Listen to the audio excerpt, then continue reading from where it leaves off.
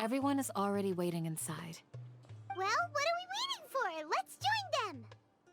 Please, wait a moment. Before attending the meeting, I hope you can promise me one thing.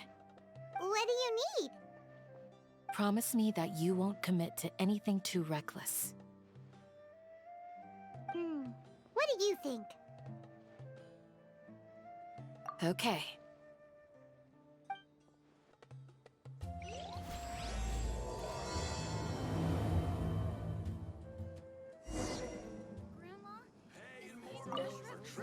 They're all waiting for you.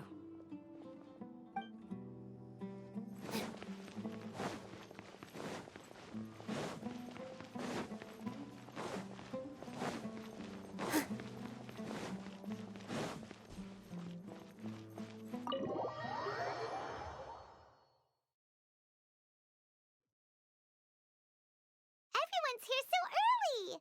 But why isn't anybody talking? We already discussed things a bit. Hey, where have you been? I've missed you too. Are you ready? Very well.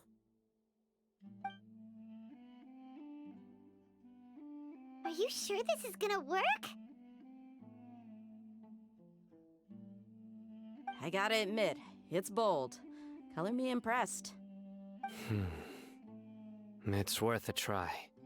The point of discussion is to arrive at a solution. Let's cut the small talk and move to the next point. You're making Paimon nervous.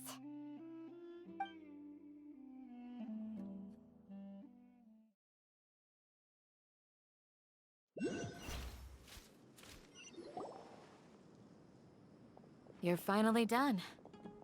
I have some other stuff to take care of. Catch you all later. Come on, don't give me that face.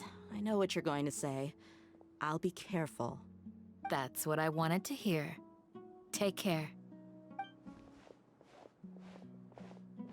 Well, traveler, Paimon, judging from your expressions, the meeting must have been quite productive. You can tell? I'm not that good at scheming or strategy, but I can sense people's emotions. And based on your reaction, things must have gone quite well. Paimon's a little worried. Hopefully nothing will go wrong. To be honest, I feel the same. But you're already some of the most capable people I know, so you have my trust. Candace gave us a compliment. Your deeds speak for themselves. Candace, we stayed behind to tell you that, although you won't be coming with us, we'll be sure to remember your words. I'm very glad to hear that. I've said the same thing to everyone here today as I said to you when you arrived. Your safety is the most important thing. Only when you're safe can the plan be successful. So please, take care. You're welcome. And thank you for taking my advice. Good luck with everything. I'll be here in the village praying for you.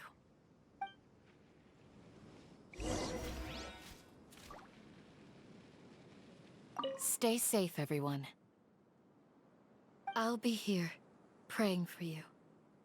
Good luck.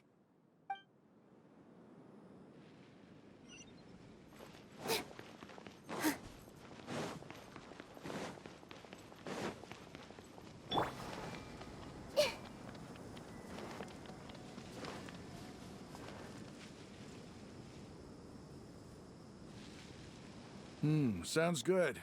I'll go make some preparations. Okay. I'll hit them! Have you finished saying your goodbyes? Yeah! Also, Candace told everyone to be careful. Yes, she did. But I think my point also bears repeating. Our plan is not child's play. We won't be able to achieve anything if we're simply careful. We must go beyond that and fully commit ourselves to it. I hope this is clear to you. Huh?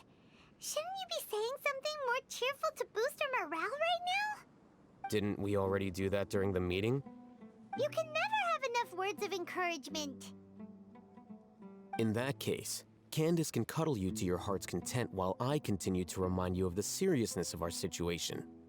We all have our jobs to do, after all. It's like how some people can be put in charge of logistics while others will fight on the front lines. Speaking of the front lines, you don't look anything like a soldier. Of course. Compared to the mercenaries, I'm merely a feeble scholar.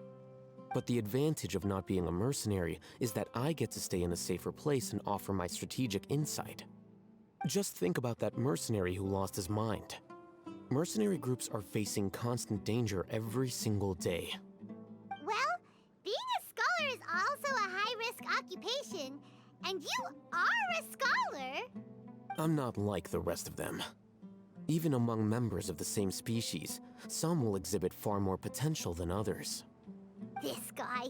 Paimon still remembers when those mercenaries in Port Ormos called you a lunatic.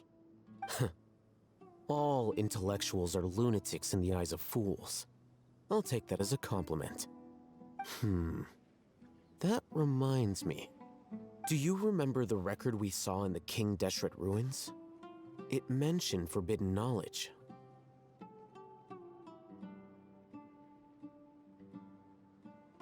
You have a good memory. Forbidden knowledge has the power to drive people insane, but this fact has never been shared with the public. Even I, who has worked in the academia for some time, was never once informed of this. I think those mad scholars and mercenaries we encountered may have all fallen victim to the corrupting qualities of forbidden knowledge. But the academia has always held a different view. They have always believed that symptoms of madness are a side effect of human contact with divine knowledge as mere mortals. Come to think of it, perhaps the academia has also never understood the true nature of forbidden knowledge, and thus always approached the issue from the wrong direction. The Withering, Elazar, and the Sandstorms. Don't you think what is happening right now across Sumeru is rather similar to the forbidden knowledge pollution that occurred in the desert thousands of years ago? But Paimon thought that Irminsul's disease is what caused the withering and the sandstorms. At least, that's what Tainari told us. Wait a second. Could it be that? Ah, you've connected the dots. The cause of Irminsul's illness may precisely be the pollution from forbidden knowledge. But if that's the case, what should we do? This is huge! Wait. Why do you think Lesser Lord Kusanali would have a solution to this situation? You mean, it's related to the scene you saw when you passed out in the Avidia forest? That whole, the world forget me thing? In that case, it's imperative that we rescue Lesser Lord Kusanali. Only by working with her to save Irminsul can we completely resolve the problems Sumeru currently faces. To make sure we're still on track, I would like to check on the state of some of our preparatory work.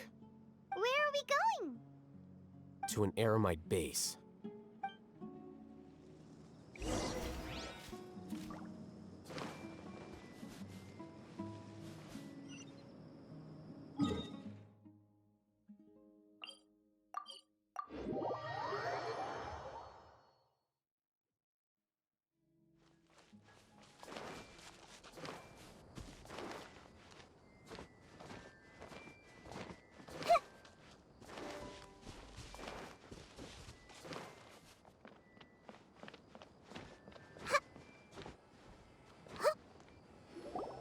Oh, you made it.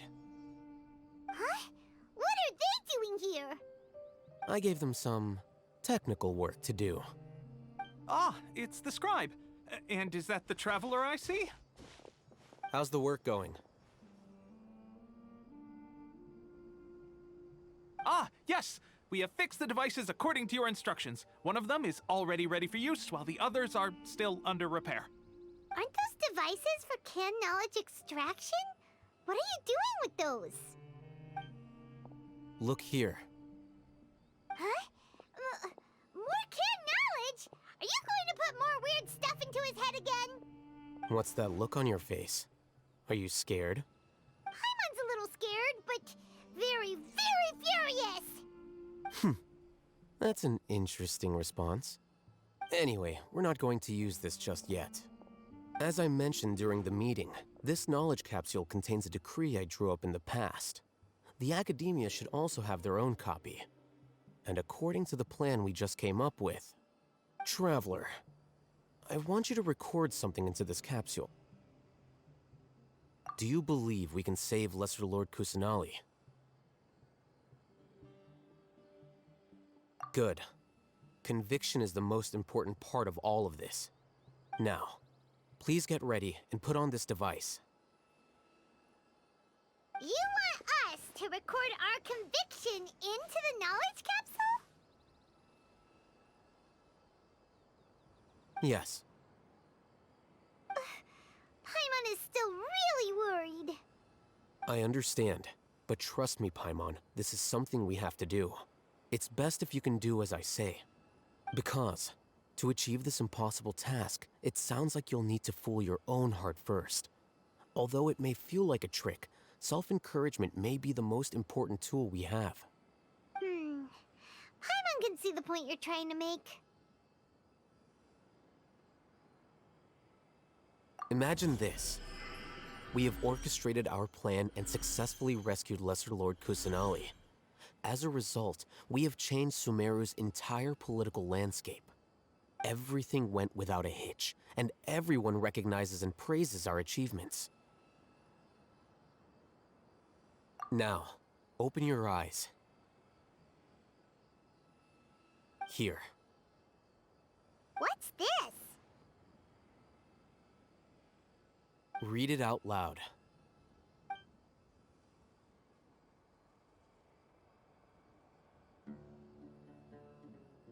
It's done. Is your head okay? Does anything hurt? It's just a recording. There should be no negative effects. But what was the point of doing this? Paimon doesn't get it.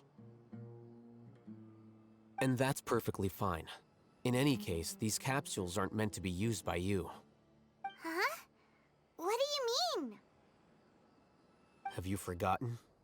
Our plan needs to account for those who have long relied on the Akasha. You may find it hard to believe, but for those people, everything the Akasha transmits to them is nothing short of absolute truth. Imagine if you've been using a device like the Akasha since the day you were born, and this device has always supported you during times of need. After all that time, what do you think you'd become? A fool? A machine? A slave to orders. And that's why rules are so important. In addition, those who understand the rules can delineate boundaries and identify gray areas. But why would you need to identify the gray areas? You could say that those kinds of ambiguous zones can be very interesting.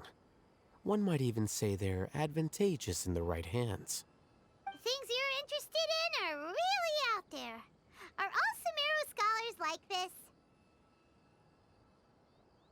Anyway, that's enough chit-chat. I'm going to take those two to work on some small projects. You can head to Caravan Rebot and start preparing for the next step. Small projects? We're going to tinker with the Akasha terminal and make a few modifications.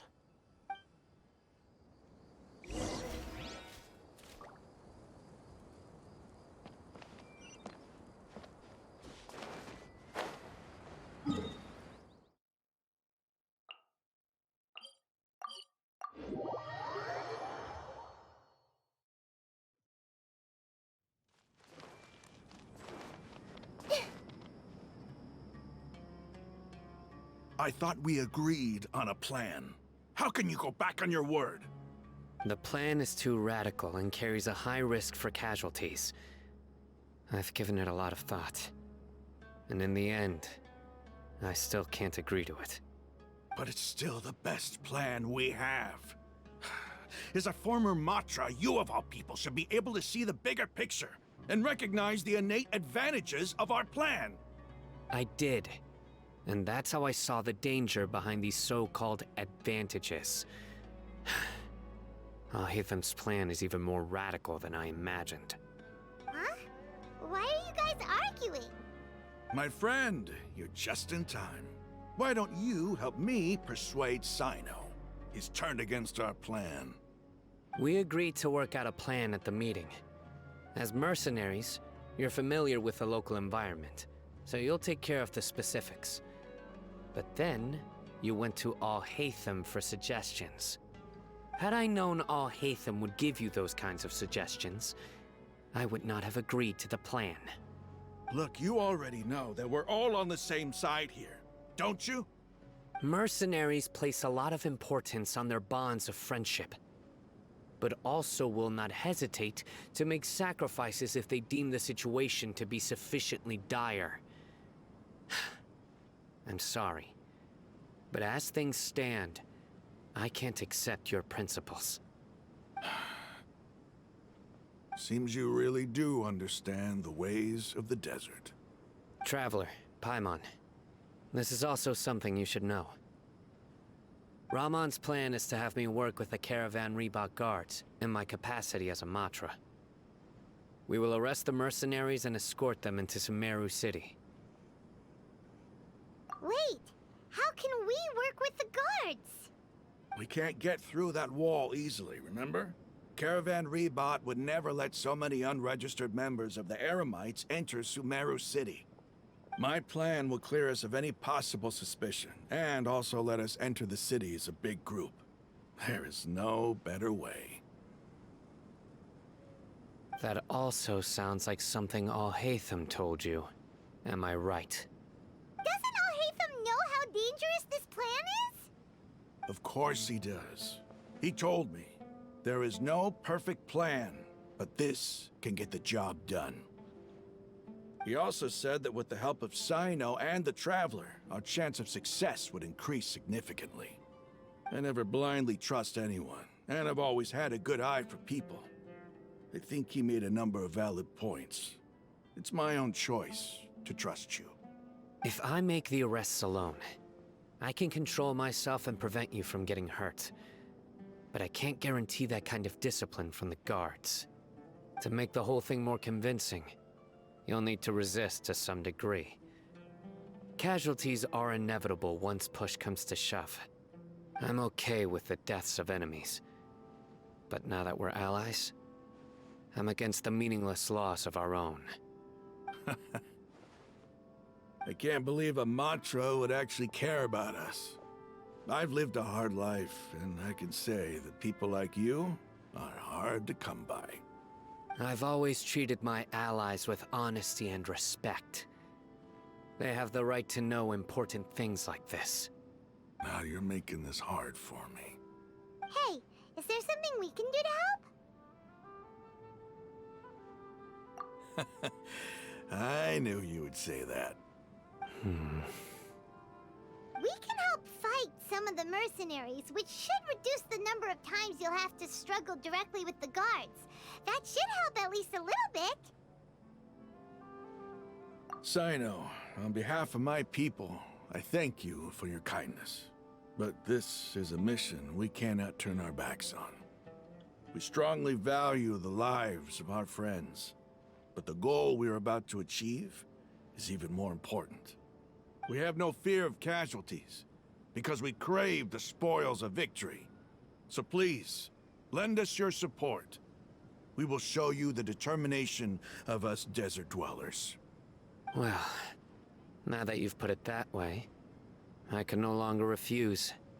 But remember, you need to follow the plan and not do anything reckless. Candace made it very clear that we can only achieve our goals if we can ensure our safety.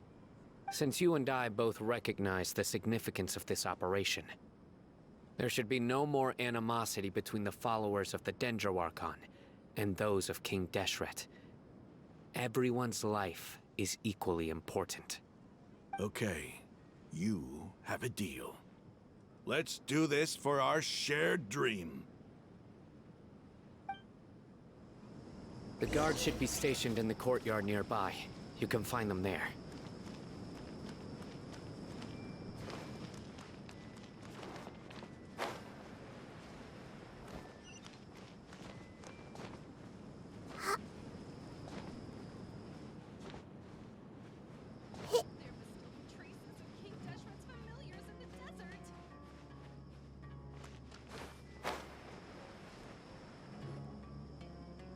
Guards!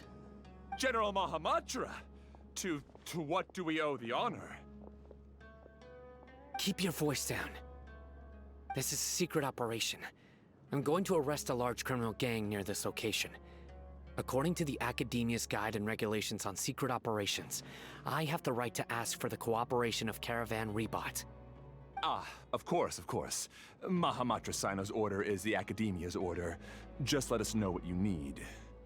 But who exactly are you planning to arrest, and how many people are you expecting? Depending on the scale of this operation, we may need to report it to our superiors. They're a squad of Eremites whose number is comparable to Ein El Akmar in Port Ormos. They're involved in the theft and resale of supplies from the Academia. As many as Ein El Akmar? This should definitely be classified as a joint operation. Then I suggest that you report this to your superiors as soon as possible, and treat it as a top priority desert operation. I will need personnel. Got it. Please wait a moment. I'll contact them immediately.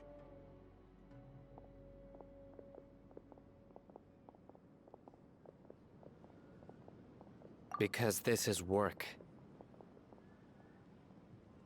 Because I trust you. Paimon can't believe you're still in the mood to chat. This whole thing has Paimon scared stiff. Aren't you even a little worried?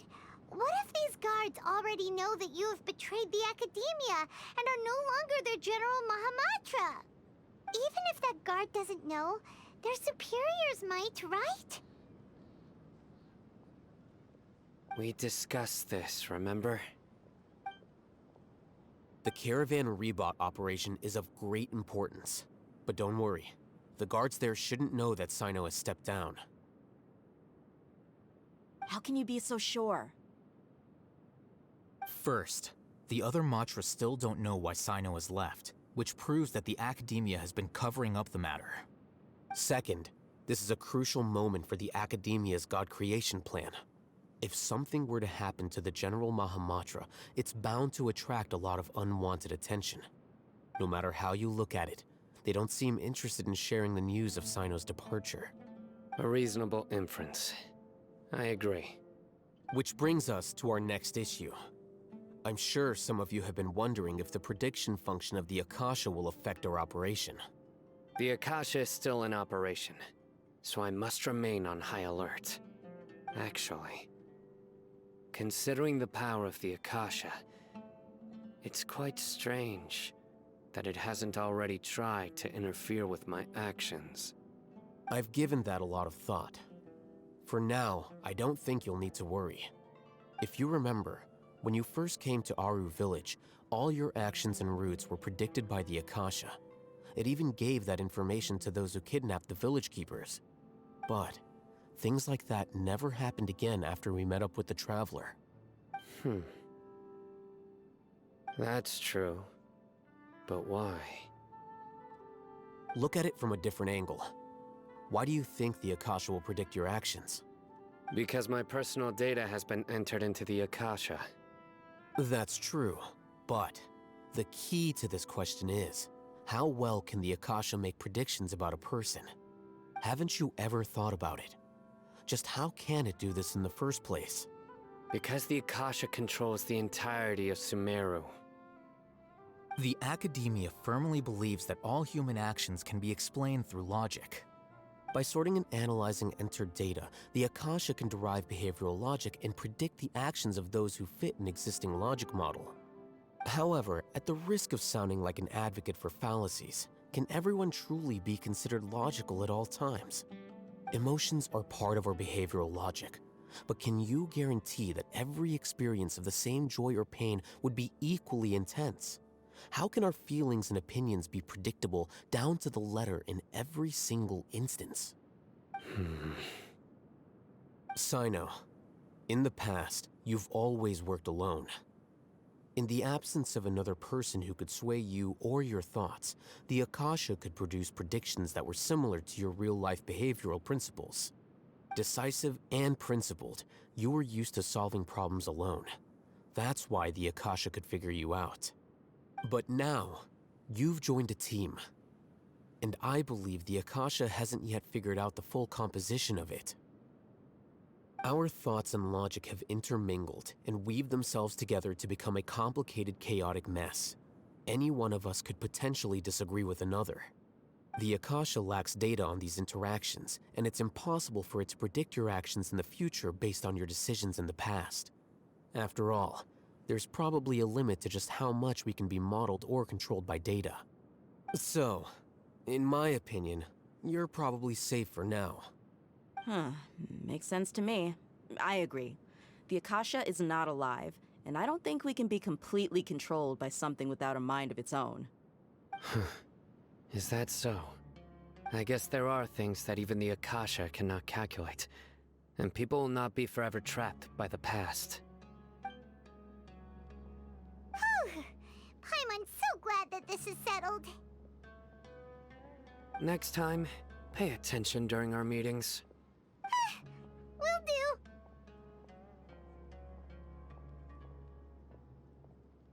Just remember to stay vigilant. Footsteps! General Mahamatra, we were not expecting your presence here. I'm the security officer of the Grand Deshret Desert District. My name is Luxembarbo. This is my assistant, the Traveler. He will be working with me. The construct next to him is for his work. Beep! Construct, beep! What a great honor to meet you. Your golden hair is as bright as the sun. And, is this the latest technology from the Academia? Have you made a decision regarding the matter I mentioned to your subordinate? It seems to be a dire situation, so of course you will have our full cooperation. To be perfectly honest, I've always longed to go on a mission with someone as well known as yourself. There's no need for flattery. Yes, sir. Take your most elite platoon and follow me to the eastern side of the district. We will carry out the operation there. Understood. Map? Hurry, bring the map!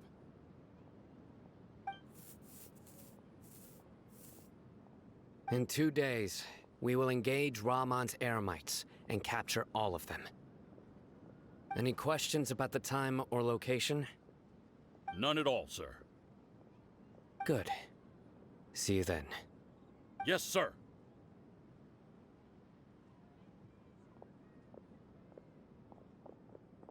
Maybe hanging around the General Mahamatra isn't so bad after all. Everyone's so respectful towards us. This is all due to the absolute authority of the Academia. And now, we're going to strike back against that massive pillar of power. Get ready. We will move out in 2 days.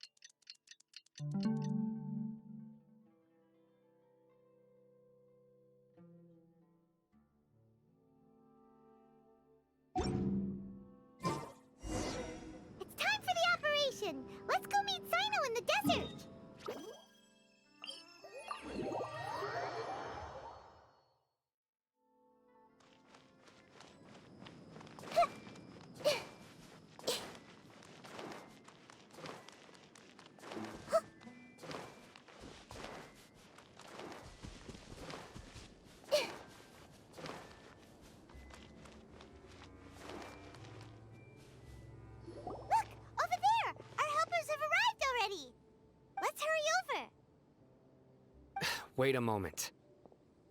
Ah! Oh, it's you. You're my assistant, remember? Being my assistant, you must stay with me. Now let's head over there. It's General Mahamatra and his assistants.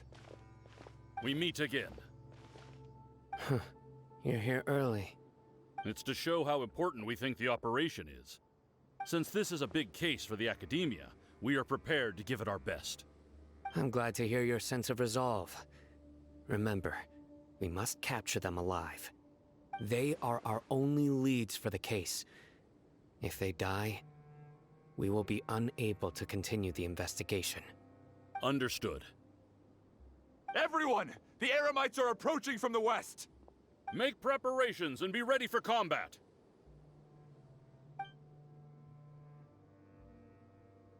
Halt! Oh? What a warm welcome! What do you want? Judging from those shiny weapons in your hands, it seems like you're not interested in a deal. Rahman, the Academia has caught wind of your smuggling and illicit sales. If you value your life, I advise you to surrender. Who are you supposed to be? A Matra from the Academia? I can't believe you came all this way just to catch us. I'm not here to talk. Oh. Nobody's given me this much time of day since I became a mercenary. Brothers! For that slight, let's wash our blades with their blood.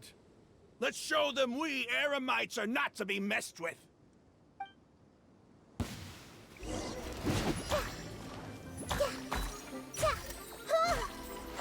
The Temple of Wisdom.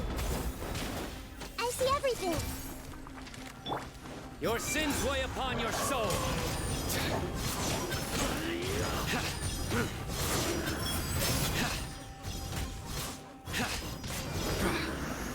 Guilty.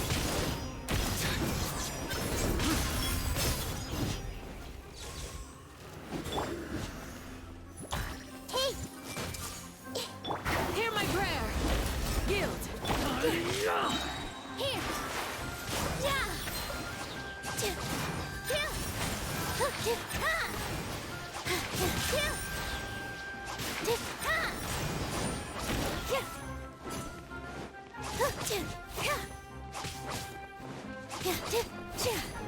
With all my strength!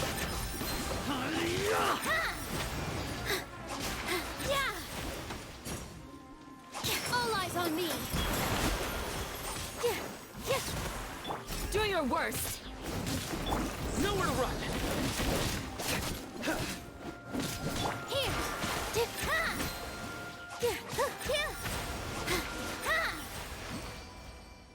It's over.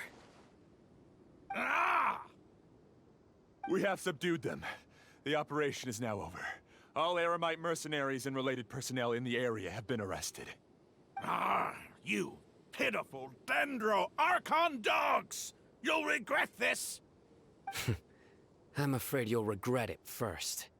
King Jeshret will curse you, and you will all! Silence! Oh, Restrain them and take them back to Caravan Rebot. Count their numbers and send them to the Academia as instructed by the General Mahamatra. Yes, sir!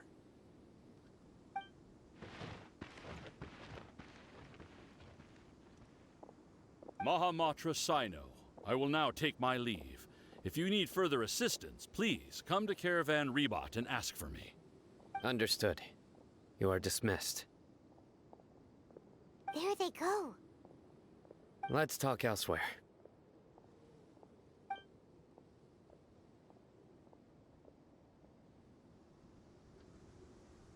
This part of the plan went really well. Yes, things went perfectly. That's fantastic! And that punch you gave Rahman there sure looked convincing enough. Once we're done here, I'll return to Caravan Rebot and oversee the group's transport. I promise. I'll get everyone into Sumeru City safely.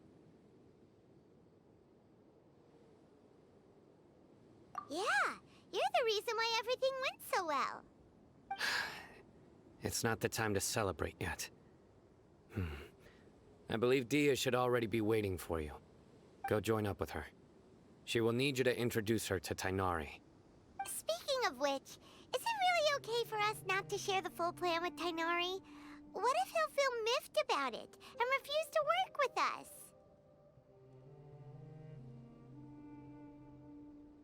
I have a very close relationship with Tighnari. Given how well we know each other, I believe my message alone should be enough to bring him to our side. He knows I won't make jokes about things like this. If we need help, Tighnari is the best option. Get ready for the next phase of the plan. Don't keep them waiting.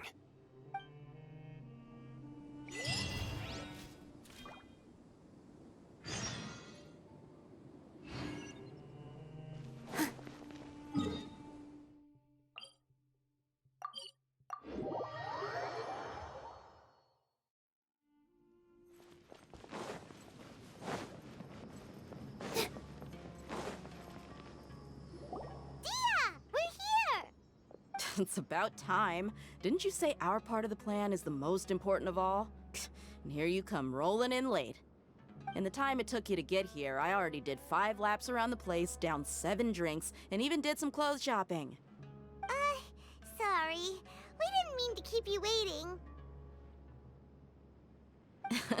I just wanted to fix your attitude and rub it in a little. After all, you took your sweet time getting here, and we've got important stuff to take care of.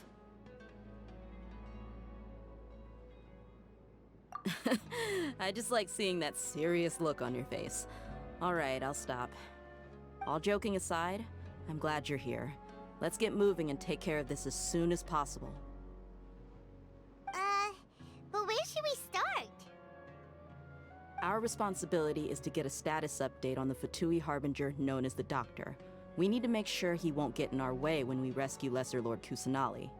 Dealing with an institution that controls all of Sumeru is already hard enough. If the Doctor were to crash the party, it would be next to impossible for us to achieve our goals. Yeah, we sure don't want him showing up.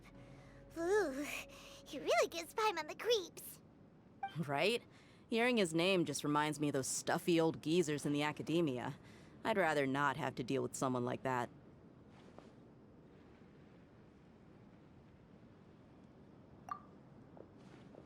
According to the plan, we should first go to Pardis Di and ask for Forest Watcher Tighnari. If all Hatham and Sino's sources are solid, then we can be sure that Tighnari still has the Academia's trust. So, we'll find Tighnari and convince him to get us the latest intel on the Doctor. Then, depending on what we learn, we'll make any necessary adjustments to our plan. The sages have placed spies everywhere on the other side of the wall. I'll follow you as a bodyguard.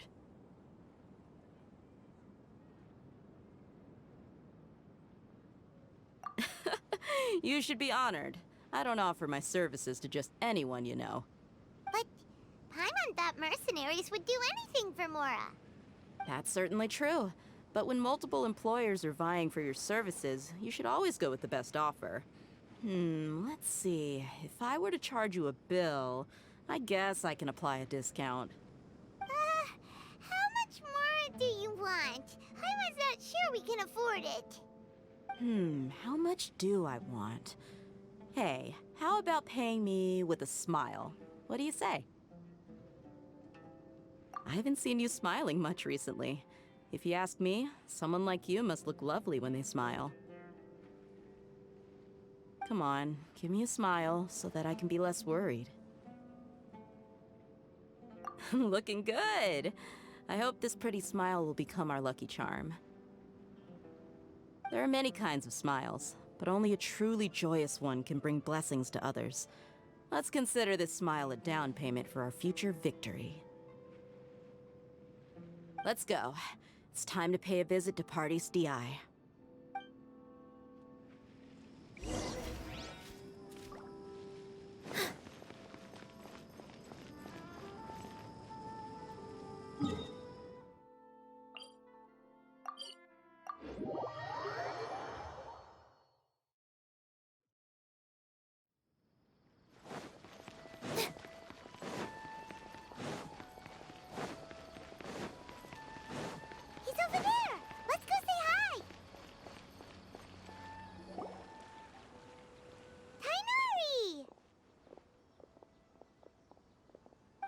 Traveler, Paimon.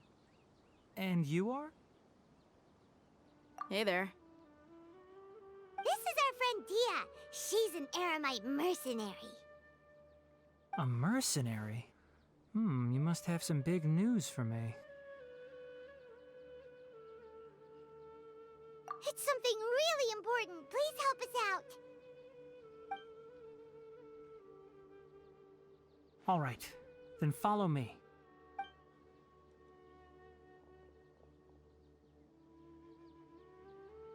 This place is better. We won't be disturbed by any passerby. Okay, what is this important thing you want to ask me?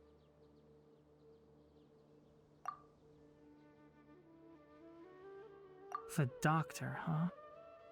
He's that strange-looking Fatui Harbinger with the mask. Paimon thinks he has blue hair.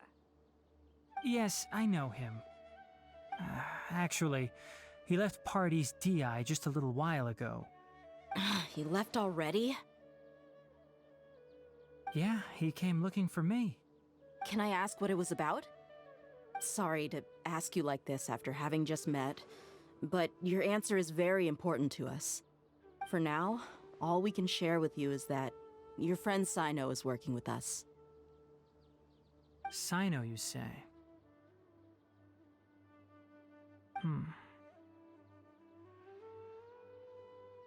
I see. So that's why he hasn't been at the Academia. Okay. I will answer your questions and will assist you any way I can. You don't have to tell me everything that's happened. Sino's name really does work wonders. You're not even a little worried that we might have made it all up? Despite having just met you, I can sense that you're the serious type. Between you, the Traveler, and Sino, none of you strike me as the type that would conspire to deceive me. You don't need to tell me anything you don't want to. I'll also get straight to the point. The Harbinger you mentioned came to me because he wanted to take the scholar Hypatia away with him. Hypatia? Why would he want her? And what do you mean by take away? Is he planning to leave Sumeru? Yes. He told me his return to Snezhnaya is imminent.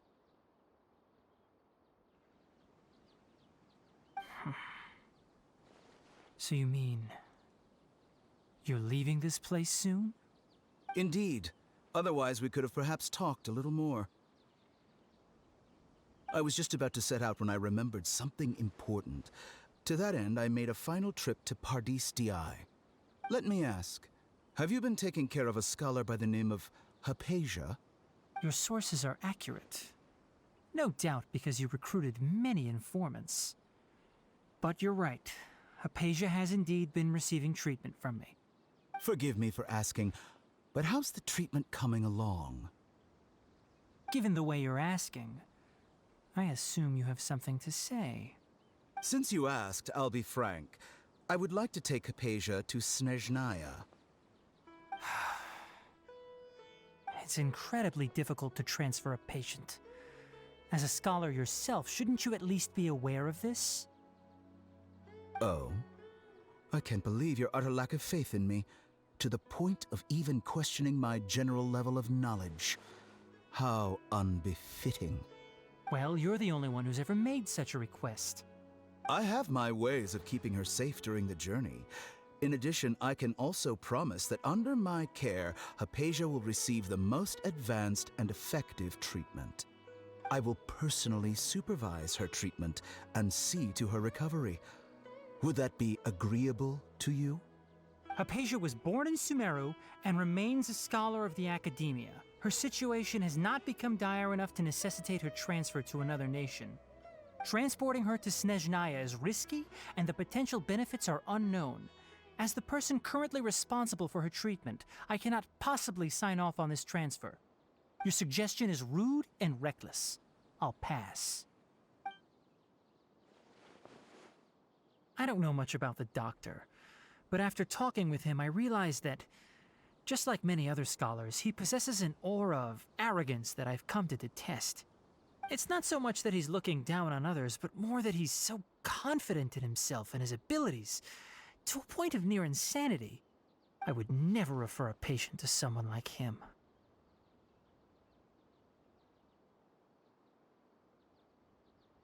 I prepared myself for a protracted battle of wits, and was really surprised to see him just give up on the topic.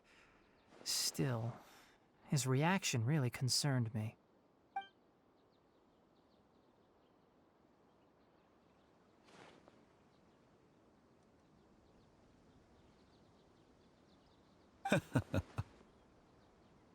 I see, I see. Of course, your opinion makes perfect sense. You're still young, but already quite stubborn. I must say, you are not like what I had expected. Under normal circumstances, I wouldn't just let you off the hook like this. But unfortunately, I'm in a hurry today, what with Her Most Noble Majesty the Tsaritsa calling for our return. Luckily, there is still some time left for me to take care of everything before I leave. It's just as the Academia said, you're a responsible and gifted scholar. Sadly, even with all of that, you're still lacking a bit of shrewdness. And that's also why people like you can never realize that sooner or later, everyone must pay the price for what they've learned.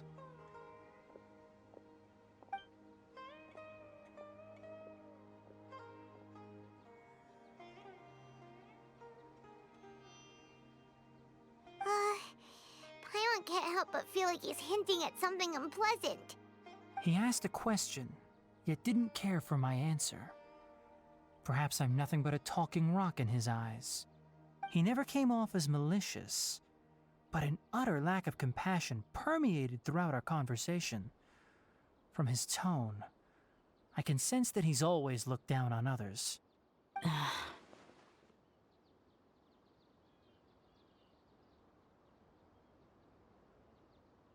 I can barely believe it myself. But if that's true, the situation will be in our favor. I don't think I missed any details. Frankly speaking, I don't want you to do anything too risky. Now that you know a little more, it should be easier for you to stay safe. Sorry we can't tell you everything.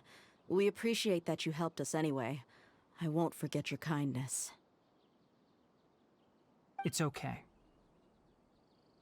I have an obligation to do so. To be perfectly honest, all of this may have started because of me.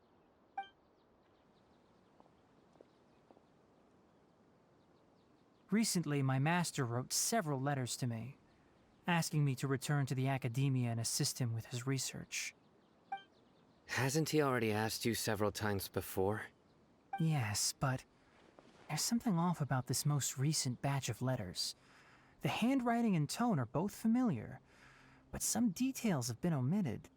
My master will occasionally leave a few dots on the back of the letter. 1 dot means that he wrote the letter on a sunny day, and 3 dots stand for a rainy day. This has been a habit of his for many years, but I didn't find any dots in his recent letters. I believe something may have happened to him. I get it. Since you are always at Gandharvaville, you would like me, someone already working at the Academia, to investigate this matter, right? I'd like to ask you to do that for me. If you can keep yourself safe, please withdraw immediately at the first hint of danger. I can do that, but I have a feeling it won't be that simple. The Academia has been working on a big project. I'm not quite sure what it is, but your master might be involved with it. If the higher-ups really are hiding something, then it will be difficult to remove myself from the situation once the investigation starts. If the situation becomes critical, I'll leave the Academia. If you don't see me there for an extended period, that's your cue. All right, we've got a plan. I'll stay at Gandharvaville to support you. If that scenario comes to pass, you must be extra vigilant. And be wary of any messages or direct requests from the Academia. I must say, I didn't expect a warning like this from the General Mahamatra. Being loyal to the Academia doesn't mean blindly doing whatever the sages say. I know what I'm doing. On that note, aren't you also being quite distrustful of your alma mater? The Academia, yes, but my master is a man of integrity. Even when I was a student, I was worried he'd get in trouble for sticking to his beliefs. I suppose he's lucky to have lasted so long. But in the end, it still caught up to him.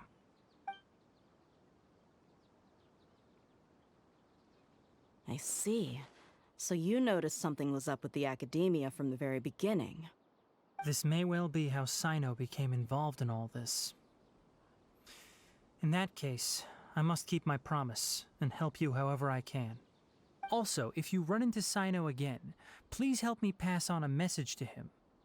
Trust your own senses and experiences. I think this may be something he needs to hear right now. Okay, we'll find a chance to tell him. Thanks. Right. Now let's go hunt down this Harbinger. Oh, by the way, which way did the doctor go when he left Pardis DI? That way. Gotcha. Thanks so much. We'll be on our way.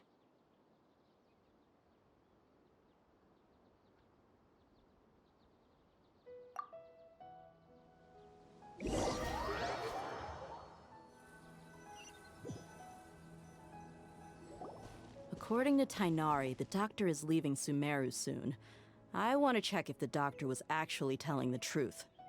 He also said that he'll take care of everything before he leaves. What did he mean by that?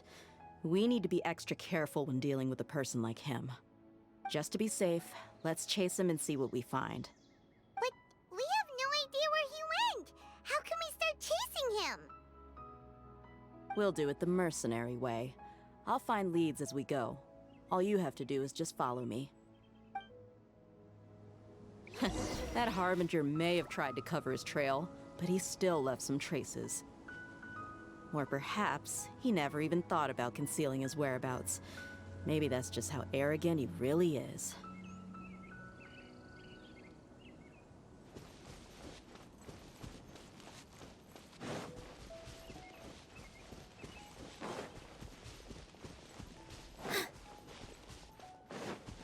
Yep, we're headed in the right direction. The traces are still fresh, but there's no sign of his entourage. Clearly they're in a hurry. It's just as I thought.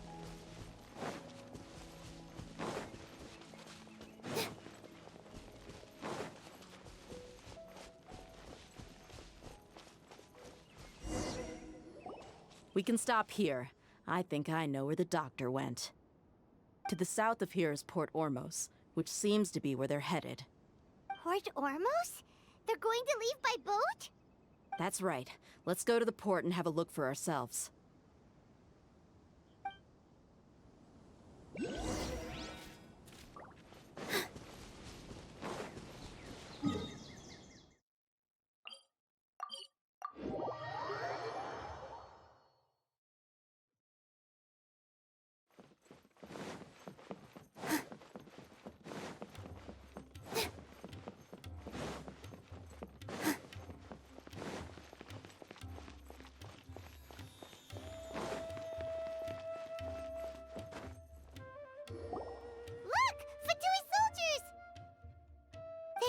Tracking skills, seems we found the right place.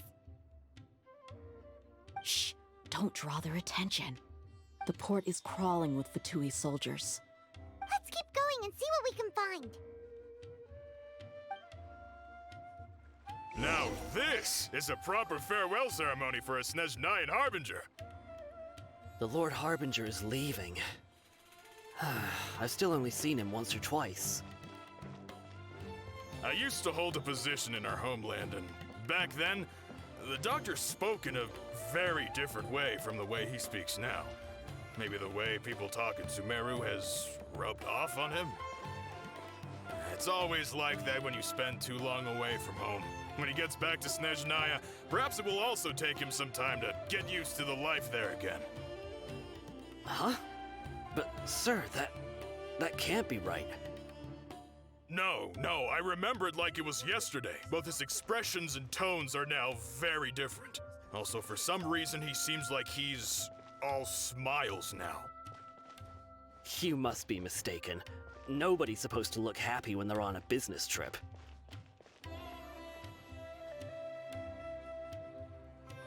The doctor is on that boat. So he told the truth after all. He is actually leaving Sumeru. Let's get closer and find a place to hide so we can observe him. This place will do. We can hide here while we keep an eye on the boat.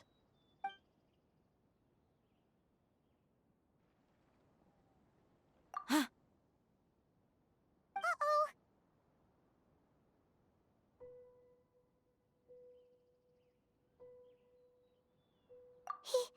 He saw us!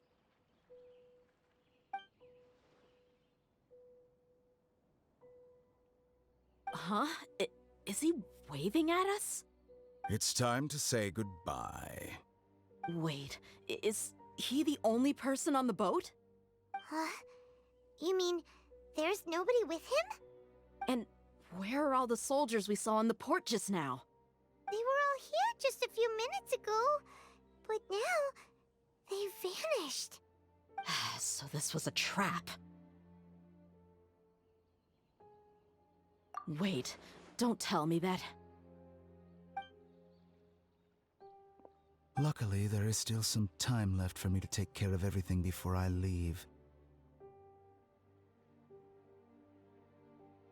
Oh no.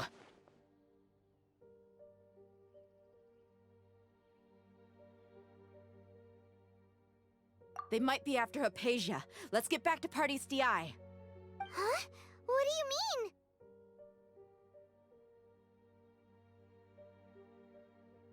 I'm afraid that she's seen something that she wasn't supposed to see.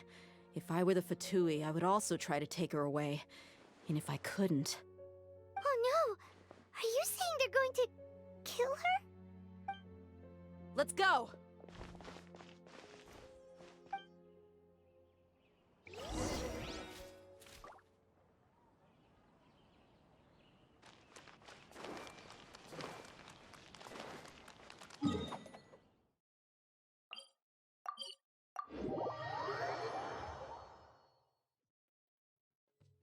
Party's DI is not a place you Fatui can just show up and do as you please.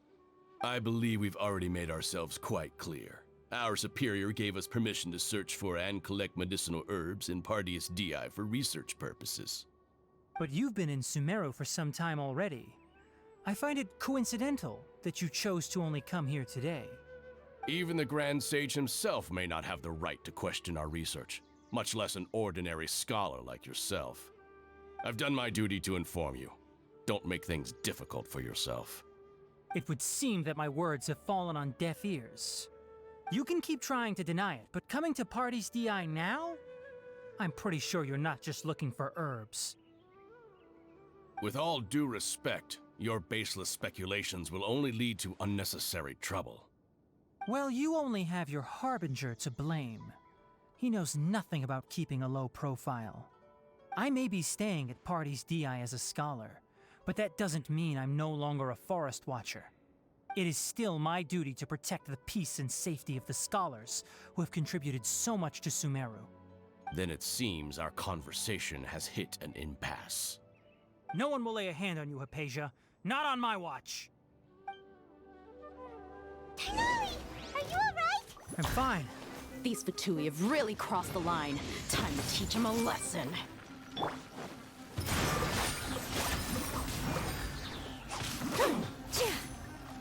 Surrender! Detoxifying heat! You need to hurry up! We shall prevail! There's no use resisting! Give us Hypatia! Keep dreaming! Yeah, Tighnari! Beat him up!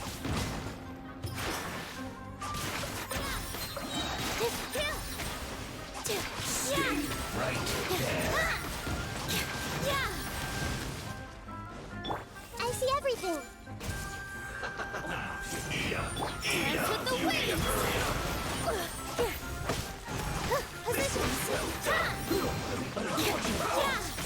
The doctor's orders are absolute!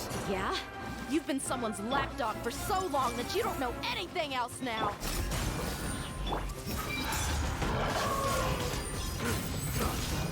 Leaving so soon, I will end you. Your penance is due! Let's end this quickly! No escape! You stand condemned! Your penance is due! We're not getting anywhere. Traveler, Paimon, please go to Hypatia. We need to make sure they don't try to sneak around and attack from behind. Got it!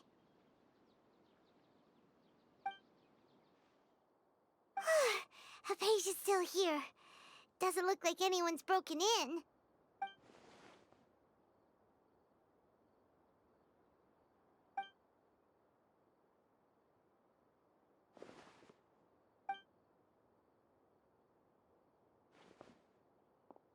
Well, how is she?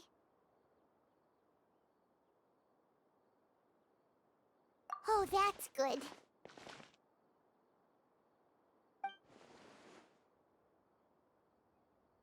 So, you think this is over?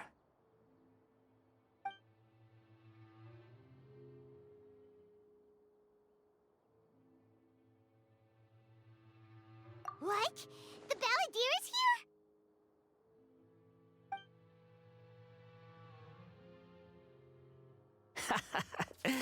I've missed that look of abject horror.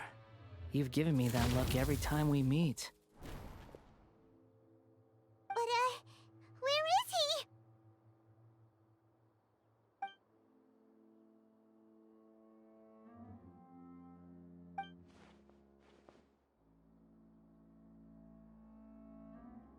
I can hear all of your thoughts, you know. Don't you remember? I already saw you the first time you came to Party's DI and made contact with Hypatia. I didn't need to do anything. It is her honor to be able to connect her consciousness with me.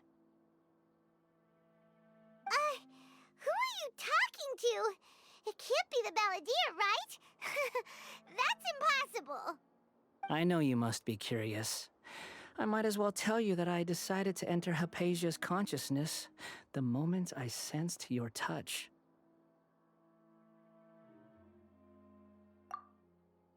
I wanted to observe you on a fool's errand.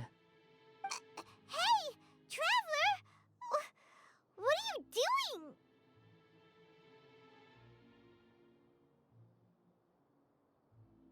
My deification is nearly complete. All that's left now are just some final details. Do you understand? Even if you manage to rescue Lesser Lord Kusanali, it will be impossible for you to defeat a bona fide god like me. Is it wise to force that childlike god into a divine battle against me?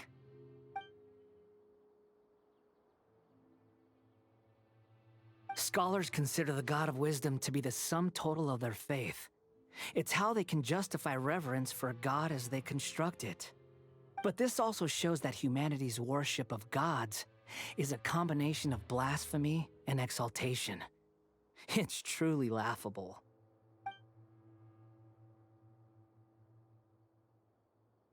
Yes. What is it?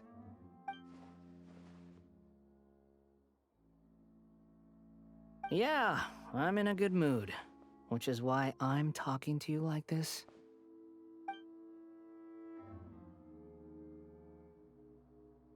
What do you mean?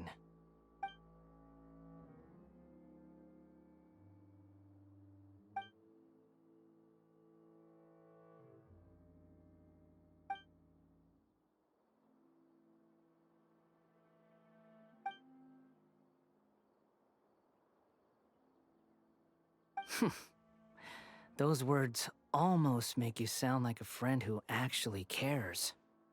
But you're wrong. I'm different from all of you. I was born to become a god.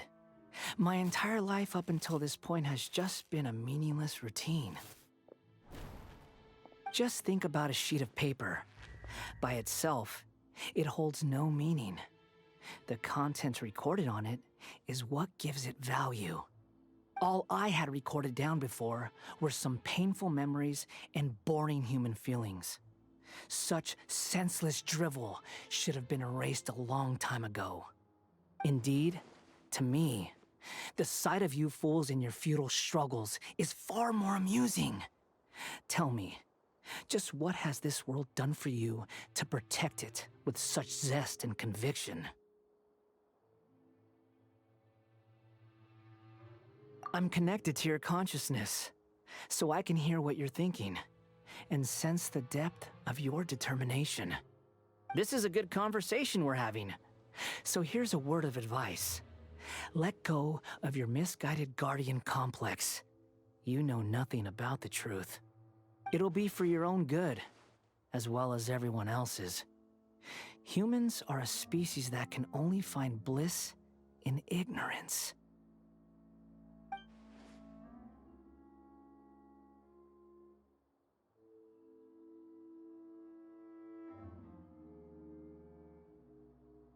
Ah, you've seen my affection for her. If you were in my position, I think you'd feel the same way. She peered into my consciousness and saw my past. Someone like that is qualified to become my first follower. All gods need followers. So Hypatia has been chosen. Her appearance heralds my imminent arrival at the throne of divinity, while her worship shall become my glory.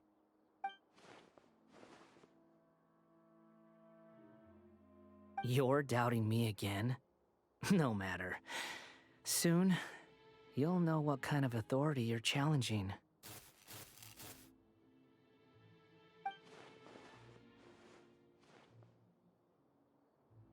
Who wants to hurt my devout follower?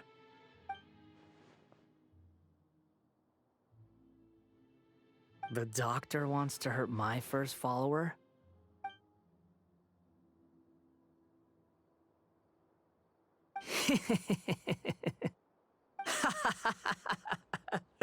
How very amusing. Has anyone ever told you that you're not good at sowing discord? The doctor has never known his place. Even now, the puny human thinks himself capable of interfering in the business of the new god. You're still too naive if you think a few words will be enough to convince me to destroy the doctor. But I'm willing to give you a gift, just like my expression of affection towards Hypatia. It is an honor for you to be able to stand here and speak with me. As my listener, you will be rewarded.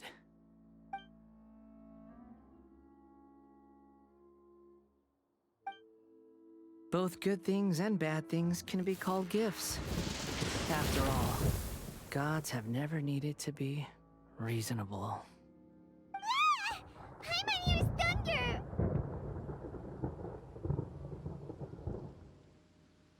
That person Paimon couldn't see was the Balladeer? Oh, he sure chatted with you for a while.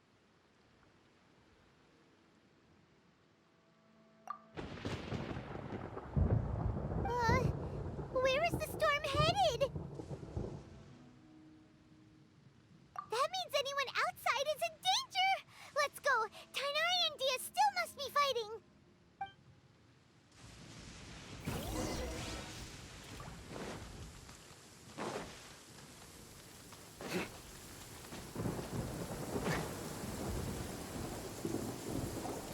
Oh! Have the Fatui retreated? Hey! What happened to you? He's hurt. I'm fine.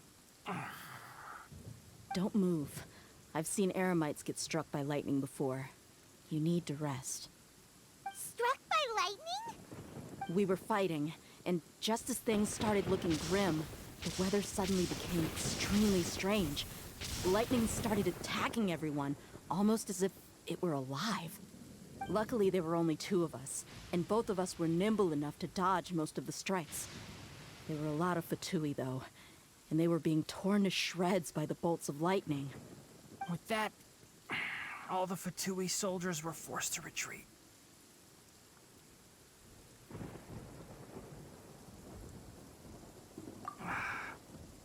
It's all right. My wound aside, you look like you've seen something unpleasant.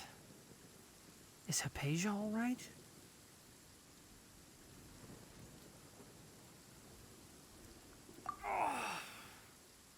Hey, didn't I tell you not to move? Just in case.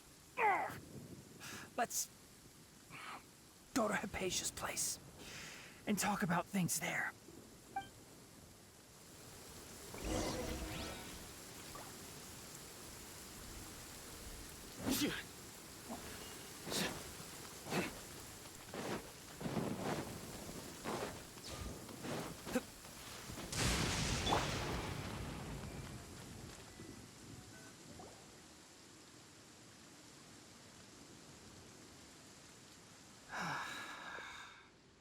Thank goodness she's fine.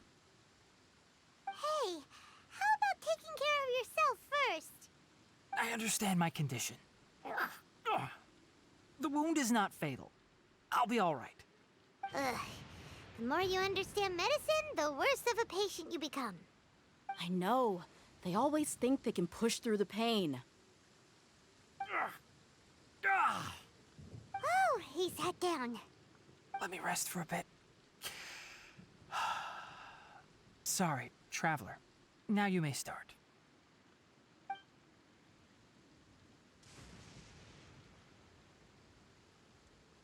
So that's what you were talking to the balladeer about? Oh, Paimon can't believe what he's thinking. The Academia's God creation plan. How ridiculous. That sounds, ambitious, I guess? Anyway, this is all way beyond me. As long as I can enjoy every day with a drink in my hand, tasty food in my stomach, and a good night's rest, that's enough. I'll only work when I have to. I must be the least ambitious person who's ever set foot in Party STI. Don't say that. I haven't even thanked you for your help back there. Don't mention it. Well, if nothing else, all this proves that the doctor really did have some urgent matter to attend to, and left Sumeru in a hurry.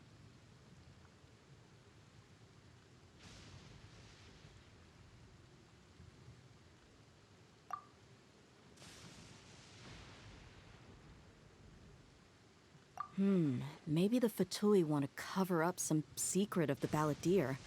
Is that why they tried to seize Hypatia? You said the balladeer claimed that Hypatia has seen his past. So, what could be there?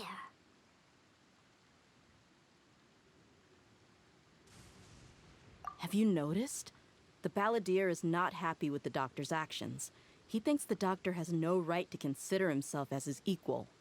So, if the doctor was to show up again, would the balladeer zap him with lightning? Based on what the traveler has said, I think he would. Having the doctor gone benefits him as well as us. In other words, we've successfully completed this stage of the plan. The doctor is out of the picture now. Yay! That's a big accomplishment! I'm also happy for you.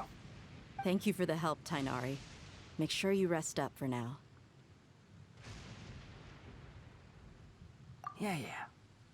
All right. Okay, that wraps things up for us here at Party STI. Traveler, it's about time we rendezvous with the others at the Grand Bazaar. Let's continue to keep a low profile. You can head there once you're ready.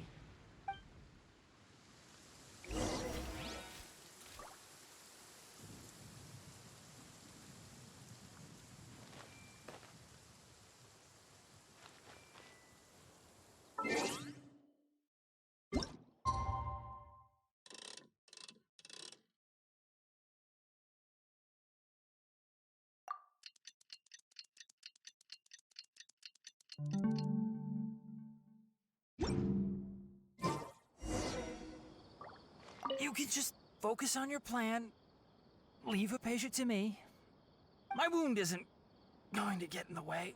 Oh. Okay. Guess I'll sit still for a little while longer.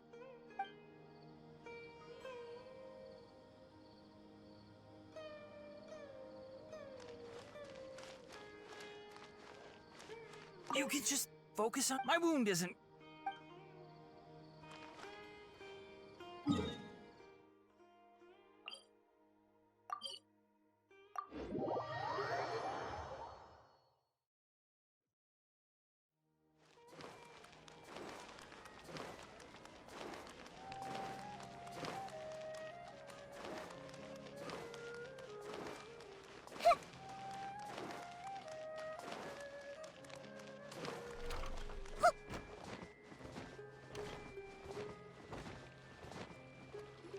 All right, everyone is here.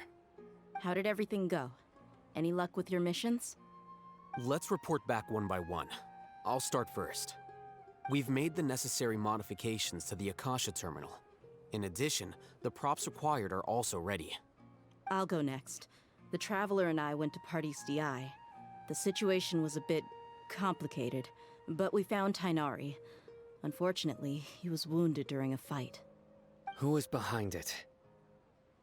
Well, that's the tough part. What should I say, Traveler? The Fatui or the Balladeer?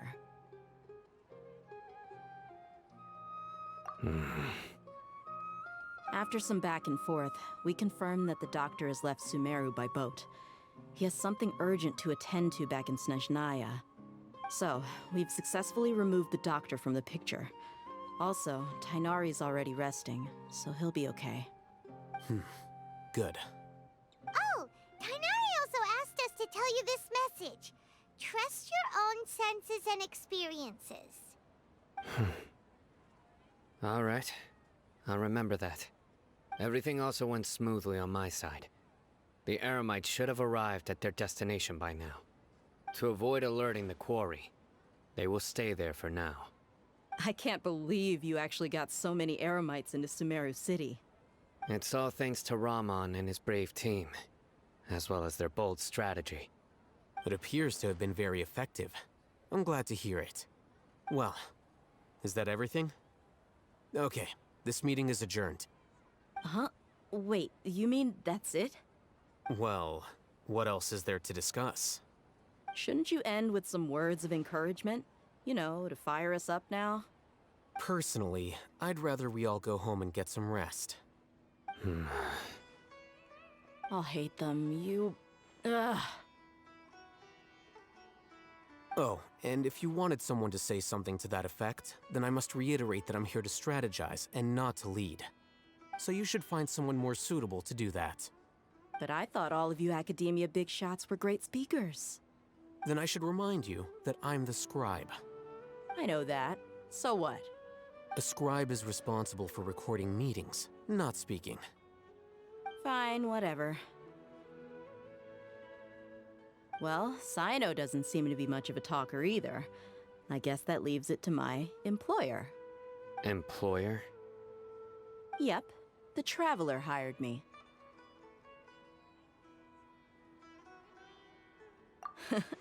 That's right. So come on, boss. What do you have to say for the team? Yeah, say something to boost morale. Huh? What are you all doing here? Oh, it's Nilu! Hey, everyone. I'm not disturbing you, am I? Not at all. I was actually just about to go find you. Judging from the group and all your serious faces, you were discussing something important, weren't you? But you also look like you're up to no good.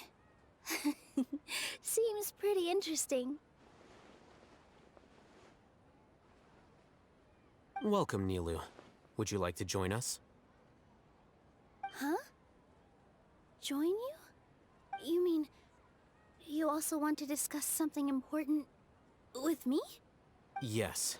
Something very important. Nilu, are there any breaks in your performance schedule in the upcoming days? Huh? Wait, you're seriously inviting me?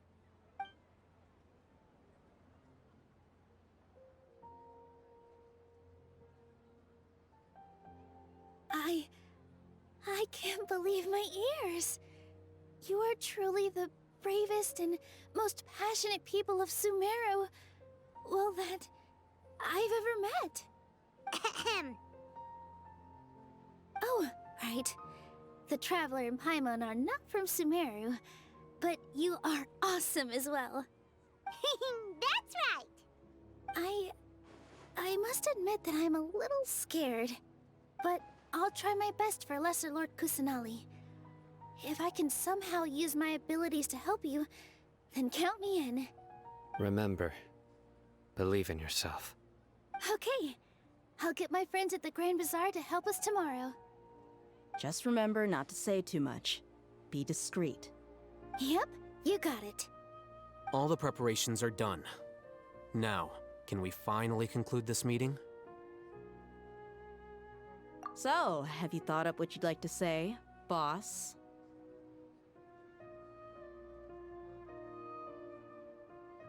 Yep. It's a grand plan and we're all super awesome!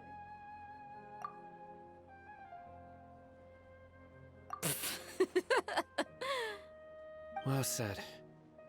A good night's rest before an operation can be the difference between success and failure. Thankfully, I've had my place to myself recently. It's been nice and quiet. Huh? Oh, nothing.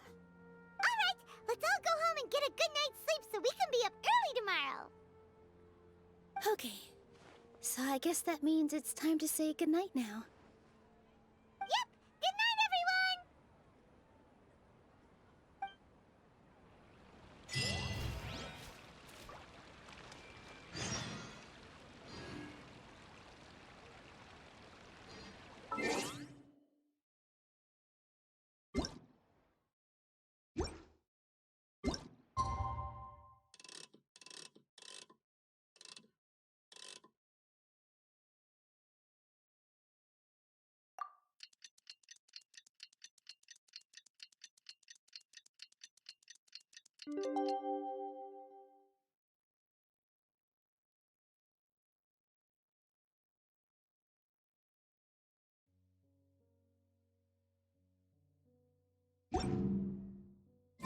Today is the Academia's Garbaha Day.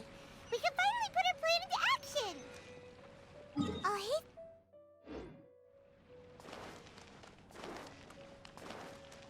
Welcome.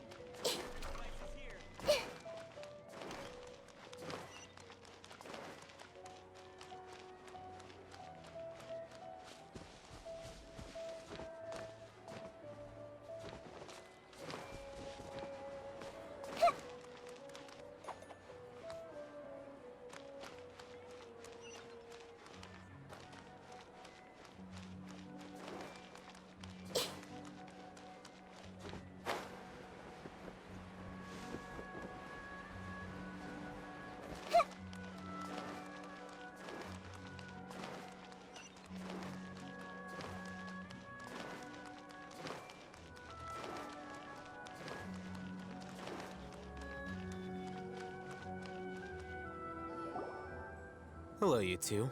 Sleep well? Not really. Paimon got too nervous thinking about today and didn't fall asleep until the sun was almost up. What about you all, Hatham? Naturally, I slept just fine. After all, a good rest should be considered part of the plan, since energy is an important resource. You just want to show off how calm you are! It's crucial to dissipate any tension before we execute our plan. The only thing you're doing is being annoying! Anyway, do you need me to go over the game plan again? Our target is Grand Sage Azar's office. Everyone in the Academia knows that's where the Grand Sage's console is. Only they can operate it. Many restricted commands and operations are executed via that console. I'm sure that console has a way to free Lesser Lord Kusanali.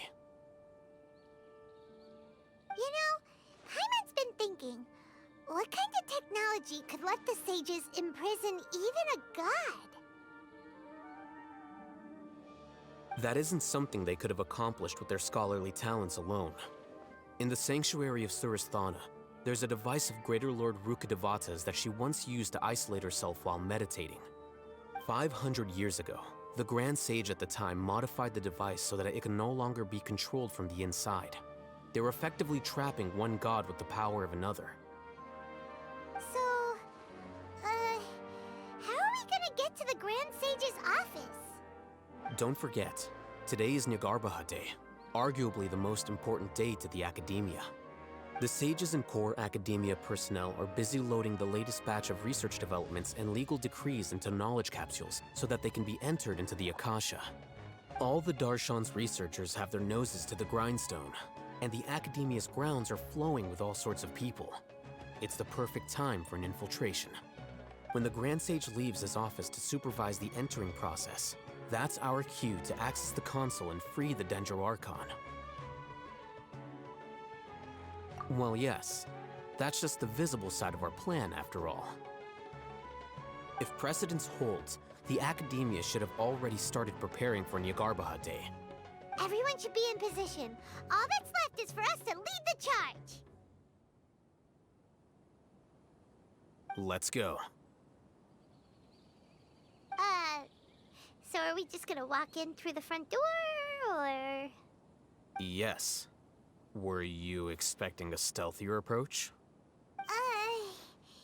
Paimon can't think of a good comeback. Alright, it's all on Alhaitham if things go south.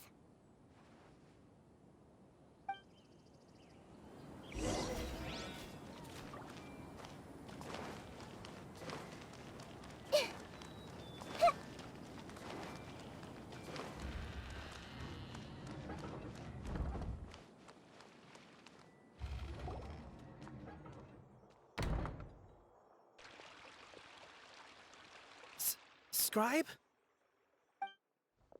Please, wait. Are you Scribe Alhaitham?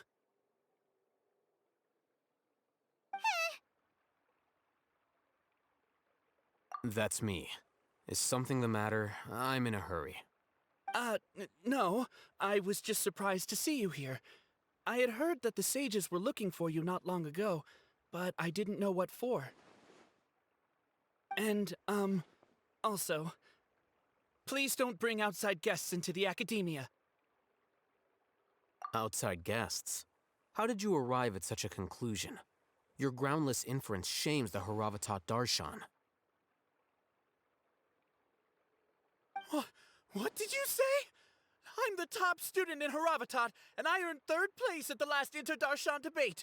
Don't look down on me! That wasn't my intention. As your Haravatat senior, I just assumed that you possessed a greater aptitude for critical thinking. Look, based on what you already know, the purpose of my return and the reason they're here should be obvious. Is that so? Wait a moment. Let me think. Don't tell me the answer. The sages search for you. A blonde-haired traveler. Outside guests. So, from the start, the sages weren't looking for you, but this traveler? And you were gone from the Academia for so long because... Hey, shh. Yes, you've proven yourself as the top student in Haravatat. I surmise you've arrived at the correct conclusion. As I expected. Please, forgive me. I wasn't thinking clearly just now. Thank you for getting me back on track. It's nothing. We'll be on our way then. All right. Thank you for your contributions to the Academia, Scribe.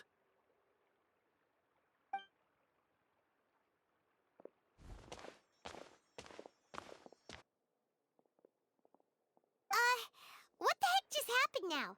What did he just guess? I'm afraid I don't know either. You have no idea? Mm-hmm. He convinced himself of whatever truth he came up with. That is the so-called pride of a scholar. If someone questions their academic facility, they will instantly feign understanding to keep up appearances. Nowadays, the Academia is rampant with this type of scholar. Their obvious farces of intellect only serve to highlight themselves as fools. Wow, so there are special ways to deal with smart people. We don't even need to make up our own excuses. We shouldn't waste any more time. It would be problematic if we missed our window of opportunity. Let's go.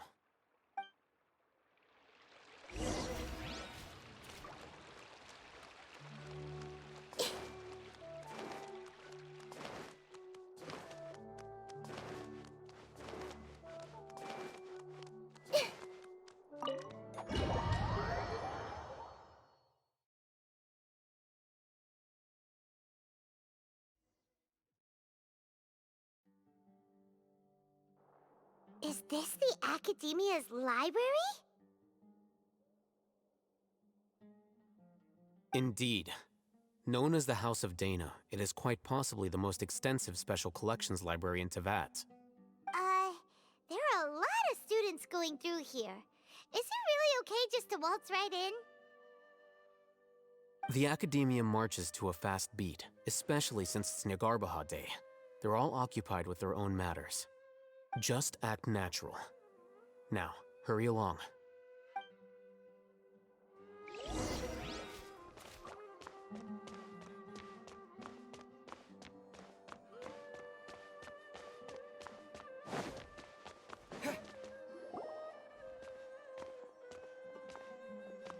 What's this platform for?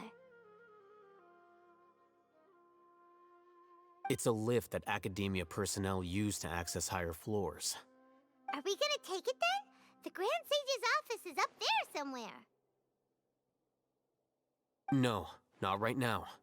We can't guarantee that we won't run into the Great Sage. Let's step back and observe for now.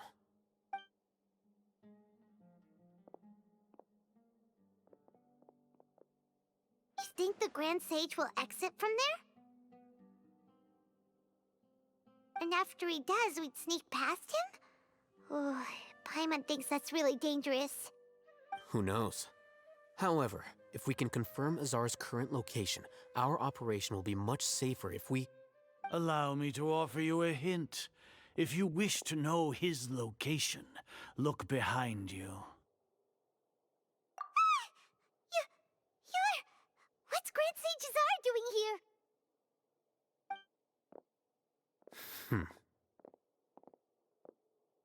Do not tell me you believed the Academia would not grow suspicious of you after such a prolonged absence, scribe. An eyewitness had informed me of your whereabouts, so I came to personally welcome you. Great Sage, I didn't expect you to care so much about me. I'm truly flattered. I'm sure, but compared to you, I am far more interested in these two unexpected guests. You are the Traveler and Paimon, correct? It's a pity that only now have I been afforded the opportunity to formally meet two of Sumeru's most esteemed guests. I do apologize for my lack of decorum. Excellent. You immediately initiated discussion instead of attempting to prepare some perfunctory excuse. You clearly understand the situation at hand, and have no intention of making a reckless stand. The foot traffic here renders this place unsuitable for discussion. Please, follow me to my office.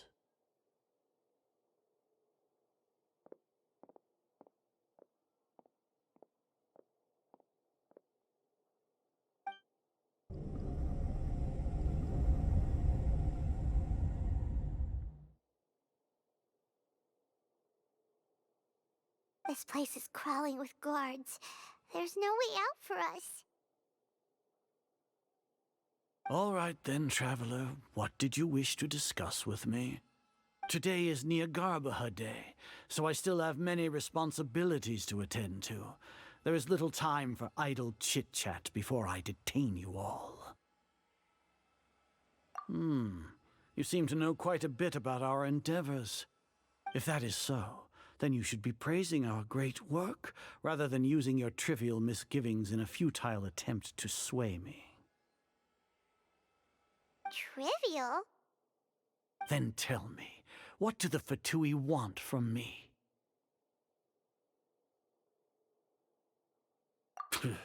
Worthless. Those are all completely worthless.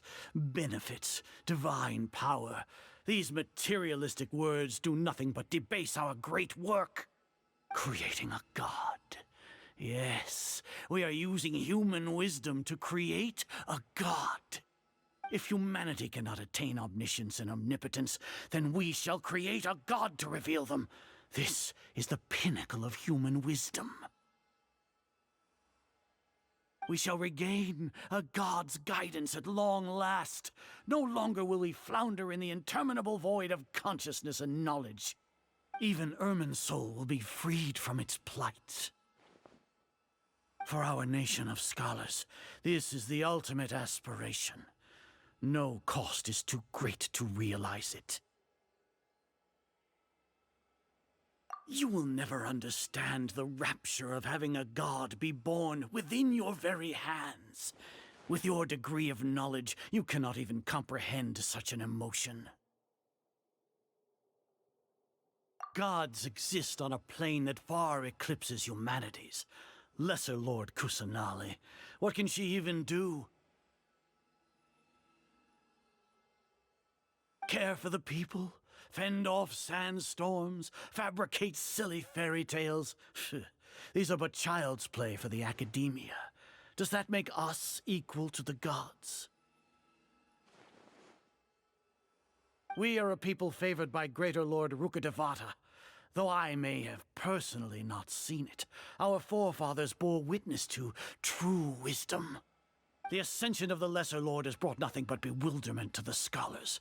They all ask, is that truly what true wisdom is supposed to look like?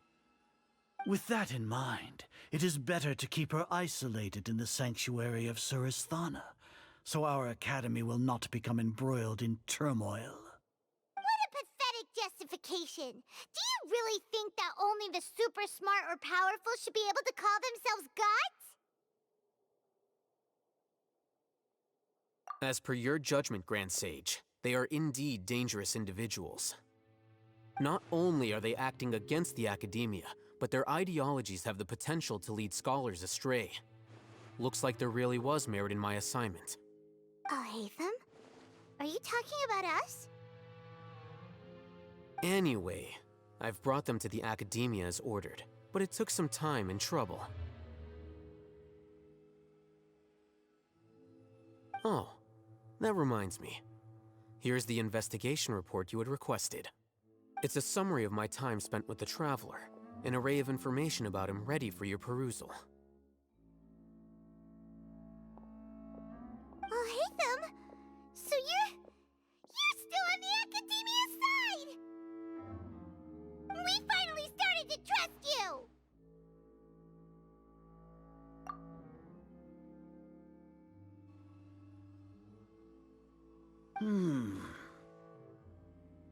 Excellent. Detailed contents with no errors. I would expect nothing less than an immaculate report from the scribe. As it is Niagarbaha Day, I'll enter the information on you into the Akasha. Surely you know what that means. We'll be monitored, just like Sino. With the Akasha's calculation prowess, all of your actions will be predicted with an accuracy of at least 98%. Furthermore, your data will be updated in real time whenever new information presents itself. To put it into words you can understand, wherever you go, you will be walking under an invisible leash. This is Sumeru's greatest penalty for dishonest persons. Are you not familiar with the concept that great responsibility begets an equally great suspicion? In any case, you are Sumeru's most concerning external variable. Locking you down will greatly decrease the chance of any undesirable outcomes coming to pass. You're despicable! Despicable? Perhaps from your perspective, but I suppose you had mentally prepared yourselves for this, no? Your ploy was to sacrifice the Traveler here, was it not? Lord Azar, I know what you're trying to say, but I've been following your plan this entire time. Why are you doubting me at this juncture? Must I delineate your entire plan? Very well. I will spell things out. First off, I received an eyewitness report that you were spotted with the Traveler at Caravan Rebat. However, you immediately departed for the desert and escaped surveillance range. Judging by the time, you all likely encountered the truant General Mahamatra in the desert. Am I correct? Maybe Paimon shouldn't have mentioned Sino just now. The Academia had not received correspondence from its scribe for a prolonged time. You were also in the company of the Traveler, a close associate of Lesser Lord Kusanali and General Mahamatra Sino, who had defected from the Academia. With their instigation, what was the probability that you would betray the Academia? Rationally speaking, 50%? 70%? What do you think? Regardless, that's only a guess. The facts are that I've brought the Traveler right before you, and I gave you my report. Indeed, your boldness deserves praise. To think that despite status as an outlander, the Traveler is still willing to sacrifice for the sake of your plan. If I'm correct, you have a contingency plan to save Lesser Lord Kusanali and ruin our great work. Sneak into the Academia on Nia Garbaha Day, using Alhaitham's status as the scribe, for there is a good chance that an opportunity to save the Lesser Lord will arise. Should your intentions be discovered, Alhaitham will turn traitor and sacrifice the Traveler, thus proving his innocence. He can then stay inside the Academia and continue searching for a way to proceed forward. As for Sino, according to the Akasha's calculations, he will soon return to the Academia and confront me in person. I suppose this is also a part of your plan?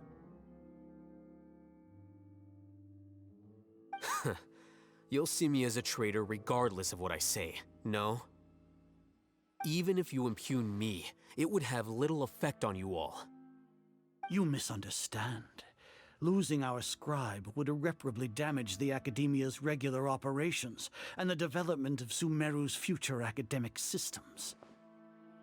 However, under the current circumstances, even that is trivial compared to what we stand to gain from our great work. You said that I betrayed the Academia, but you, Azar, you've betrayed all of Sumeru, betrayed its Archon. So flight has turned to fight at long last. Guards!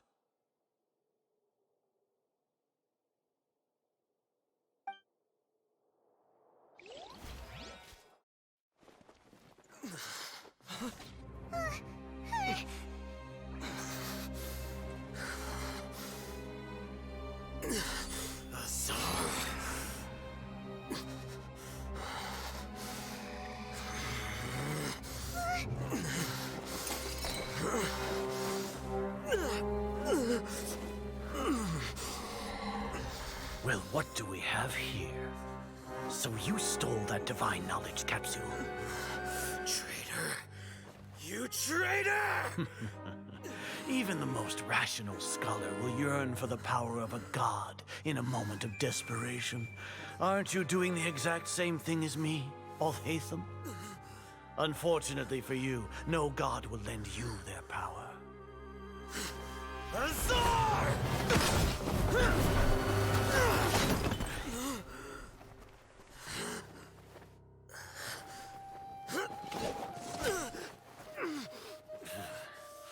He has gone completely insane.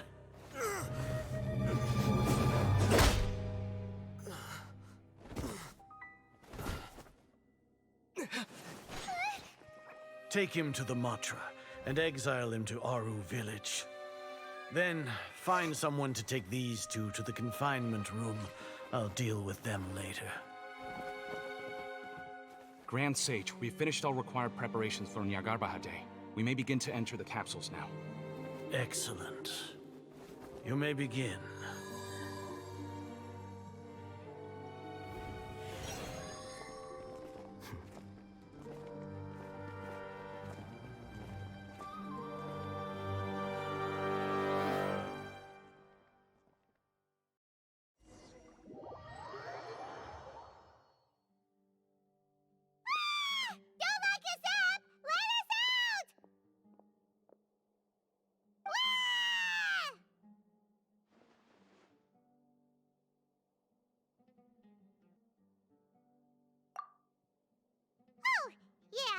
Paimon got a bit carried away there. How was Paimon's acting just now? Great, huh? Everything's going according to plan so far. We made it into confinement, and Alhaitham's probably done with his part too. We even managed to trick Grand Sage Azar. Alhaitham sure knows how to cook up a plan. What are we doing next? Paimon has trouble remembering things when she's worked up. Right. Paimon thinks it went something like this. Apart from that, we still have yet another goal in the first stage of our operation, which is to send the Traveler to the confinement room. What? Why do we want to get him locked up on purpose? He's always been the person the sages are most afraid of, as well as the greatest obstacle to their successful implementation of their plan. They are very aware of the risk he poses to them. Once the Traveler is imprisoned, the sages will likely think that everything is under control. And with their guard down, the next phase of our plan will have a much higher chance of success. I can already see the pompous looks on their faces. Oh, that's a super tricky plan. But Paimon still thinks it's not really worth it. That isn't the only reason, of course. He has a more important task once he's in confinement. According to the Academia scholars in Ramon's custody, Lesser Lord Kusanali has sealed off her consciousness in the Akasha ever since she was captured by the Doctor. That way, they can't pry any more information from her. Even if we break into the sanctuary of Surasthana, it will take time to awaken Lesser Lord Kusanali's consciousness. We need to do that in advance. So our job is to wake up Nahida! Okay, totally worth getting thrown and jailed for. The confinement room is inside the Academia, close to the sanctuary of Surasthana. It's a completely enclosed space, and you won't be receiving any visitors. I'll work with Ramon's scholars to make some modifications to your Akasha terminal. Once you're in, get as close as you can to Lesser Lord Kusanali and try to connect to her consciousness. However, as for whether she'll actually wake up, that will depend on our luck.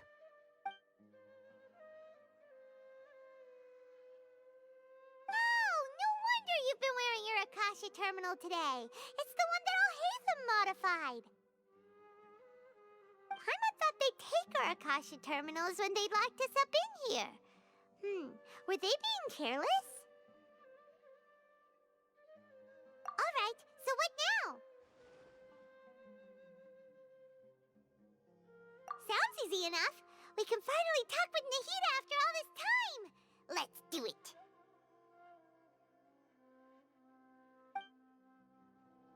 There's a light flashing on your Akasha terminal. It's almost like... the faster it blinks, the better the signal!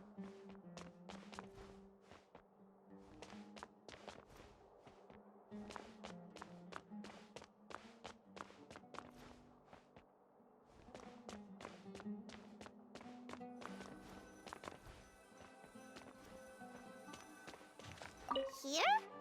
No signal again. Is it getting jammed?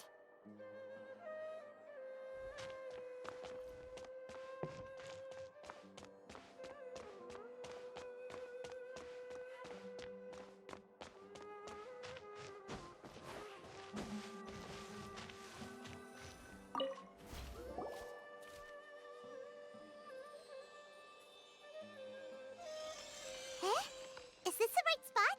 Are you getting anything?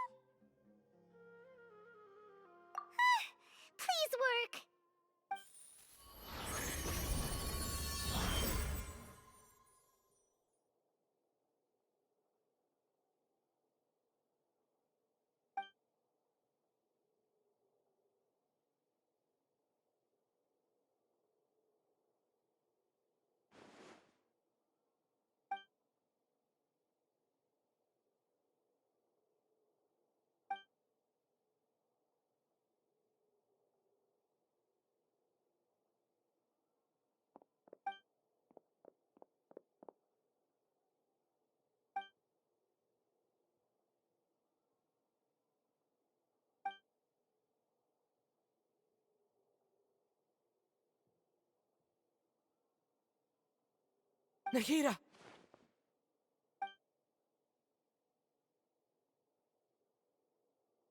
Hey, Nahida!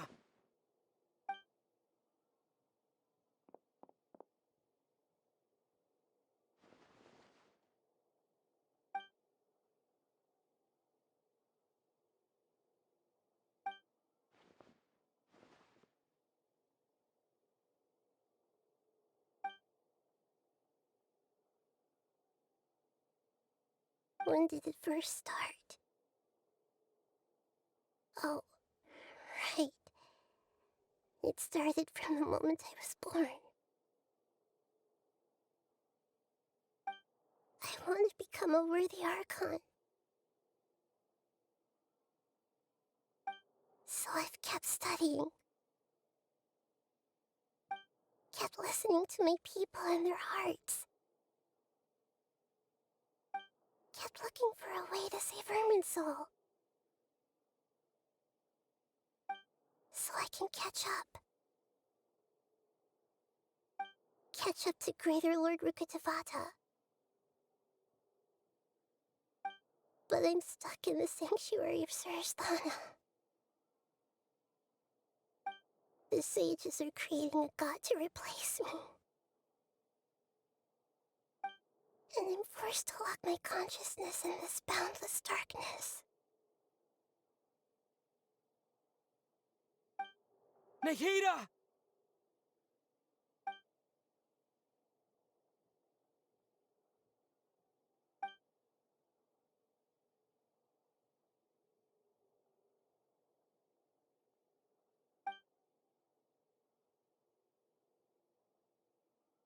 Nahida!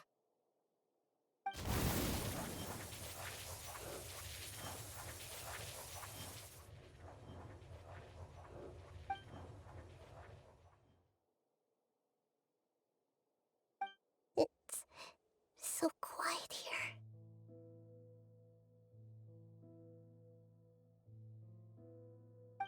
Now that I think of it, I don't think I've ever actually listened to my own inner voice.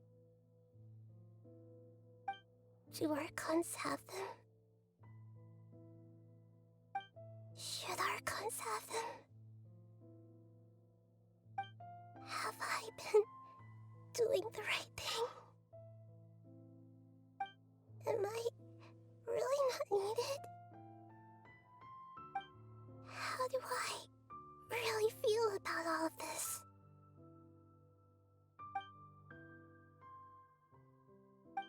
It's so quiet here. Since you're the god of wisdom, you've known the answers to all these questions since the very beginning, haven't you? Who are you? Whose voice is that? It sounds familiar.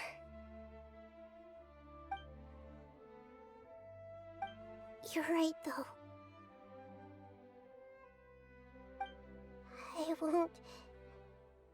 I won't ignore my own voice anymore.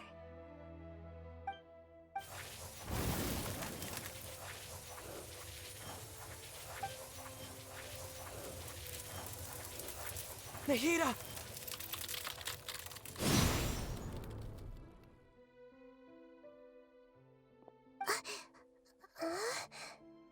Nahida?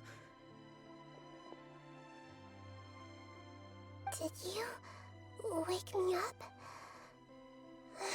Thank you. Why are you here? We're here to rescue you. Are you alright? I'm fine. It's just... when I think of everything that's happened to me, I feel really angry now.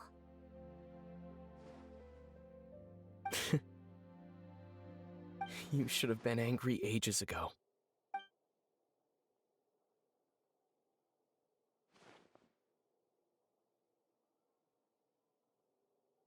Huh? Oh, you're back! How's everything? That's wonderful news! Great! We weren't locked up for nothing! When you went to wake up Nahida, Paimon was listening for any sounds outside. You were out for a long time. There are fewer and fewer scholars going about now. You think everyone's done with their Nyagarba Day stuff? Yep, so that means our next act is Nilu's performance!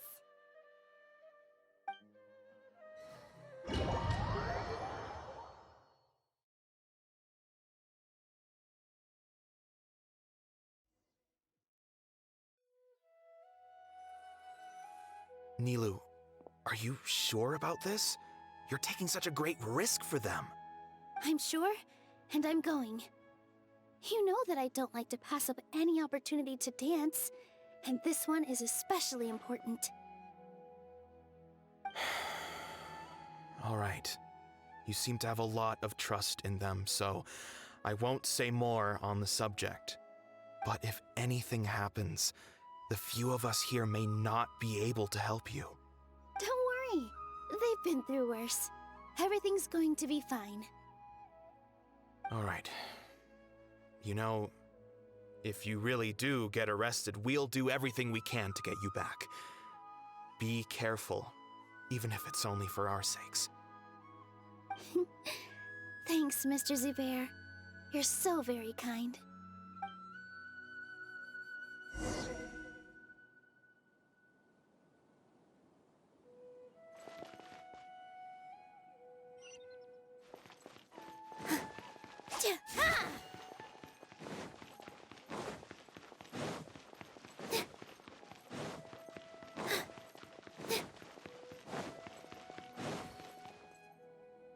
Nilu, how's it going? Nervous?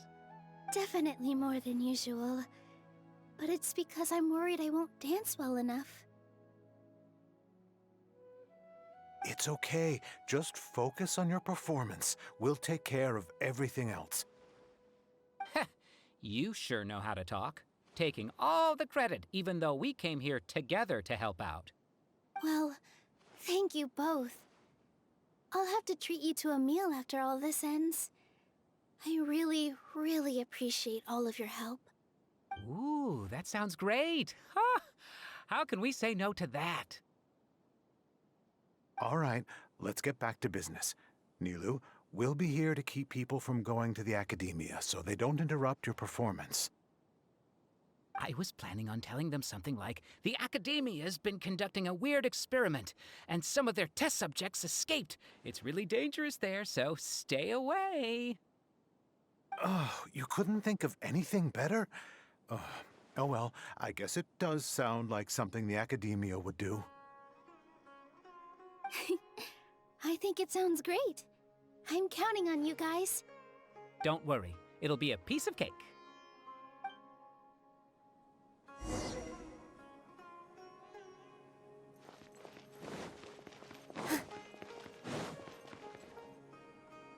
Hey, Nilu!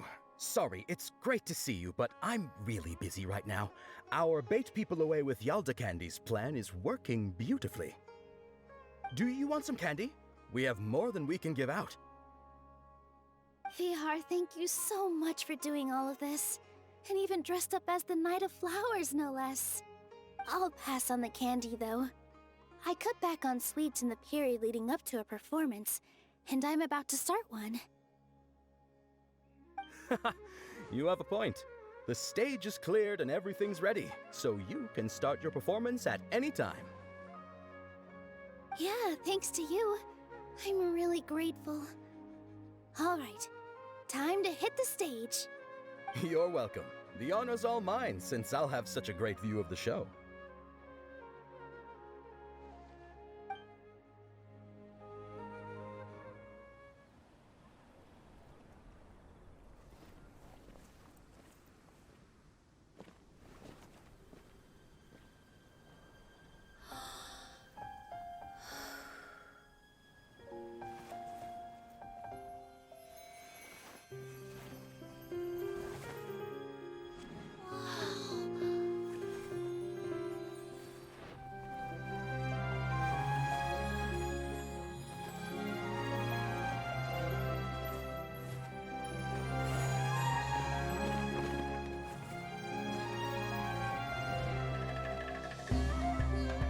I've never seen a performance like this.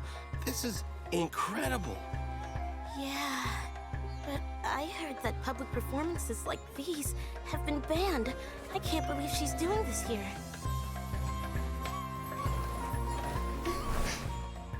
Grand Sage, there's some commotion outside. How uninteresting. Issue the new Prohibition Act from the Akasha to the guards. They'll know what to do. Do you think we should, like, stop her? Let's just watch for a little bit longer.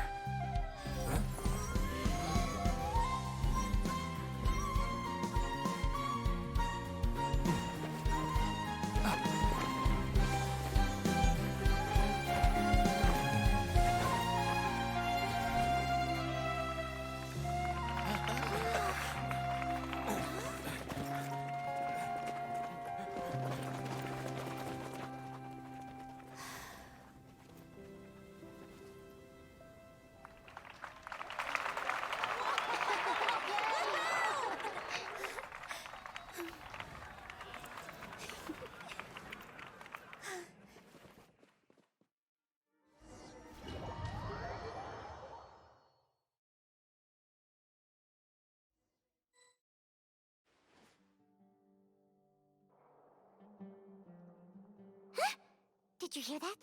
It sounds like a lot of guards just ran by. Does this mean the plan has moved on to the next stage?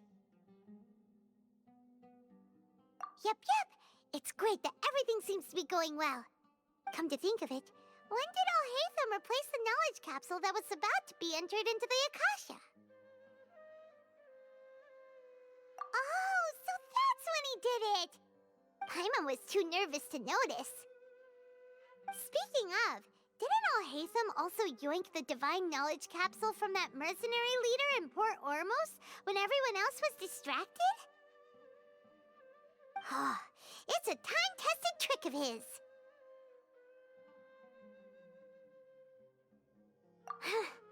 Why are we complimenting him? Yeah, he's smart and all, but he still makes Paimon's blood boil. Let's review our plan for this stage again. It's not like we have anything else to do right now anyway, and it'll help us feel more confident. Paimon remembers that Nilu's task was supposed to go a bit like this.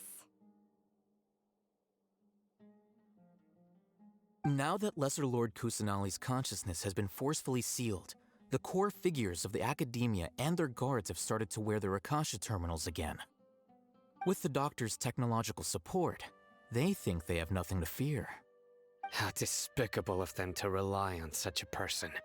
But this is also our chance. I was originally asked to draft the knowledge capsule for the Artistic Performances Prohibition Act when I was still at the Academia. It should be on the Grand Sage's desk right now, and will be entered into the Akasha during the next Nyagarbha Day. Are they really going to stop all artistic performances? That's horrible! I'll make an identical knowledge capsule, but this time, I'll smuggle some misleading information into it. We only need to find an opportunity to switch the capsules. Once it's been entered into the Akasha on Nyagarbha Day, if someone were to be seen performing in public, the sages would definitely use that opportunity to announce the ban, and so the misleading information will be disseminated amongst the guards. Sure sounds complicated, but it seems like if everything goes well, we'll be able to get rid of all the guards in the Academia without any effort. That's pretty clever, getting right into their heads. I just have one question. Even if we manage to get the misleading info out to the guards, how can we be sure that they'll believe it? People who are used to relying on the Akasha become less inquisitive, and their ability to distinguish truth from misinformation is significantly reduced. They will view everything the Akasha releases to them as the unequivocal truth.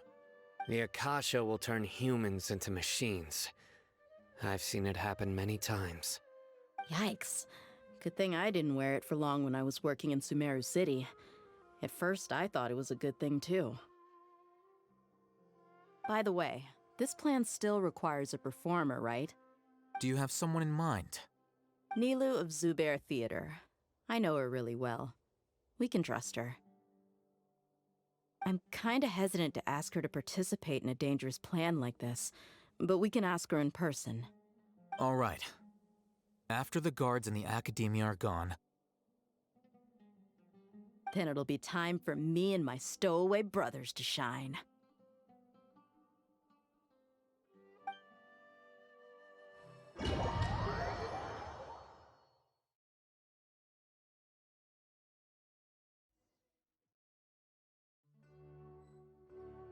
Here they come. Did you see that, Raman? They came out from the Academia in droves.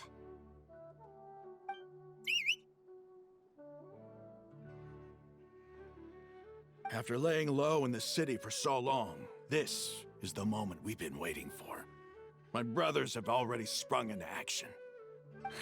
We couldn't do anything to them inside their coop, but outside the Academia, this is our hunting ground. With a lioness like you, the prey sure won't be able to run far.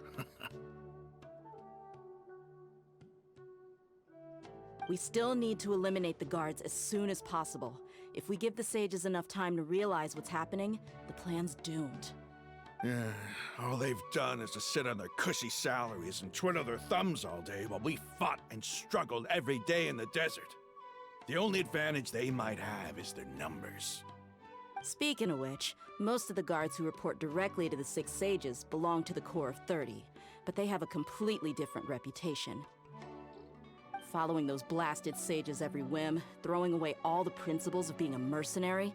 As someone in the same profession, I'm obligated to teach them a good lesson today.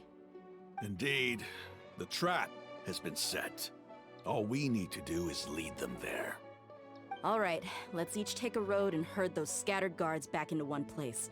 Make sure to attract their attention. Isak will be the key.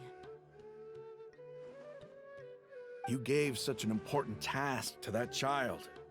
Will he be okay? It'll be fine. Isak was so determined to help, so let's put our faith in him. Besides, even if he's caught, the guards would be too scared to do anything to him. They've never seen Lesser Lord Kusanali in person, after all. You've got a point. Anyway, I think I see them coming. Let's head out. Good luck.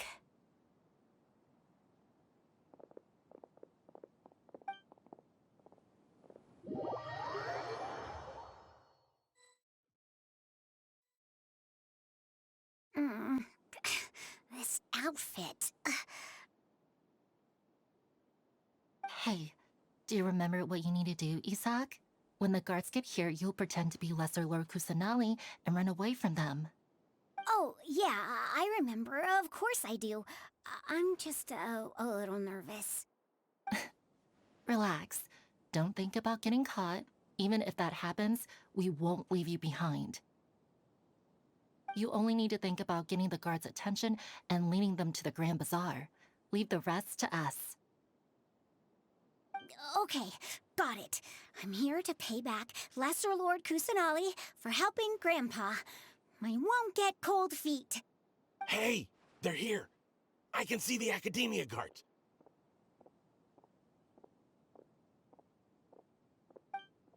All right, it's time, Isak. Take a deep breath and go. You can do this.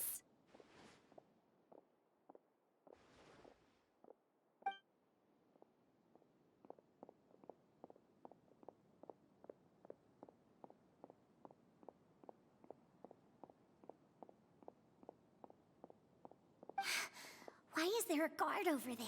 Did he already run ahead of me? This is different from our plan. But there's no time. I need to make a choice.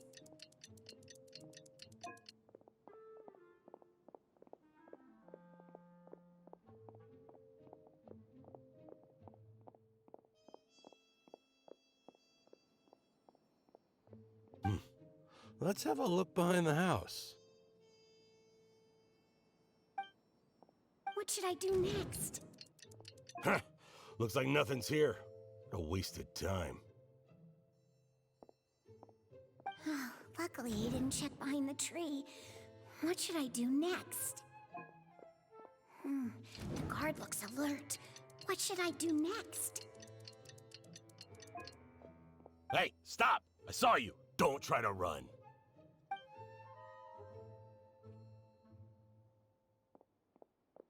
The guard looks alert.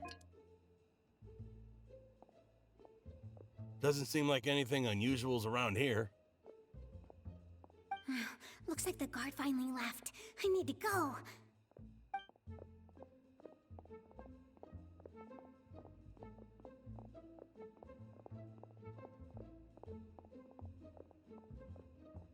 Hey!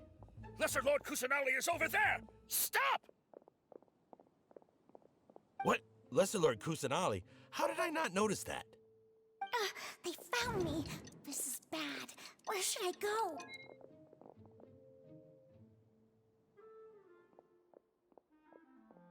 Hey! Lesser Lord Kusanali is over there! Stop! What? Lesser Lord Kusanali? How did I not notice that? They found me. This is bad. The target suspected to be Lesser Lord Kusanali has escaped into the Grand Bazaar. Assemble and arrest her!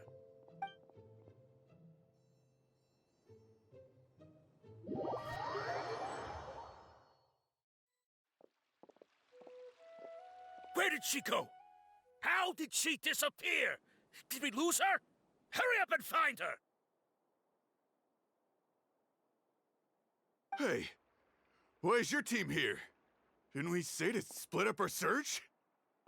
Hurry! Hurry! This place is... Why are you all here?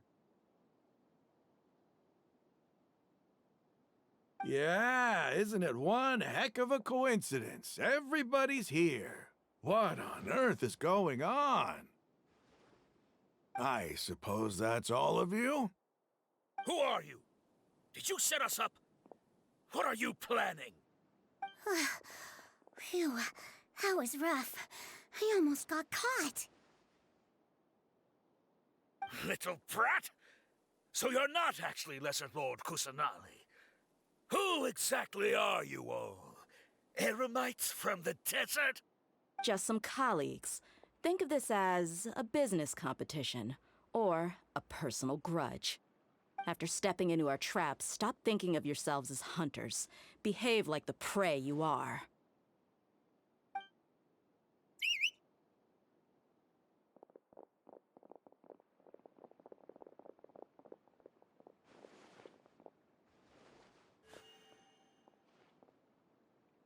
An ambush? How's that possible? This is Sumeru City, but mercenaries from the desert somehow ambushed us! You've spent all your time hiding away in the Academia. This place has long since become our hunting ground. Brace yourselves!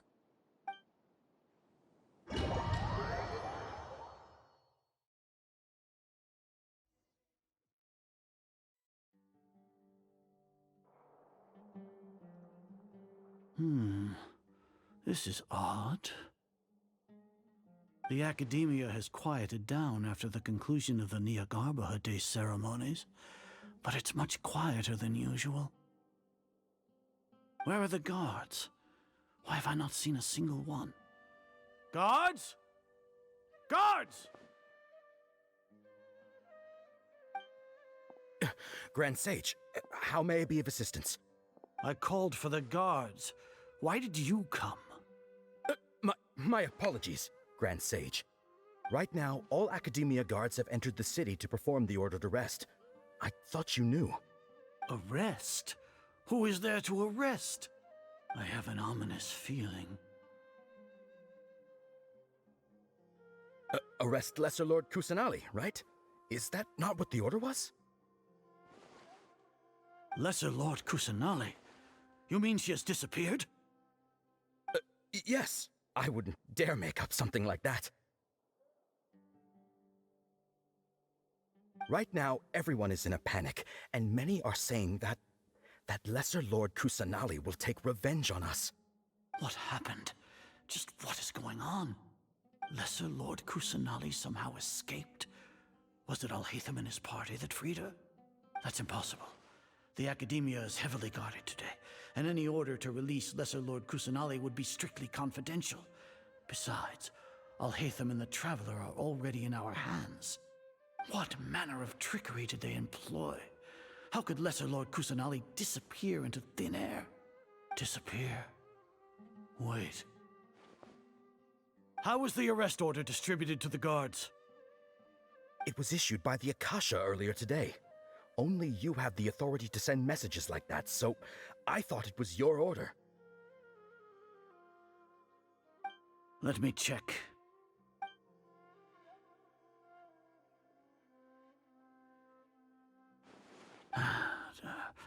Here. Lesser Lord Kusanali has escaped from the sanctuary of Surasthana. Go to the city and arrest the escapee immediately. The Akasha indeed contains this information, and it clearly appeared in my mind. How did they bypass my permissions to issue this kind of message? Was it the report about the traveler that Alhaitham submitted? No. I specifically checked that knowledge capsule before entering it into the Akasha. Could that have been a red herring? Well, even if I figure it out now, it won't make any difference. The important thing now is to confirm Lesser Lord Kusanali's status. Have you been to the sanctuary of Surasthana to confirm that Lesser Lord Kusanali has indeed escaped? Confirm? No, I haven't.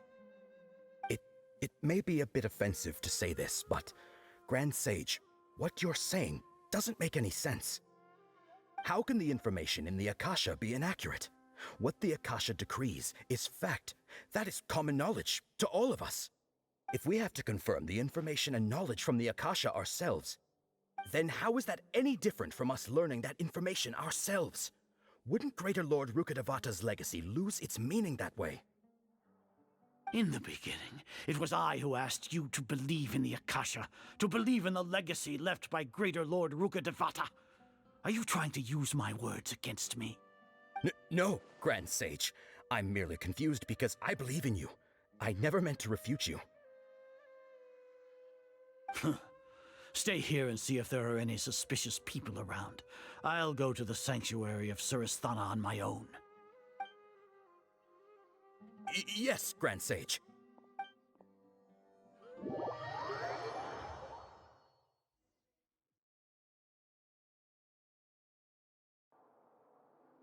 Lesser Lord Kusanali has escaped from the sanctuary of Surasthana. Go to the city and arrest the escapee immediately. How can that be? Stop thinking about it. Stop. It must be a trick of theirs. As long as I personally confirm it. Ah! Impossible. That's impossible. There must be something wrong with my eyes.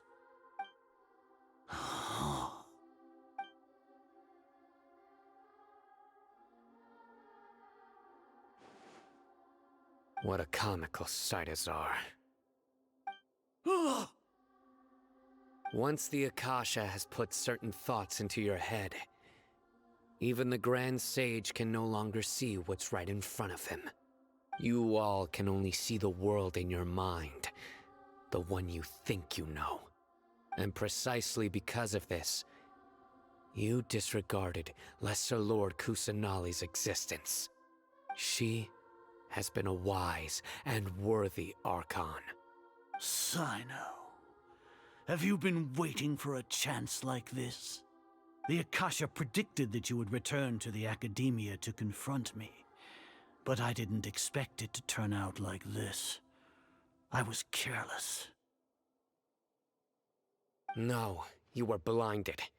Your faults stem from your reliance on the Akasha. You're still the same as always. I truly did not expect a proud person like you to cooperate with Alhaitham and the Traveler. People change, Azar.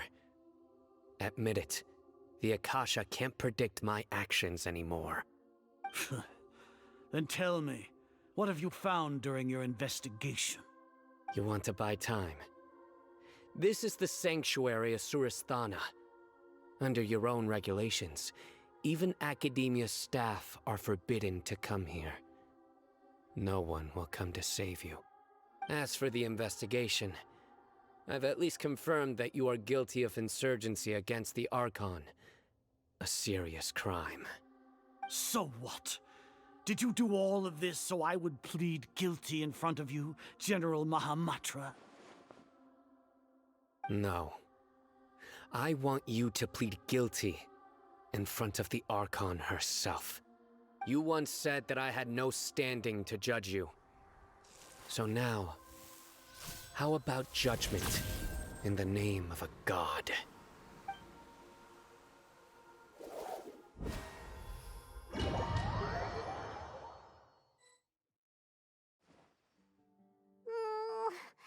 long do we have to wait? Paimon wants to know how things are going out there. Paimon hasn't heard any sounds outside for a while. Hopefully something bad didn't happen. Yeah, but aren't you scared that we might be locked up in here for the rest of our lives? Thinking about it, at least Paimon has you. We could still chat like this. When Paimon thinks of Nahida being imprisoned alone in the sanctuary of Surasthana, Paimon can't help but feel sorry for her.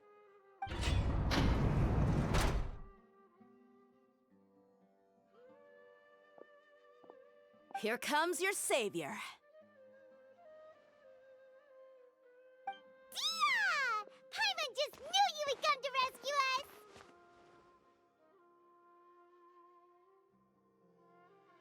You two really owe me some big thanks. I had to search through who knows how many guards to find the key here. It felt even more tiring than whacking them. I'm exhausted. Thanks a lot. Need Paimon to rub your shoulders? No, that's, I'll pass. What are you afraid of? Oh, are you ticklish? Now isn't the time to talk about being ticklish.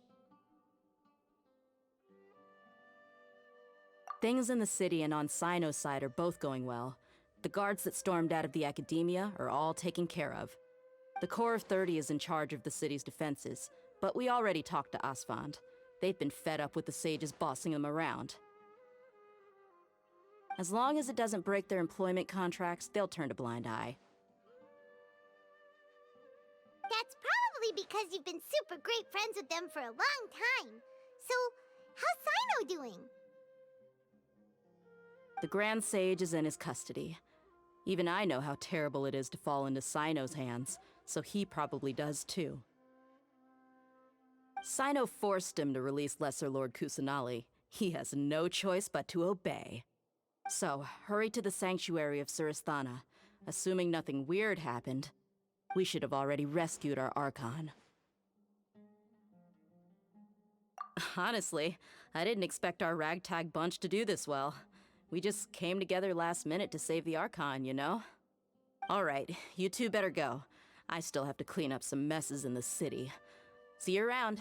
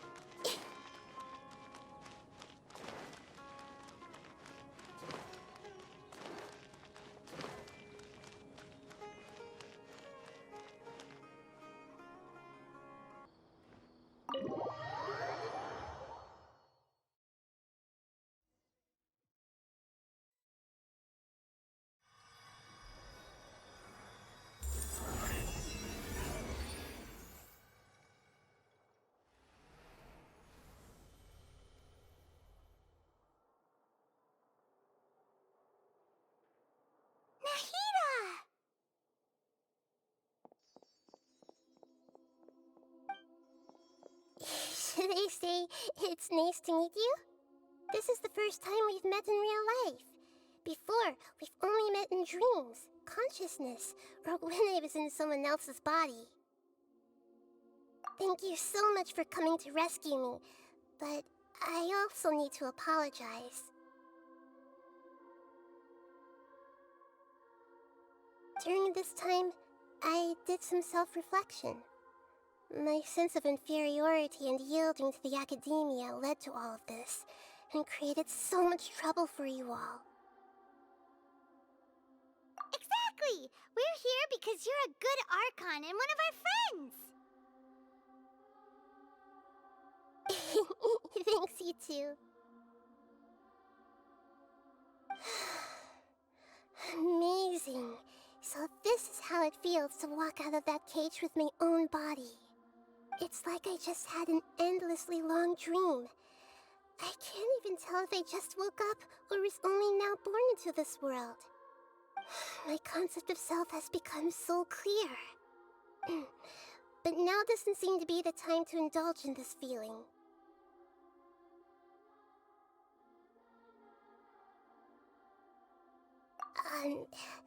This is really embarrassing. You all just rescued an Archon, and now she needs your help to save her country, and even the entire world. It's okay. With you here, Paimon's sure that everything will work out. There's one more thing. What is it? For all the things the Academia did to me, and for all the folly it committed in the name of wisdom, as their Archon, I will make them pay. Ah! Wow! That's the spirit! You're finally standing up for yourself and not letting people walk all over you! I understand now. To be a better Archon, I first need to better myself. If you haven't even figured out how to be a caterpillar, how can you be a butterfly? Yes, true. That reminds me. I wonder how far along the Academia is with their god creation plan. We need to hurry and prevent the birth of that false god. I need to make some preparations. Since I'm now free, I can establish a direct link to the Akasha and control it. First things first, I need to remove the restrictions that the doctor put on me in the Akasha. After that, I'll make some adjustments and revoke the sage's permissions. The Akasha will then be like how it originally was, only operable by the Archon. After all, the Academia betrayed Greater Lord Rukkhadevata's trust. This might take some time. In the meantime, you should also work on your own preparations. If we don't stop the god creation plan in time, we'll be in for a tough fight.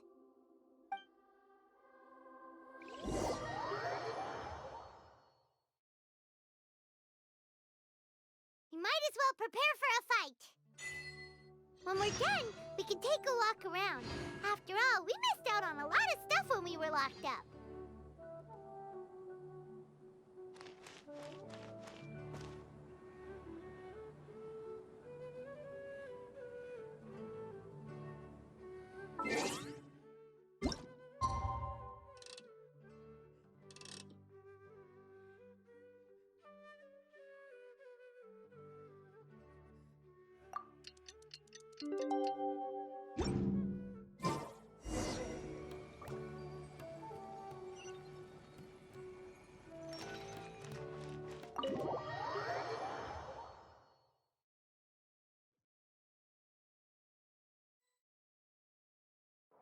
How's it going, Nahida? I'm done with the parts that needed my involvement to complete. Although it's my first time working with the Akasha like this, its internal structure and operation procedures are easy for me to understand. Greater Lord Rukkhadevata's design is truly brilliant. Oh, also, this is for you. Huh? What's this little floaty thingy? It's a small device I put together just now. You can think of it as an upgraded Akasha terminal. You may not need it right now, but it should be helpful in certain situations. Wait! This thing has the same characteristics as Paimon! We're both small things that float! All the things that make Paimon special got copied! When Paimon appears with the Traveler from now on, people won't remember Paimon because she isn't unique anymore! It's alright, Paimon. It can't replace you. It's only a flying device, but you're the Traveler's irreplaceable friend. You're so good at comforting people, Nahida. If only the Traveler was as smart as you.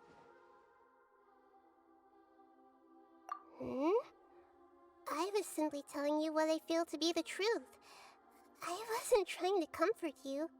Nahida, you're natural at this. What you just said made Paimon even happier. By the way, there's something I need to confess. Even though I'm the Archon and in control of myself again, I'm not very good at fighting. You may have heard that an Archon's power is derived from their people's faith. However, I'm not as well loved as Greater Lord Rukkhadevata. If we get into a situation where combat is our only option, I'll have to count on you, and I'll do my best to provide support. I'm glad I can rely on you. So the God of Wisdom isn't good at fighting? That actually sounds about right. I've located where the false god is. Time is of the essence, so let's skip to it.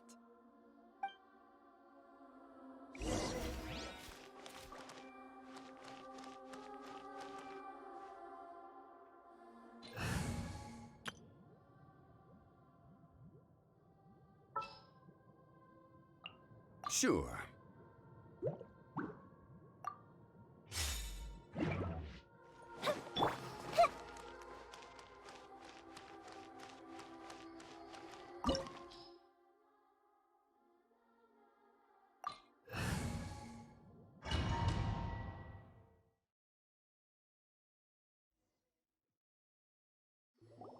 What is this place? Is this really the way we need to go? Wow. Who would have thought there'd be a place like this hidden right slap bang in the middle of the city? The sages wanted to realize their god creation plan without being discovered. The safest and most convenient way would be to build within the Academia itself. That's true. They were already hiding one god, so why not two? Judging from the structure here, the project is a huge undertaking. The sages really saw the god creation plan as their ultimate goal. But this place doesn't look like it could have been constructed by the Academia alone. The Fatui under the Doctor sure didn't hold back. They provided a lot of technological support. Yeah, or else they wouldn't have been that generous. Is that it, though? I've always felt that this Doctor is different from the Academia sages. He doesn't seem to share their sense of urgency.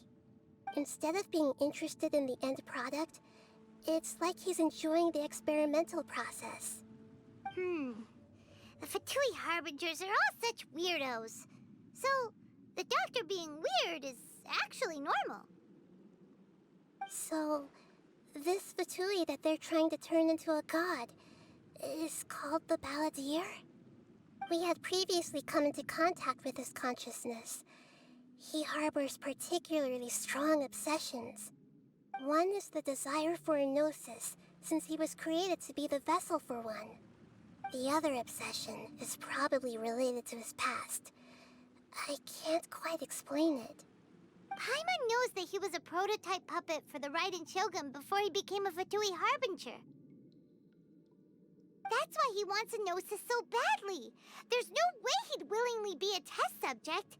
Now with that temper and ego of his. It sounds like you know the Balladeer quite well. I see. Tell me more about him and what he's like. The more we know now, the better we can plan for and react to any future situation.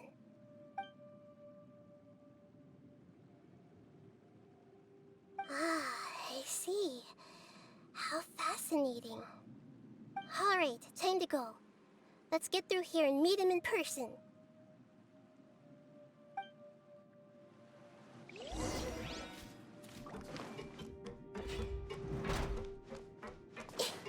Time to work.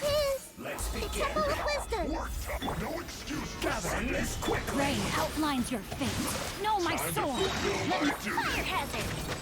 No slacking on my work. Finished. I guess this is it.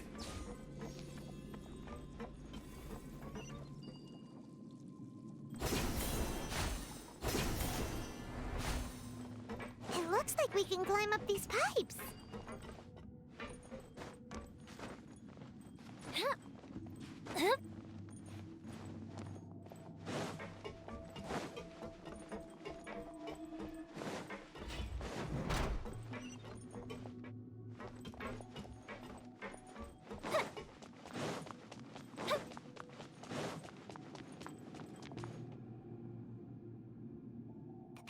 The ground seems all messed up.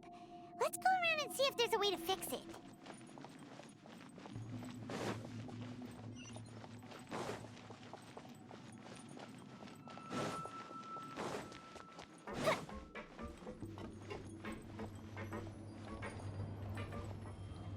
It seems to have stopped.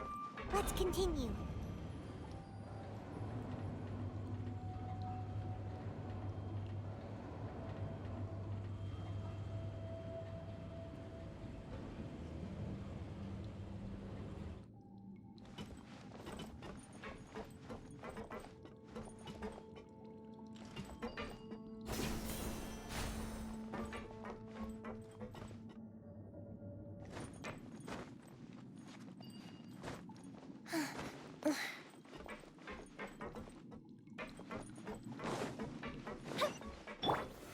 Solidify! This might hurt a little.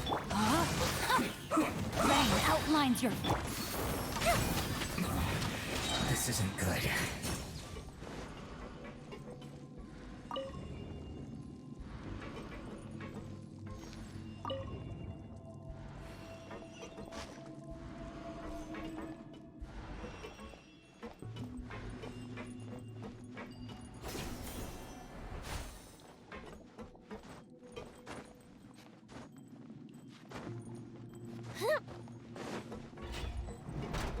Frozen.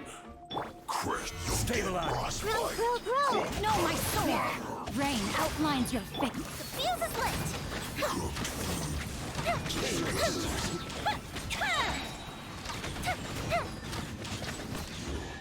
Can't run from death.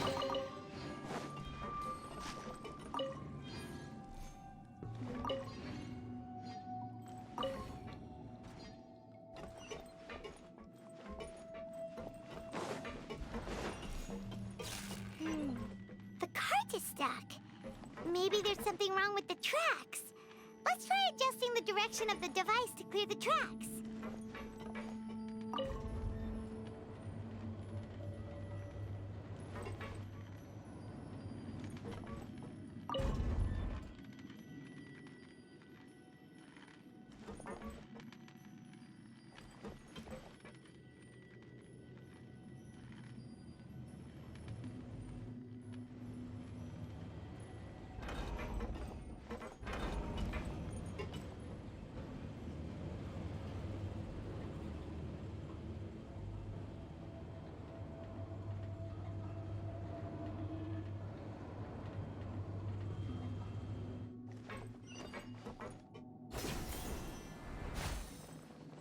I'll put you on. Have a load of this. Rain cutter! No, my sword! Rain outline... Time for a light show!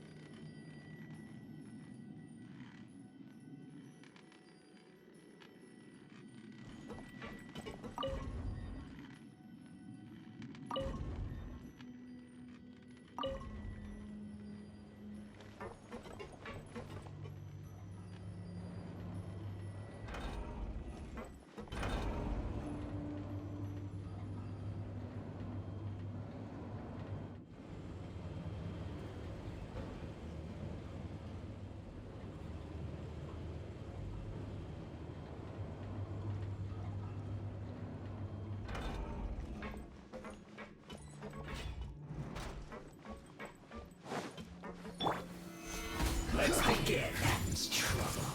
That's... No, my sword! Let me leave you a fire hazard! This isn't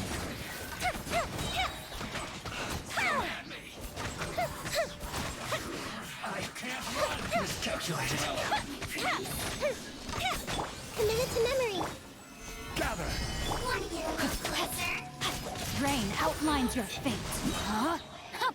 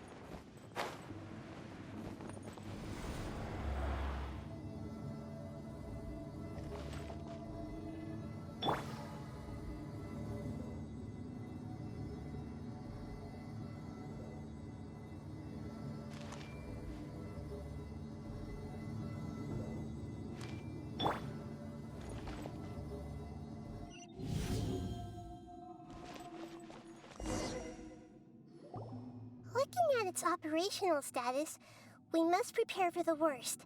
The god they wanted to create is likely close to completion or already completed.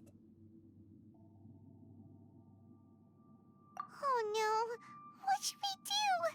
Paimon can't imagine how hard it would be to fight against a Fatui Harbinger with a Gnosis! Are you nervous, Paimon? If you really want to know, of course Paimon's nervous! Aren't you too, Nahida? Yes, I am. This is probably the first time I faced with a calamity of this degree since my birth. I feel not just nervous, but curious as well. Curious? Curious about what? Curious about our fate. To me, everything we perceive in this world, everything we learn, and everything that happens to us is considered knowledge. And if it's a form of knowledge, then it can be understood. However, only fate is about that which has yet to occur, so it has always drawn my curiosity. So to me, fate is the ultimate knowledge. That's also why I love observing humans and all the things that happen to them. It all brings me great satisfaction. And now, at long last, I'm not just an observer anymore. I will personally experience my own fate with you by my side. Isn't this such a wonderfully exciting thing? Ah, so that's what you mean. Paimon thinks she understands what you're feeling. Agreed. Okay, let's continue on. I can sense his aura from here.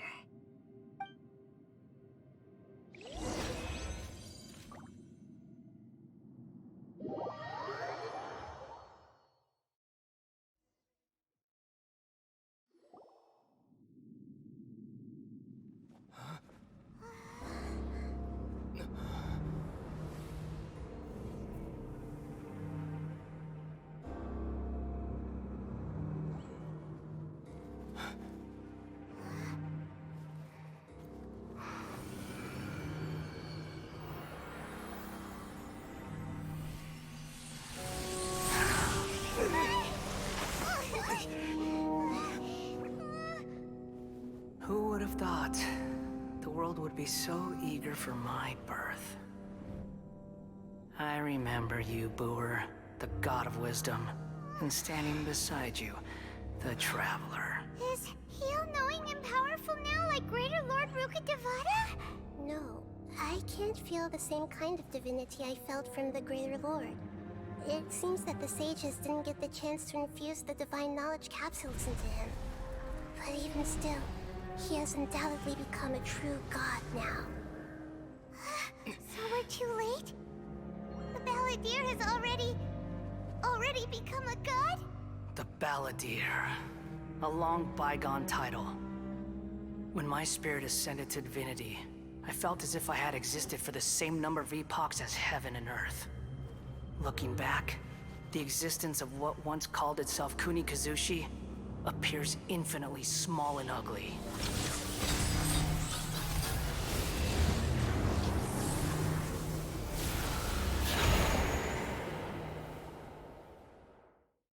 This imposing aura, it really feels like the gods! A body that capitalizes on the balladier's original construction as a mechanical puppet, with the Gnosis serving as a constant power supply. How much effort and resources did the sages put into this? From a purely technological perspective, it's a commendable achievement indeed. It's no exaggeration to say, this is the culmination of human wisdom. You sure are something! Dishing out compliments at a time like this? But I don't think he's reached the spiritual height of a god.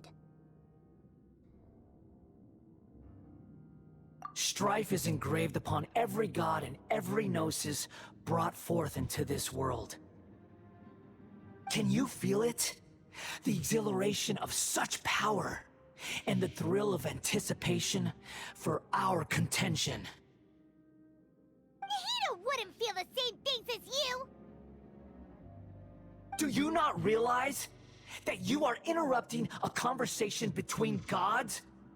Lowly creature, know your place! The strife engraved upon a gnosis. You're talking about the Archon War. Tevat's current peace was not easily won. I didn't personally participate in the Archon War, but the way I see it, all those losses were meaningless, driven by the demands of the laws. There's no point in bringing it up again. Is that so? Yet I am deeply disappointed that I was never allowed the fortuity to personally participate in the Archon War. This is a first. Encountering a god in this world who does not crave power. No wonder your own people have abandoned you, god of wisdom. Your judgment is as your existence, unsubstantial. This is where everything ends, Booer, the god of wisdom. You should know that wisdom cannot solve every problem. Like now, where your only option is to face me in combat.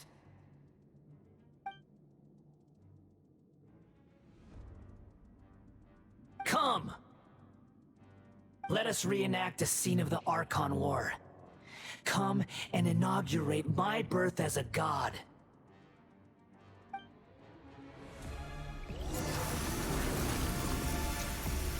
Perish! Stabilize! Make yourself a room! I see everything! Rain cutter! Churn!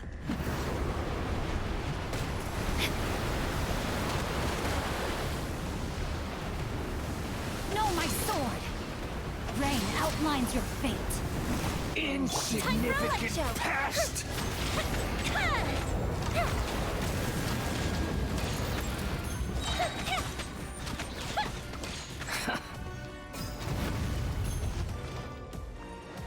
My endless cycle begins!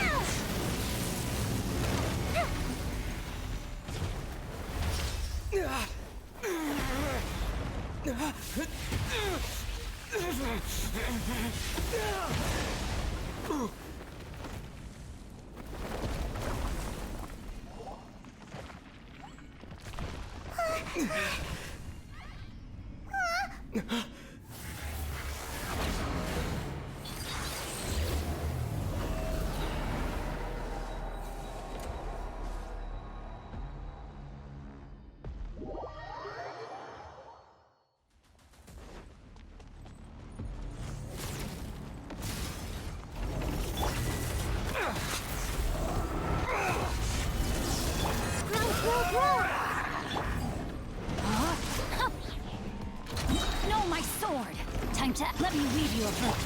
Kneel!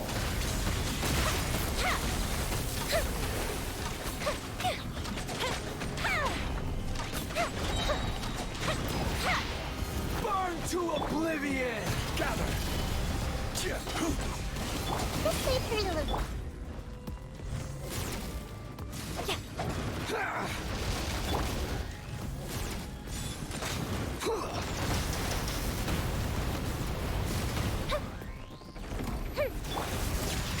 Kneel!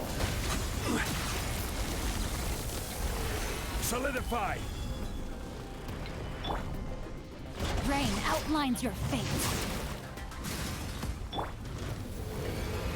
Reality is pain!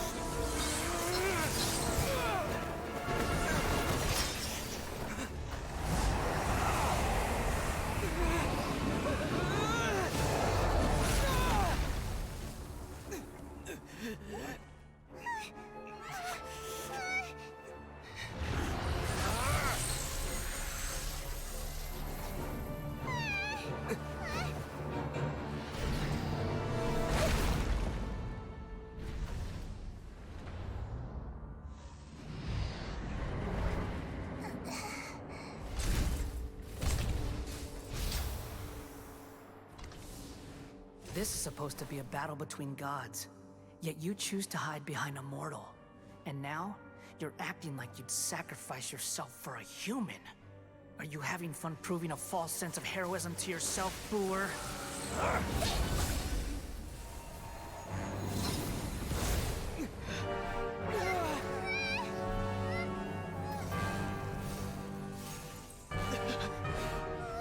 The data collection is almost complete. Do you even know how many times you've tried to take my gnosis from me?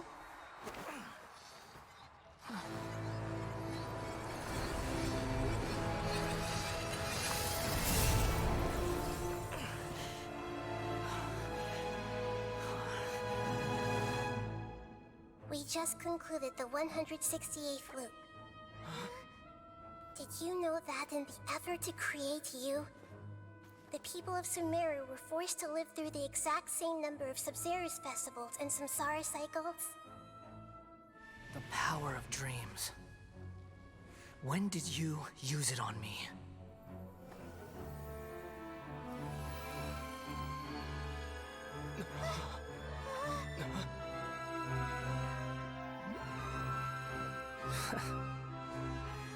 You can't even defeat me in a dream.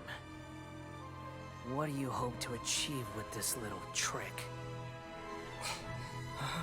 Come, Traveler. Just like before. Allow me to awaken the memories in your dreams. All that battle experience! It's more than that. Compile everyone's wisdom in the name of the Archon. That is the original function of the Akasha. I've sent everything that happened just now to the people of Sumeru in the form of knowledge. I've asked them to help you find a way to defeat the false god.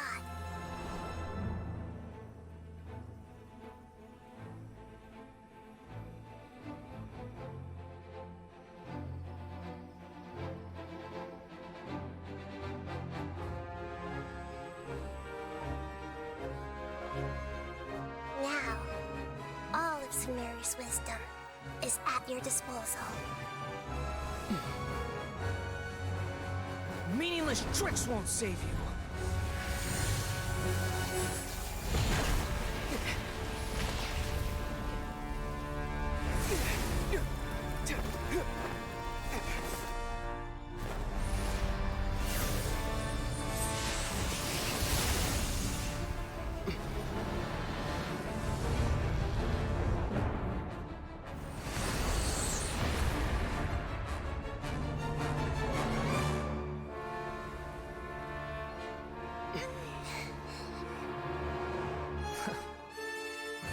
Are you done with your tricks? Can I finally take this as a real battle between gods? I'll leave this to you. The first sage of Boor.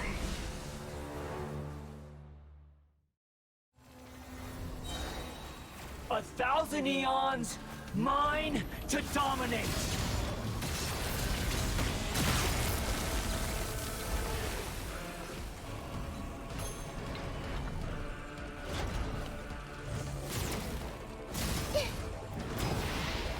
Burn to oblivion! Order guide Sharing my knowledge! Rain cutter. A minor setback. Body and mind. Kneel!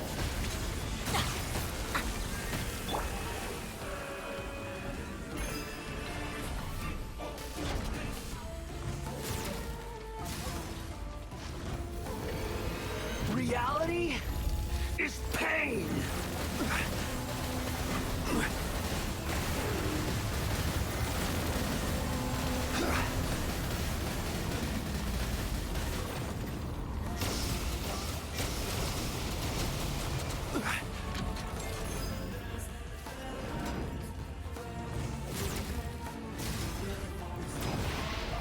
Burn to oblivion! Gather! Tremble!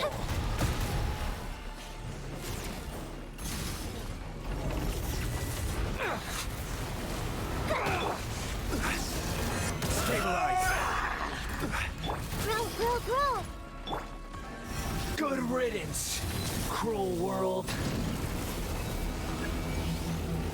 Time to act. No, my sword!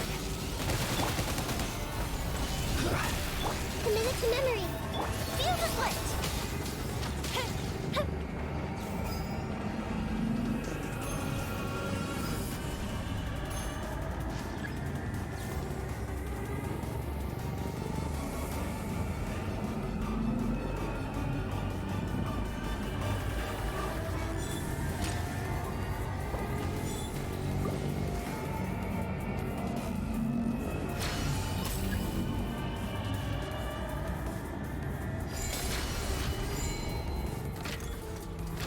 Your new god awakens! Now, your eyes have been opened.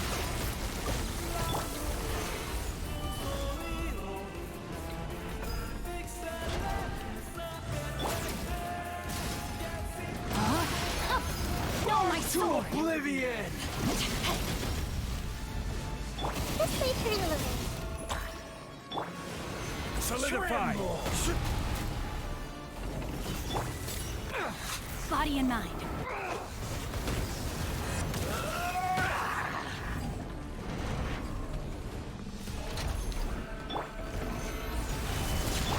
Kneel!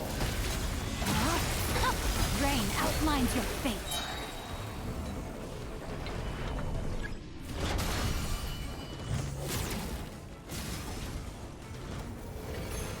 Time to act. Reality is pain! Body and mind.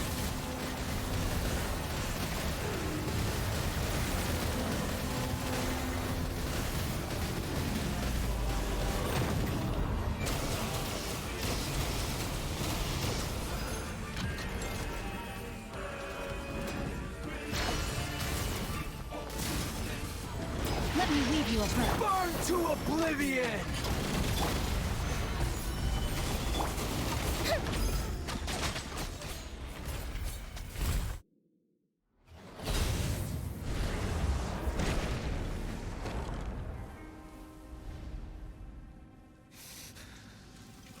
Humans. Filthy humans.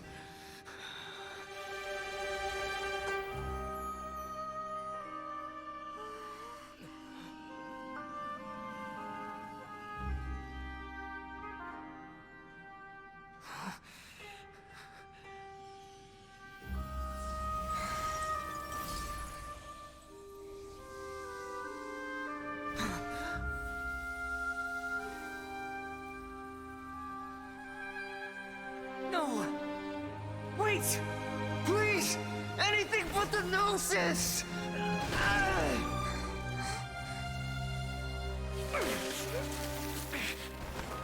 That's mine! Don't even try! I'll never go back!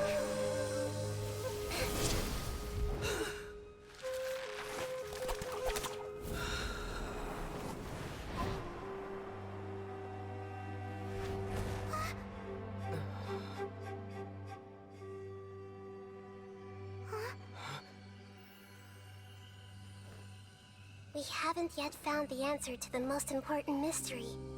Irminsul is still waiting to be saved.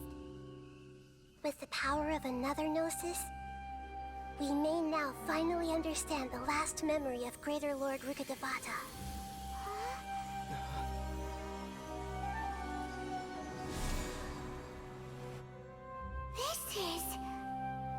That's right. This is the last memory of my predecessor.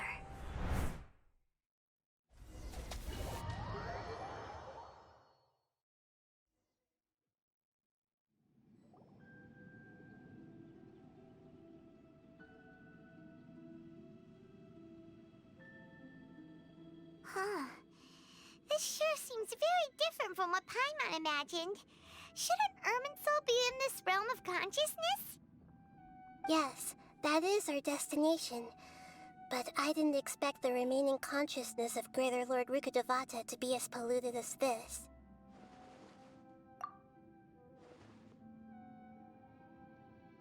Forbidden knowledge? It seems you know about a concept that even I don't completely understand. Could you tell me what you know?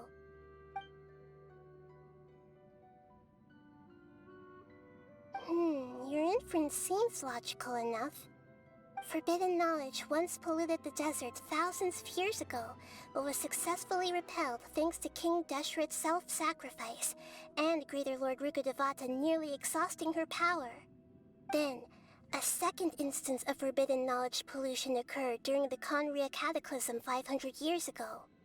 But I'm afraid it is much more serious this time, with Irminsul itself already in danger. So, if we're in the remaining consciousness of Greater Lord Rukkhadevata, and it's also been affected by forbidden knowledge pollution, then does that mean, in order to save us, Greater Lord Rukkhadevata? Yes. It's very possible that she sacrificed her life in the fight against forbidden knowledge. She didn't completely eradicate forbidden knowledge, but if it weren't for her actions, the pollution would have been far more rampant over these past 500 years. The way that everyone, including me, has forgotten everything about forbidden knowledge may very well be due to her restoration of Irminsul. Aww. Do you feel sad, Nahida? I'm just sharing her pain.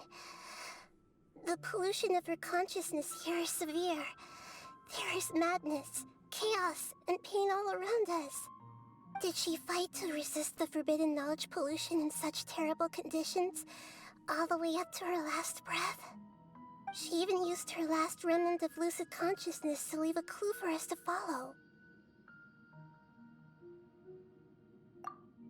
Yes, her words were distorted by forbidden knowledge, so that's all we could hear.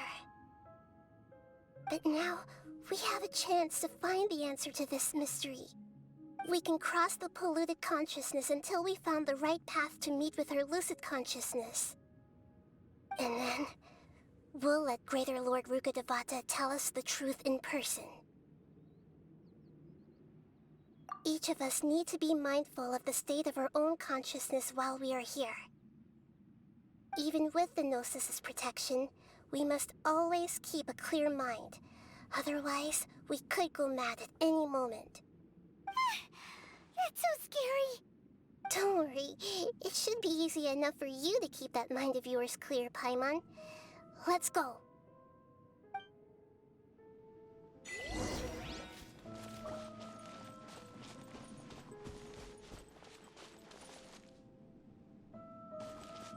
Are we in the air? And why is there a huge boat? That's the boat of consciousness. which symbolizes reason here. Its course is the direction our consciousness is traveling towards. If we lose control over our consciousness, we will fall into madness. So let's make sure the boat stays on course.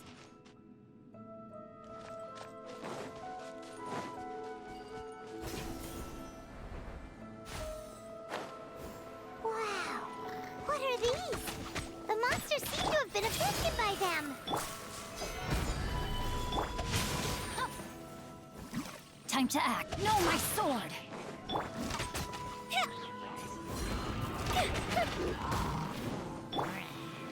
Hey! The Temple of Wisdom! Body and mind. Fire hazard!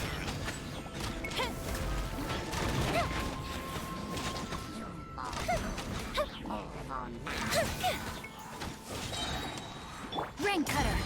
Rain outlines your fate. Huh?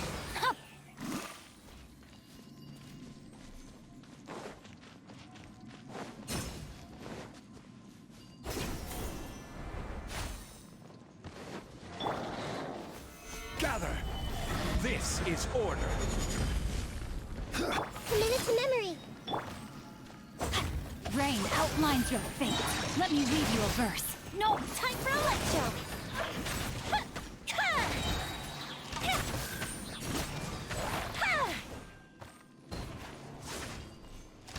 Look! A four-leaf sigil has appeared in the sky!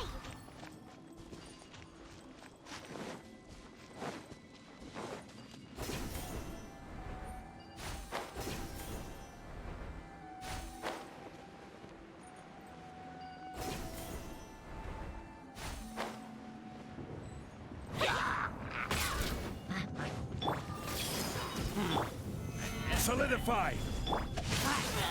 Time to act. Rain outlines your fate. Witness the power of Gugwa. Fire hazard!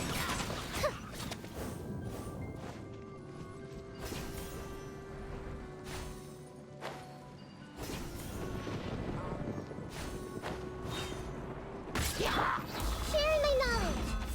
I see everything! Order guide you. Stabilize. Rain outlines your fate. Let me weave you a... The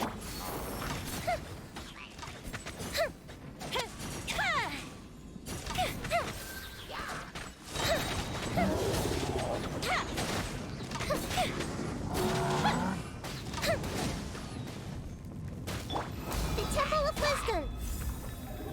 This may hurt a little. Rain cutter. No, my sword. To control the boat of consciousness, we need to find the helm first.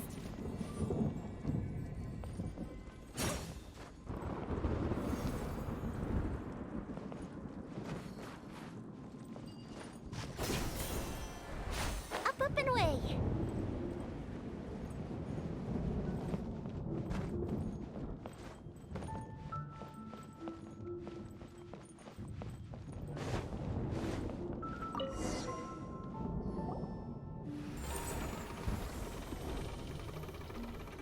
We changed direction.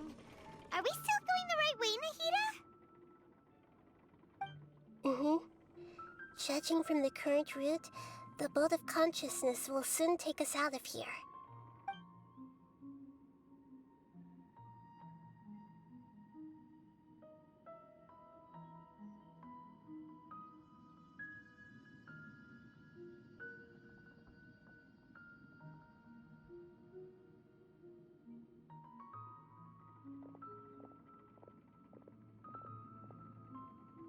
We'll be arriving at our destination soon.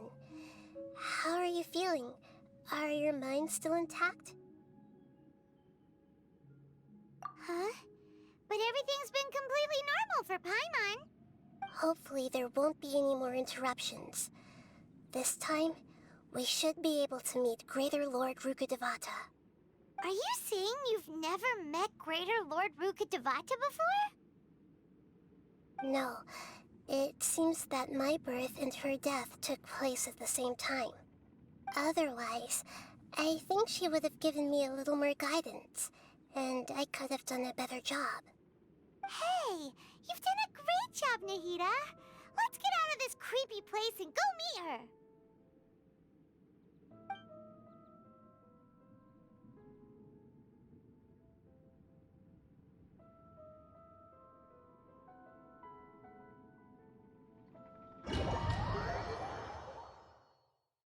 So, is this the place you were talking about? The base of Irminsul?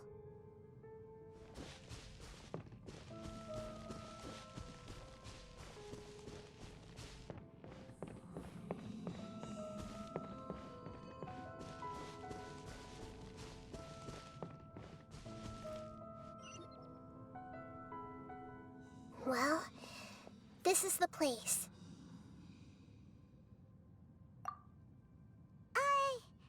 We're here to find Greater Lord Rukkhadevata, right?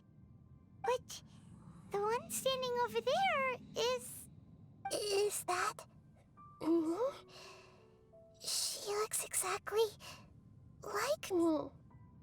Are you Greater Lord Rukkhadevata? Yes, that's me. Are you surprised by my appearance? Irminsul and the surrounding lands have been reproduced here as they were years ago. But this is just a realm of consciousness. We are manifestations of the same nature. Hence why we would appear exactly the same. We're of the same nature? Why? Because you are me, and I am you. You are me in the new samsara. The new samsara? As Greater Lord Rukkhadevata, I'm the avatar of Irminsul. And you are the purest branch snapped from Irminsul. Imagine it this way. Even if a tree dies, its branches will eventually take root and grow, continuing the tree's life in another form. I'm merely the remaining consciousness of Greater Lord Rukkhadevata. The real me has presumably died a long time ago.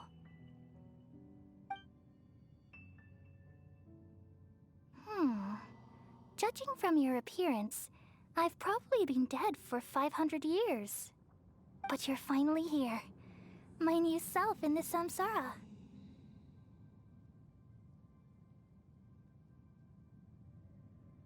If this is true, then am I going to be a great Archon like you someday? Though we share the same nature, our fates are bound to be different. All things have their own fate. When a branch grows into a mature tree, it won't be the same as the original tree. That's why fate is the ultimate knowledge, isn't it? That's a great insight. Yes, very good. It's also precisely why you won't become like me. Really? But perhaps you may become an even greater Archon than I. I already see a determination in you that I didn't possess in my time, and the future that it leads you to will be yours alone. Along with the blessings from your past experiences. Don't worry. The growth of wisdom is like that of a plant. You only need to wait quietly for the flower to bloom. Come to think of it, the sages never had the faintest inkling of the meaning of wisdom. Thank you. Nothing makes me happier than discovering that the Archon I always admired was in fact myself in another fate. It's so nice to speak with you, Greater Lord Rukkhadevata. I've always wanted to meet you. The feeling is mutual. From the moment I snapped the branch off Irminsul and created you, I've also looked forward to talking with you. Could you tell me why you wanted to create me? And what exactly happened when you died? Ah, I see. You're here seeking answers, right? Everything that day, even the sky itself, changed into a color like this.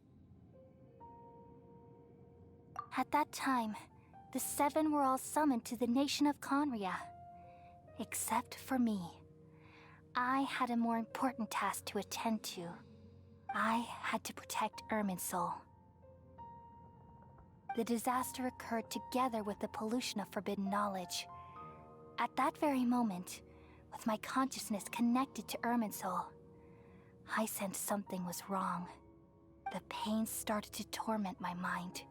By the time I reached Irminsul, it was already displaying signs of corruption. Had I not repelled the pollution of forbidden knowledge with King Deshret thousands of years ago, I might have felt even more hopeless and lost. So what exactly is forbidden knowledge? It's a kind of knowledge that doesn't belong to this world, and a form of truth that can't be understood.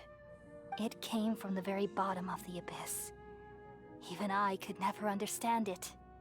The world is constantly rejecting it, leading to all kinds of bad phenomena. If we allow forbidden knowledge to pollute Irminsul, I'm afraid the entirety of Tevat could fall apart. So, there's knowledge that even the God of Wisdom can't understand? At that time, I knew I couldn't repel the forbidden knowledge with my strength alone. Which is why I created a device that compiled human wisdom and named it the Akasha. It's truly the world's most amazing invention. Thank you. For a long time, I thought dreams were the fruit of human wisdom. Though it was selfish to do so, I borrowed people's dreams using the Akasha. Then I compiled their wisdom and all of my own power. Well, did it work? Thanks to the wisdom of the people of Sumeru, almost all the forbidden knowledge was cleared from Irminsul. But things didn't go as smoothly as I thought. I had a terrible headache, which gave me an uneasy feeling. And then I remembered that my consciousness was also connected with Irminsul. It brought me knowledge and wisdom, but vile corruption as well. From the very beginning, my existence had been polluted by the forbidden knowledge. Oh no, how could that happen? I've experienced that pain in your consciousness. It must have been a horrible experience. Yes, but my feelings weren't important. The important thing was that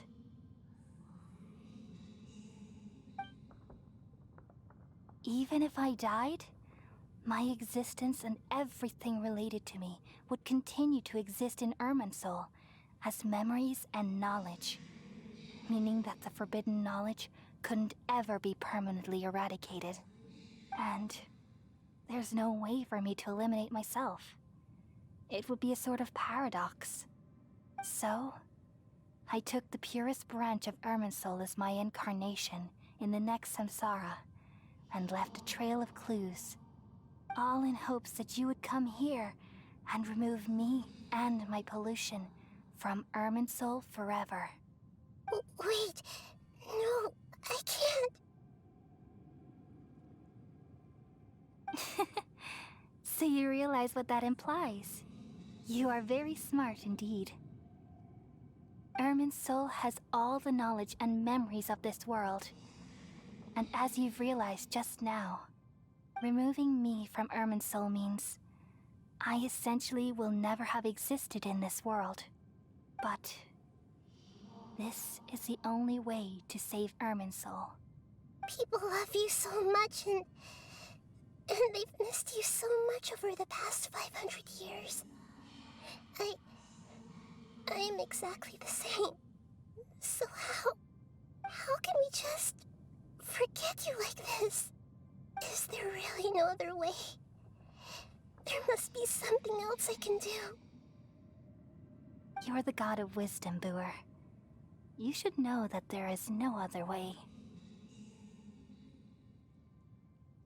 But this is so cruel.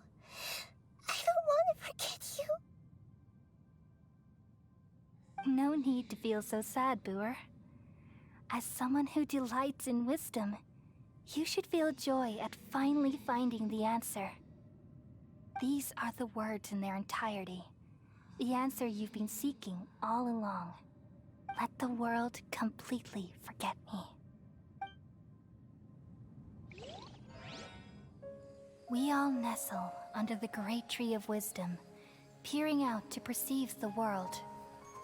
From the earth and from the rain, we perceive its wonders, until we become a white bird to perch atop a branch, and finally snap off the most important leaf.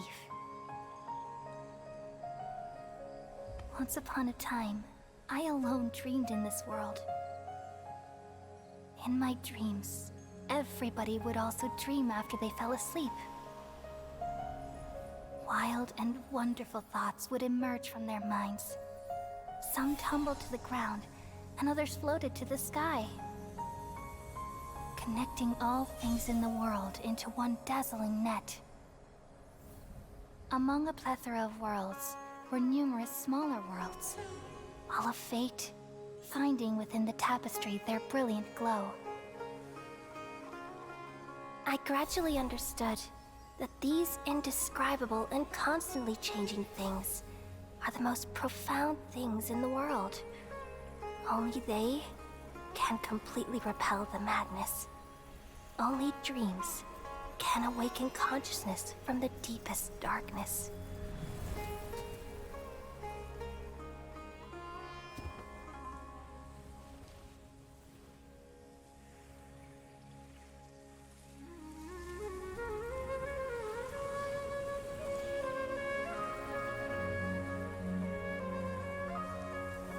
I'm the one who posed this question, yet also the one who sought a solution. Saving the world with the dreams of the people used to be my answer. And now, you've also found your own answer, and I shall return all the dreams to the people.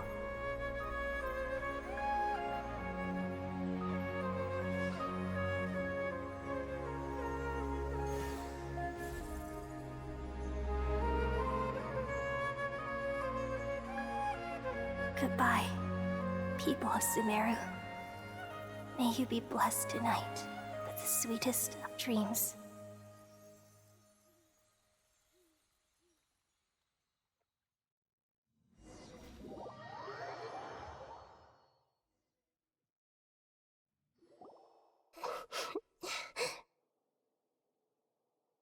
I'm alright. I'm just a little confused. We've just saved the world, right? So why am I crying? I don't know where this feeling inside of me is coming from, but I feel very sad. Just now, we used the power of two gnosis to successfully connect with the Ermin soul consciousness from 500 years ago. Then, we removed the remaining pollution from Merman Soul.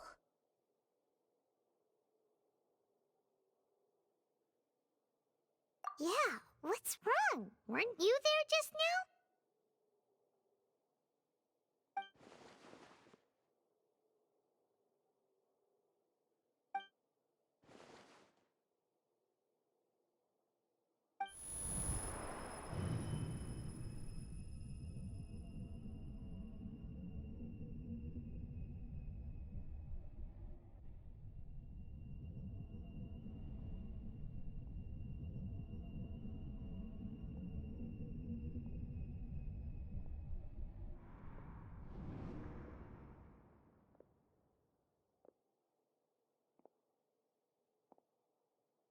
Huh?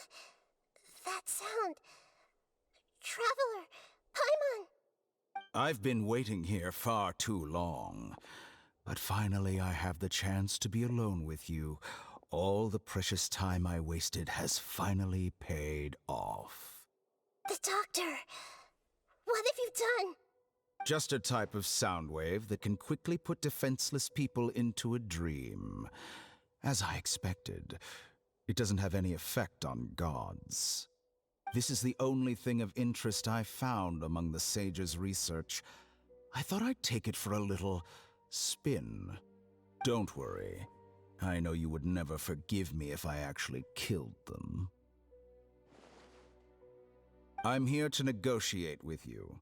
Naturally, I won't do anything dangerous that could potentially damage our relationship. Negotiate with me? I heard you had already left Sumeru. Why are you here again now? I left Sumeru, but I also stayed in Sumeru. Even the God of Wisdom is restricted by the habits of cognition.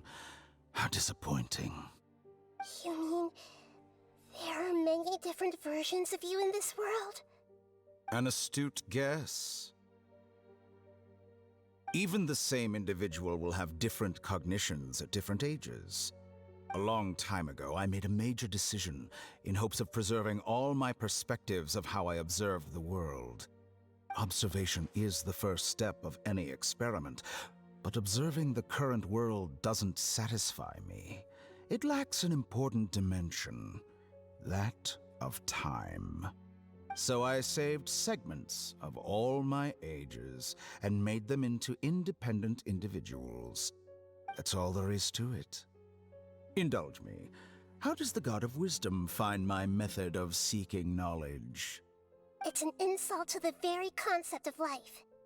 Life inherently has many rules and restrictions, each with its own significance and reason to exist. They can't be broken on a whim.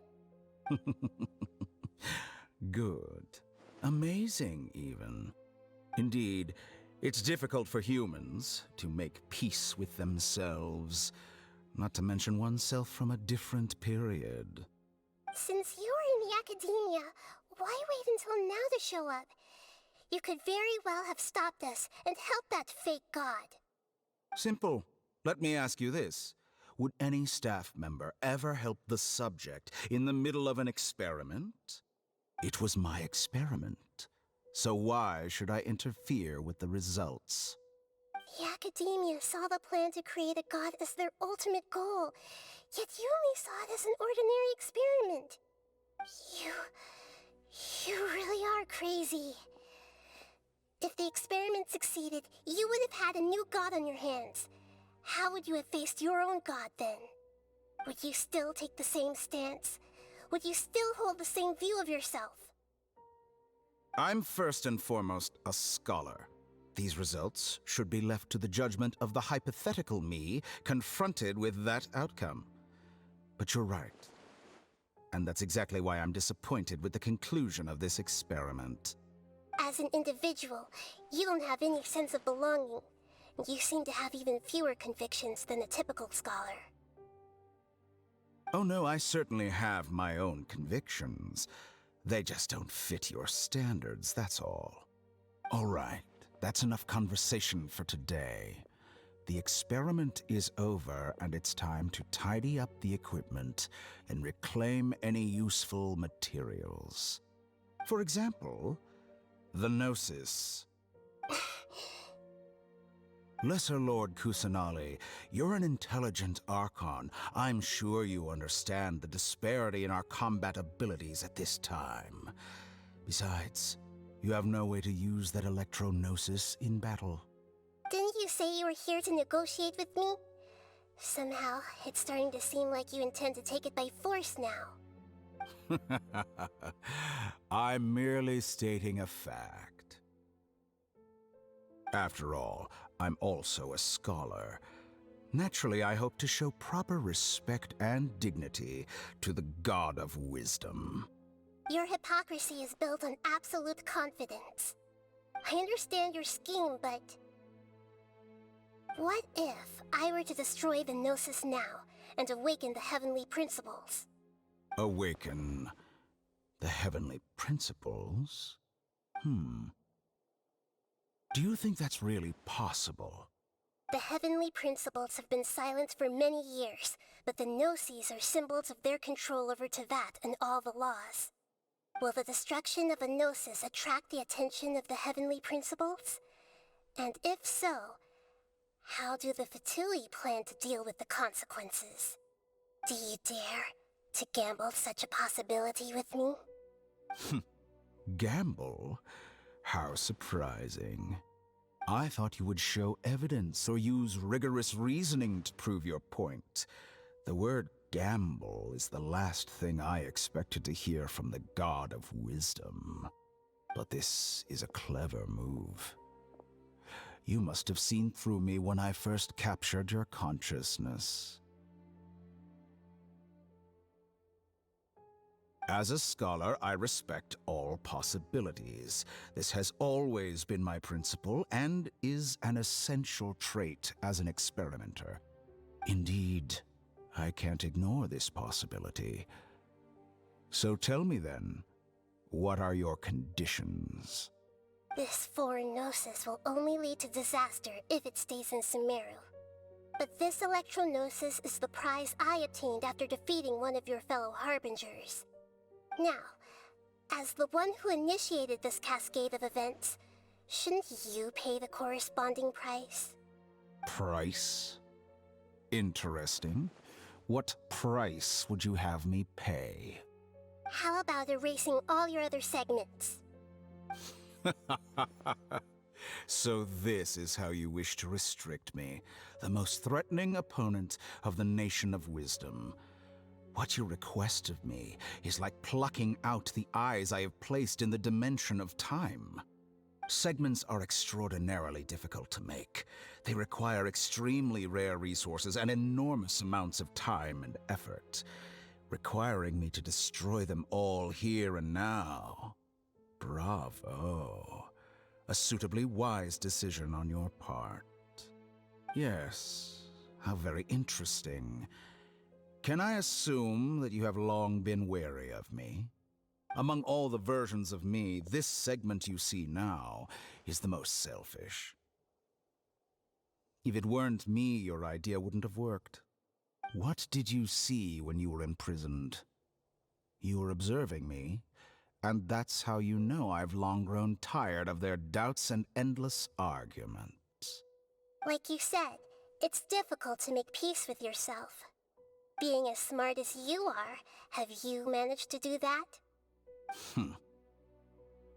I see. If you think all those versions of me are worth a gnosis, then deal. You sure didn't hesitate much. Is the relationship between all the versions of you really that bad? I don't think there's any need to dwell on that. The surplus versions of me can be exchanged for a gnosis. Do you think anyone can offer themselves at a higher price? Besides, with my abilities, it's only a matter of time until I find better perspectives. Perhaps it's best to say, you're just temporarily ahead. But what I'd like to know is, how can you be sure that I've really erased them? I can see your remaining honesty.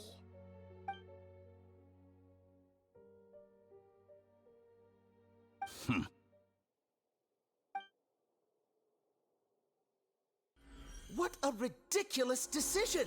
You can't be serious! How could I have been so short-sighted? You think this is the end? Wait, I'll have Please wait! You'll make this moment count. You will regret this! Well, have you confirmed that it's complete? Here, take it. The future of Sumeru City will be in my hands alone. I will shut down the Akasha and let curiosity and the thirst for knowledge drive the realm of academics once again. There won't be any further gaps for you to exploit. It truly pains me that my academic achievements have never been appreciated in my homeland. Of course, I have no interest in being rejected by this city for a third time. Another chess piece. And where is your dendronosis? Don't be greedy, Harbinger of Snezhnaya. No, this is a different transaction. If you intend to turn off the Akasha anyway, then there's no further use for the Gnosis of Sumeru, is there? Besides, isn't it the Archon's duty to deliver what's desired of the Seeker? Oh, judging from your expression, you don't seem to find the idea very agreeable. Then let's think of it this way. Since you're the god of wisdom, how about I exchange some knowledge with you? People exchanging knowledge with the god of wisdom is the stuff of legends. Yet here you wish to exchange knowledge for the god of wisdom's property. Arrogant as that is, it has piqued my interest. Let me ask you, have you in all your mighty knowledge ever heard the rumor that the skies of Tevat are fake? Huh? That's the secret hidden by Ermin's soul concerning the truth of this world.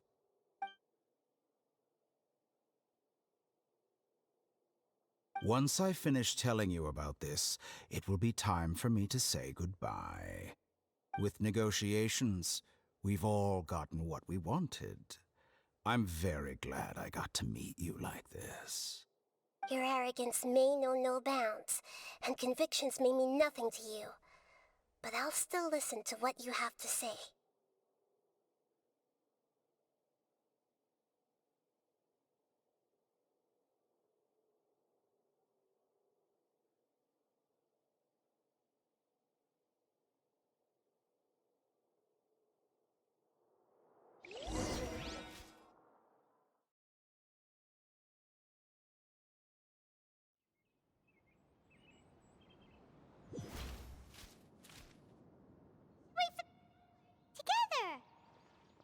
Okay.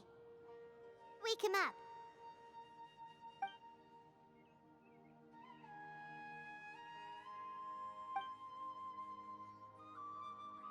Are you awake? Kali says it's time for breakfast. Come on, get up! Good morning! How are you feeling today? Good to hear. It looks like we've recovered pretty well. Not even Tainari could stop us from going out now, right?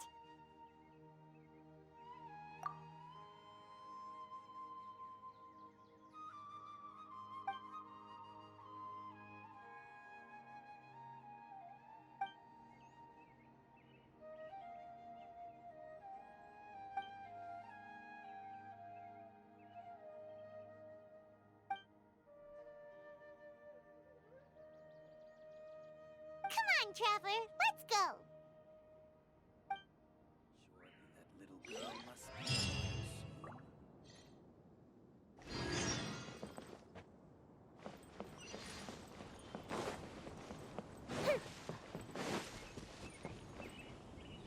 Good morning. Looks like you're awake. Yep. I prepared some breakfast today. Please have a taste.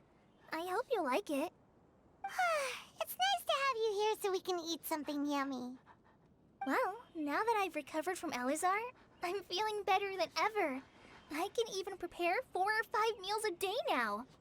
And Paimon bets they're all delicious. Oh, by the way, someone brought a letter for you after you went to sleep last night. Nope. Paimon wanted to read the letter with you after you woke up, so Paimon didn't open it. All right, let's read it now. Oh, it's from Milu. Ahem. We're going to hold a feast at the Grand Bazaar and celebrate Cyano's reinstatement as the General Mahamatra. As heroes of Sumeru, please be sure to attend. I'll wait for you. The date of the banquet is written on the back. It's in 2 days. Oh, I've also heard that you've become heroes here as well. That's amazing. Everyone's aware of your abilities. There's no need to be modest. Anyway, let's go to the Grand Bazaar to have a look. Oh, before you leave, be sure to inform Master Tainari. How many Rukashava mushrooms do I have?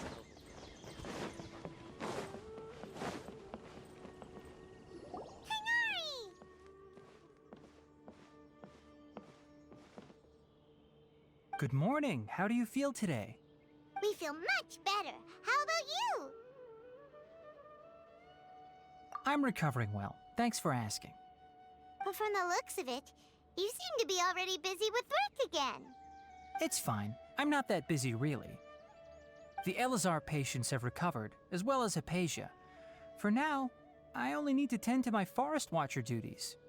It seems once Irminsul started getting better, everything else started to recover too.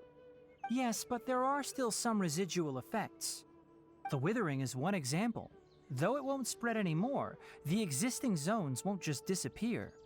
We Forest Rangers will still need to do the work. By the way, we have some good news. Sino got his position back. This news is hardly new. He had already mentioned it to me before. Huh? You mean he was already here? Why didn't he come to say hi to us? He visited once, but he was afraid of disturbing you while you were resting. He just asked me a few questions and left. Then you probably already know all about the celebration feast. Celebration feast? No, I haven't heard anything about that. Huh? But didn't Nilu say in her letter that they would celebrate Sino? He didn't tell you? Perhaps, or alternatively, he doesn't know about it either. Come to think of it, Sino doesn't seem like the type who'd enjoy a celebration feast. You and Kale are both Sino's close friends. Why don't you come to the feast with us? Kale has taken over some of my tasks these days. I don't think she'll have time for it. Not to mention me.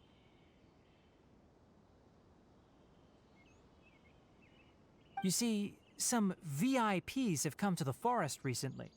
Huh? VIPs? Very important Paimons? Well, technically speaking, they are former VIPs. The sages involved in recent incidents have begun their training in the Avidya forest, and the people they had previously imprisoned have all been released. Huh? Yes, he's a little weak, but he isn't injured and his condition is stable. Lesser Lord Kusanali, in her boundless mercy, has decided to spare Azar and the other wrongdoers.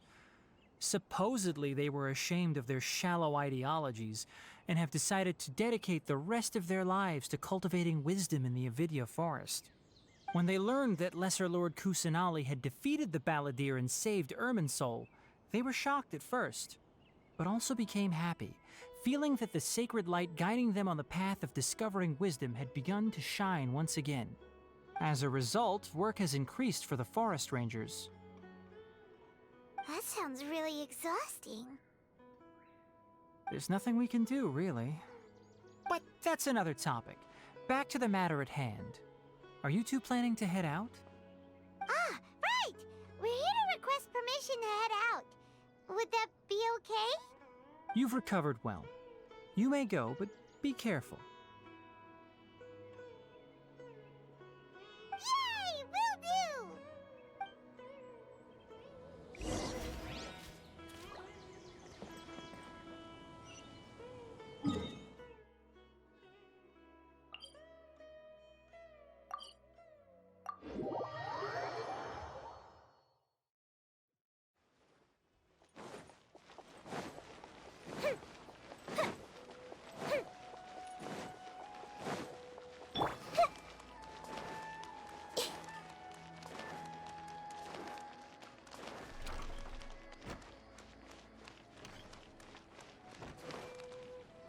Well, there won't be any problems if the feast starts at that time.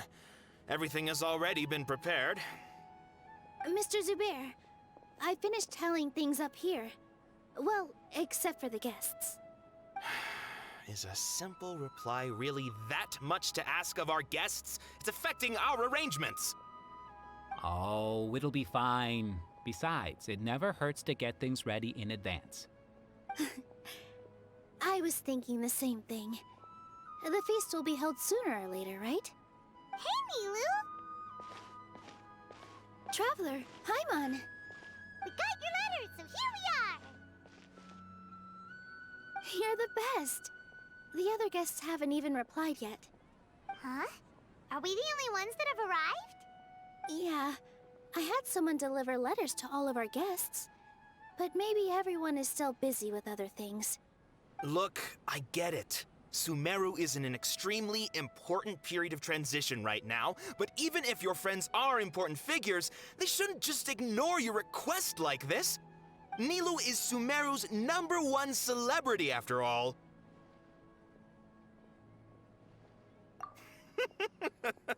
You have no idea how happy I am to talk to people with good taste. If you consider enjoying Nilou's dances having good taste, then almost everybody has good taste. Because Paimon thinks everybody will love her performance. That's right. We all think she's amazing too. Nilou is an absolute favorite among those of us who frequent the Grand Bazaar. For Outlanders, you have a great eye.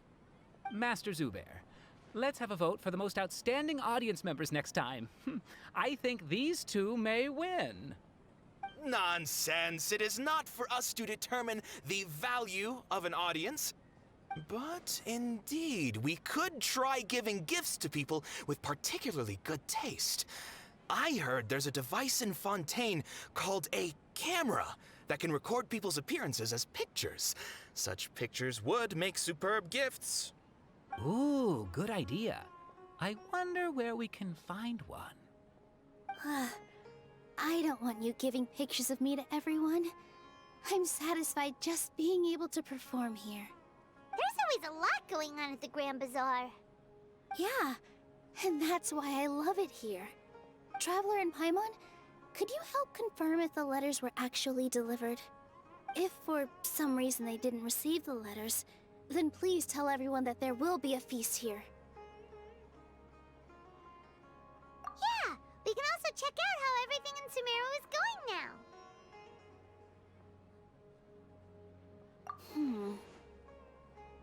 When I wrote the letters, I heard that Dia was in Port Ormos, and Alhaitham was at the Academia. As for Sino, we've only heard that he appears at the Academia from time to time. I'm not too sure about Rahman's whereabouts. My guess is that he's with Dia. As for Dunyarzad, I just hope she's feeling better. I sent her a letter, but I was afraid of disturbing her. If you have time, please ask about her for me. Okay, got it. Let's go, Traveler.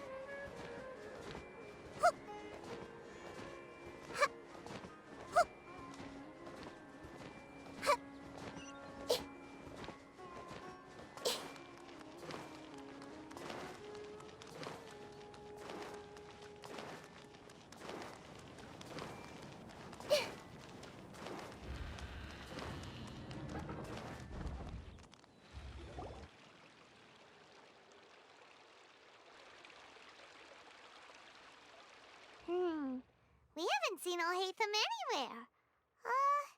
Let's ask that person over there.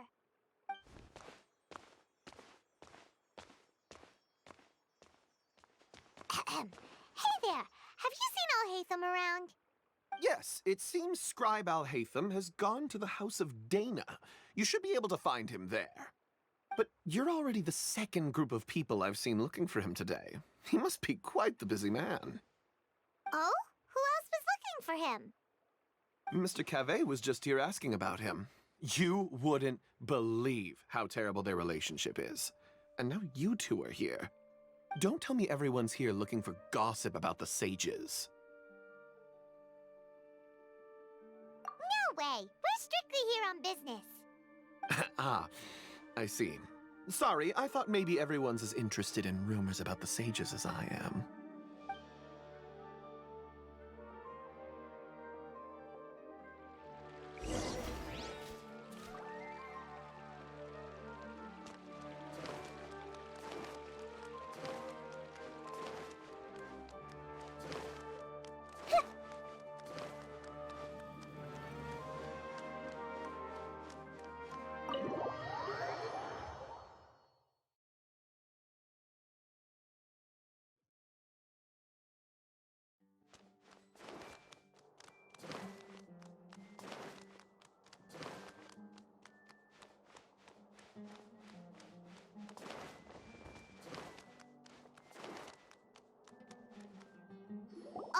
them should be around here somewhere, right? Oh, he's over there! But it looks like he might not have time for us. Just put down that worthless book and tell me what happened in the Academia. This is not just some worthless book. Do you have any idea how difficult it is to find a physical book like this in Sumeru? It doesn't matter. It's probably just another thing that you used your authority to get your hands on anyway. Just put it aside. Listen, I came back today only to hear that the sages have disappeared. Oh, you sound surprised. I thought you would already know the inside story. Would I be here asking you if I knew? You're the scribe, not me. So just tell me what you know already. Well, I almost became a sage. Huh? Oh, don't sound too surprised now.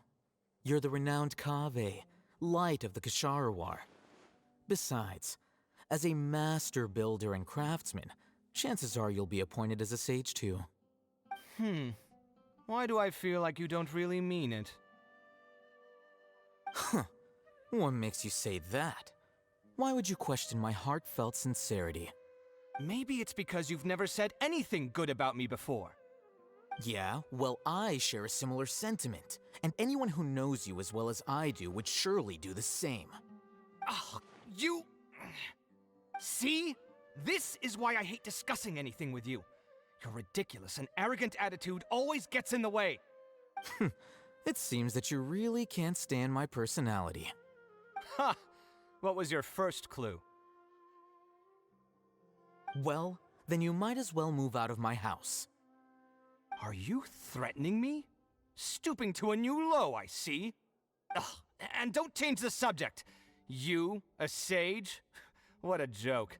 The Academia might as well just close tomorrow. Are they having a fight?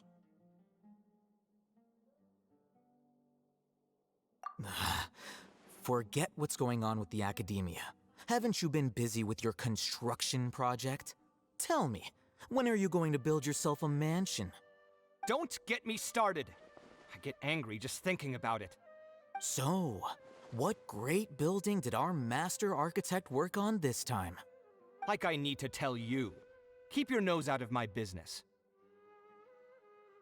No, I think we deserve to know. Where were you when Sumeru needed you most? I was in the desert for a large project, but considering Haravatat's utter ignorance of architectural and aesthetic matters, you probably wouldn't understand. Which is truly unfortunate. I can only pity the man who doesn't understand the first thing about beauty and romance. Unlike a true... Hold on, wait a second. What do you mean by when Sumeru needed me most? Well, while you were out fiddling around in the desert, many people came together to save Sumeru from a crisis. Ha! And you think I'd believe that? Look, all you really need to know is that Azar and all his accomplices have all been overthrown. Huh? What nonsense are you talking about? It's no skin off my nose if you don't believe me. It's not like my Darshan was the one trying to apply for funding from the Grand Sage. Yours, though, on the other hand... You know what? I'll ask around. I'm sure someone knows what's going on here. You're dead if I find out you're lying to me.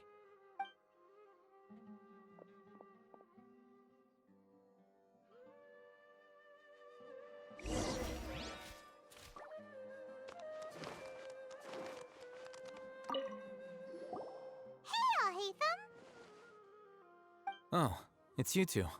What's the matter? We're running some errands for Nilou. Have you received her letter? Letter? Nilou said she sent out a letter inviting everyone to a celebration feast in 2 days at the Grand Bazaar. We'll also be celebrating Zaino's reinstatement as General Mahamatra. If she addressed the letter to all Hatham of the Academia, then the letter should have gone to my office. I've been busy these days, so I haven't had time to check for any new mail at my office. I only now have some free time to attend to personal matters. Have you always been so busy with your work? Of course not. I'm only busy these days because several sages have been dismissed recently and the whole Academia was practically turned upside down. Kainari told us they all went to train in the Avidia Forest.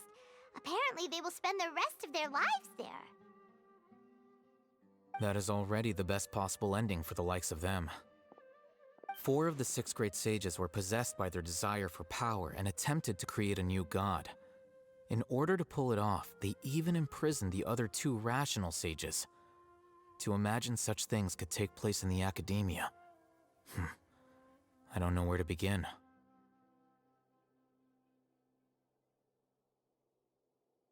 Yeah, you're right.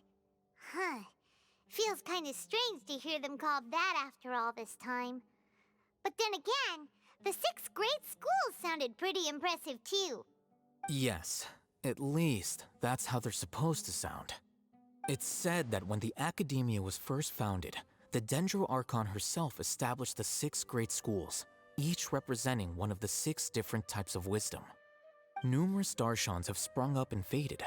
Only the 6 Darshans attaching themselves to the 6 great schools have stood the test of time and obtained permanent seats in the Academia. Now, the 6 Darshans are nearly synonymous with the 6 great schools, and the leaders selected for the schools are the 6 great sages. Among the 6 great sages, there is one central leader, the Grand Sage. Unfortunately, only the sages from Vahumana and Amorta remain now. They were imprisoned for opposing Azar and were only rescued after Azar's downfall. So who's managing things in the other 4 schools now? Do they need to find someone new? Yes. Normally, new sages are selected based on a strict set of criteria. Oh, didn't you just say something about becoming a sage? If they pick you, then we'd have a huge connection in Sumeru. Yes, about that. You didn't let me finish my sentence. The person in charge of personnel affairs nominated me to be the Grand Sage in place of Azar and help Lesser Lord Kusanali manage the Academia. But I refused. Huh? But why? Ugh, can't you be a little more ambitious? I'm not even interested in being one of the 6 great sages. Like I said before, I don't like being a leader. Oh, all right. So are you busy these days trying to find others to take the job? That's not my job either. I'm only responsible for handling important affairs within the Academia before the new sages take office. And the first thing I'll do is reject Kasharawar's application for funding. By the way, who was that other person just now? Is he your friend? Do we look like friends? Paimon doesn't know. That's why Paimon's asking. His name is Kaveh, my roommate. You could say he's the representative for Ksharawar scholars. Which is exactly why he always has so many problems. So everything that's happened recently must be a huge change for the people of Sumeru.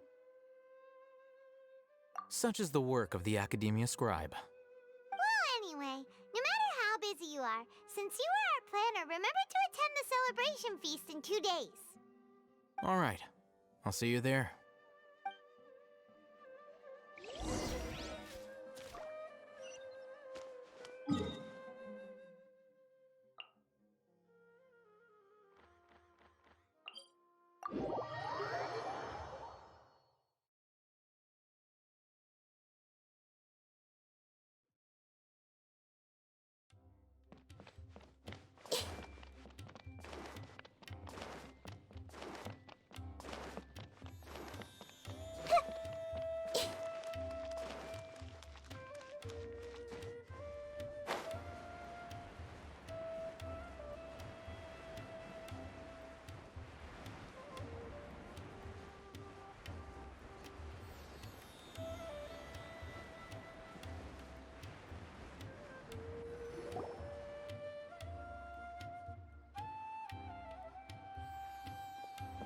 This is Port Ormos. Now where could Is that Paimon I hear? Huh? Oh, it's been a while. How are you doing? Dingerzad! It's been so long since we've seen you! I'm doing well. I can go as far as saying I have never been happier in my entire life. I don't know if you've heard, but Elazar has completely disappeared, and all the patients have recovered. You kidding? Knowing them and the connections they've got, I'm sure they've heard about it. That's right. My lady is feeling better now, so I'm accompanying her for a walk. Why do you still call me that, Dia? You've already informed my father of your resignation. I guess I'm just used to calling you my lady. Old habits die hard. Resignation? You mean you're quitting? Yeah, I might start losing my edge if I keep being a bodyguard for the Homayanis. You know that my parents and I are fond of you, and that we appreciate you very much. It wouldn't be a problem if you wish to continue to be our bodyguard. I'm not a woman that's easily persuaded. You should know that by now, my lady. When I took this job, I had already decided that I'd quit as soon as you recovered. It's time for me to get back out there and chase that horizon. So what are you gonna do now if you're not gonna be a bodyguard anymore? I want to take a risky job and put my body to the test again. Huh? But we literally just finished one of the most dangerous jobs ever. Are you getting bored already? I know. If I hadn't joined in that plan with you, I wouldn't have come up with this idea. I guess I still get fired up by that feeling of going all out in a fight. It made me realize that I'm still a mercenary through and through. Life is short, and I'm happy that I got to be a part of that operation. But the whole thing also made me realize that there are still many problems in Sumeru. And as a desert dweller, I'm still not completely ready to settle down on this side of the wall. Well, I remember a friend had someone bring you a message. You mean I'll hate them? I didn't expect him to still remember that. I thought he was joking. We just came from talking with Al-Haytham at the Academia. Did he tell you that he suggested that I come work at the Academia? What? I heard that Azar and his cronies fell from power, and Al-Haytham told me that now was a good time to find a job in the Academia, but only if I wanted to. Whoa. Paimon can't see you being anything other than a mercenary. Me neither. But I think Dia would look great dressed up as a scholar. Ugh, forget about it. I wouldn't last 10 seconds in there. Al-Haytham probably just liked the way I worked and knew I'm good in a fight. So he suggested I find some work in the Academia. But you know, if you take him up on the offer, Sino might actually agree and let you become a Matra. Because you're super amazing! The Matra have all the talent they need as long as they have Sino. I prefer to be free to live however I choose. In fact, I chose this job from the very start because I knew it'd be right up my alley. Even if being a mercenary means facing all kinds of danger. A lion has to return to the wild sooner or later. If anything, being your bodyguard has been unfamiliar territory for me. I don't want to see you go, but I'll respect your decision. I'm glad to hear you say that. Come on, no need for the sad face. It's not like we'll never meet again. Once the whole Dendro Archon thing is settled, everything in Sumeru will take a turn for the better. That makes me happy too. But a peaceful society will probably mean less demand for mercenaries like me. Before long, we'll be a dying breed. So I'd better get to work while I still can. Huh? But wait a second. You make it sound like you're leaving now. Well, no, not yet at least. I promised my lady I'd stick around until next week. So, have you been in Port Ormos this entire time? We were wondering if you had received a letter from Nilu. Oh, did Nilu write to us? She heard that you were seen in Port Ormos, so she sent the letter here. Huh. It was probably sent to the inn that we're staying at. My lady has been very energetic lately, and keeps taking me on hikes, staying out even into the night. By the time we get back, the receptionist is usually off napping on the job.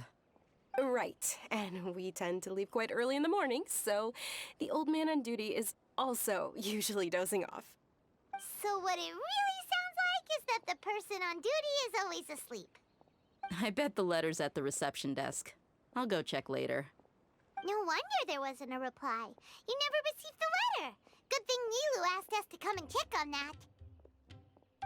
Sorry to make you two come all the way out here. It must be something important for Nilu to specifically write to us like that.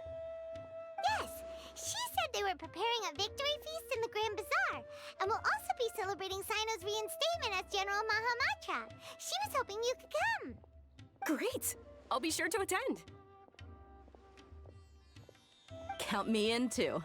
But is there some sort of dress code or anything for the feast? Can I just show up looking like this? Since it's being organized by Nilu, I don't think she'll be too picky about that. If anything, I think she wants to see us as our most natural selves. All right, then this is how I'll show up. The feast will be held in 2 days, so don't forget. Sure. Thank you so much for letting us know. We'll see you there. Oh, by the way, do you happen to know where Sino and Raman are? The General Mahamatra always comes and goes without a trace. Normally no one knows his whereabouts. Oh. But last time we met, he mentioned that he had something to do in Aru village. You can try your luck there. As for Raman, your guess is as good as mine. I only remember he said that he had something to discuss with Sino. You can ask Sino when you meet him. Don't mention it. You'd better get going. All right, on to our next stop.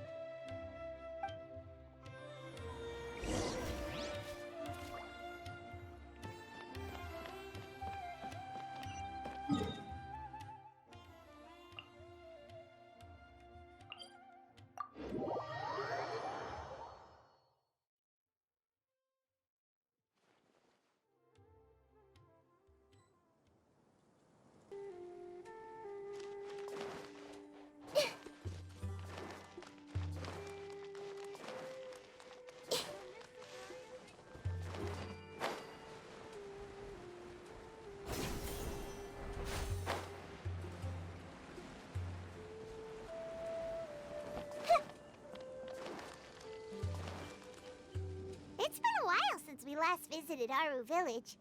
Ah, there's Sino!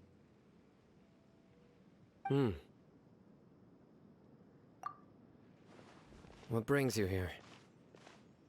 We recovered well, and Tanari agreed to let us leave, so now we're out and about again. It seems Gandharvaville's medical treatment is still as good as ever. And Tanari is recovering well, too. That's good to hear. Yeah, you're the one who brought us to him when we lost consciousness, right? Thanks for that. You're welcome.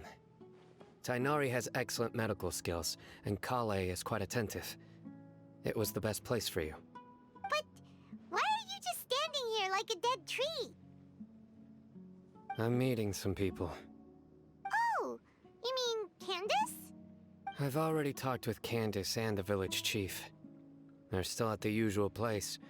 You can go there if you'd like to see them. But you know one of the people I'm meeting as well. Oh, by King Deshret's blessing, my friend suddenly appears in the desert. Don't tell me you've run into trouble and need us to help now.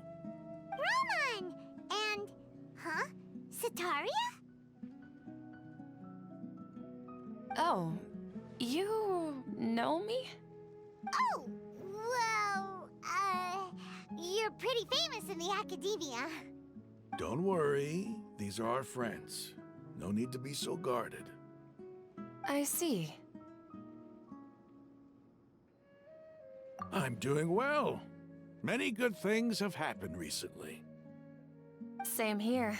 Really, I feel that my whole life has started to shine after suddenly finding a new direction.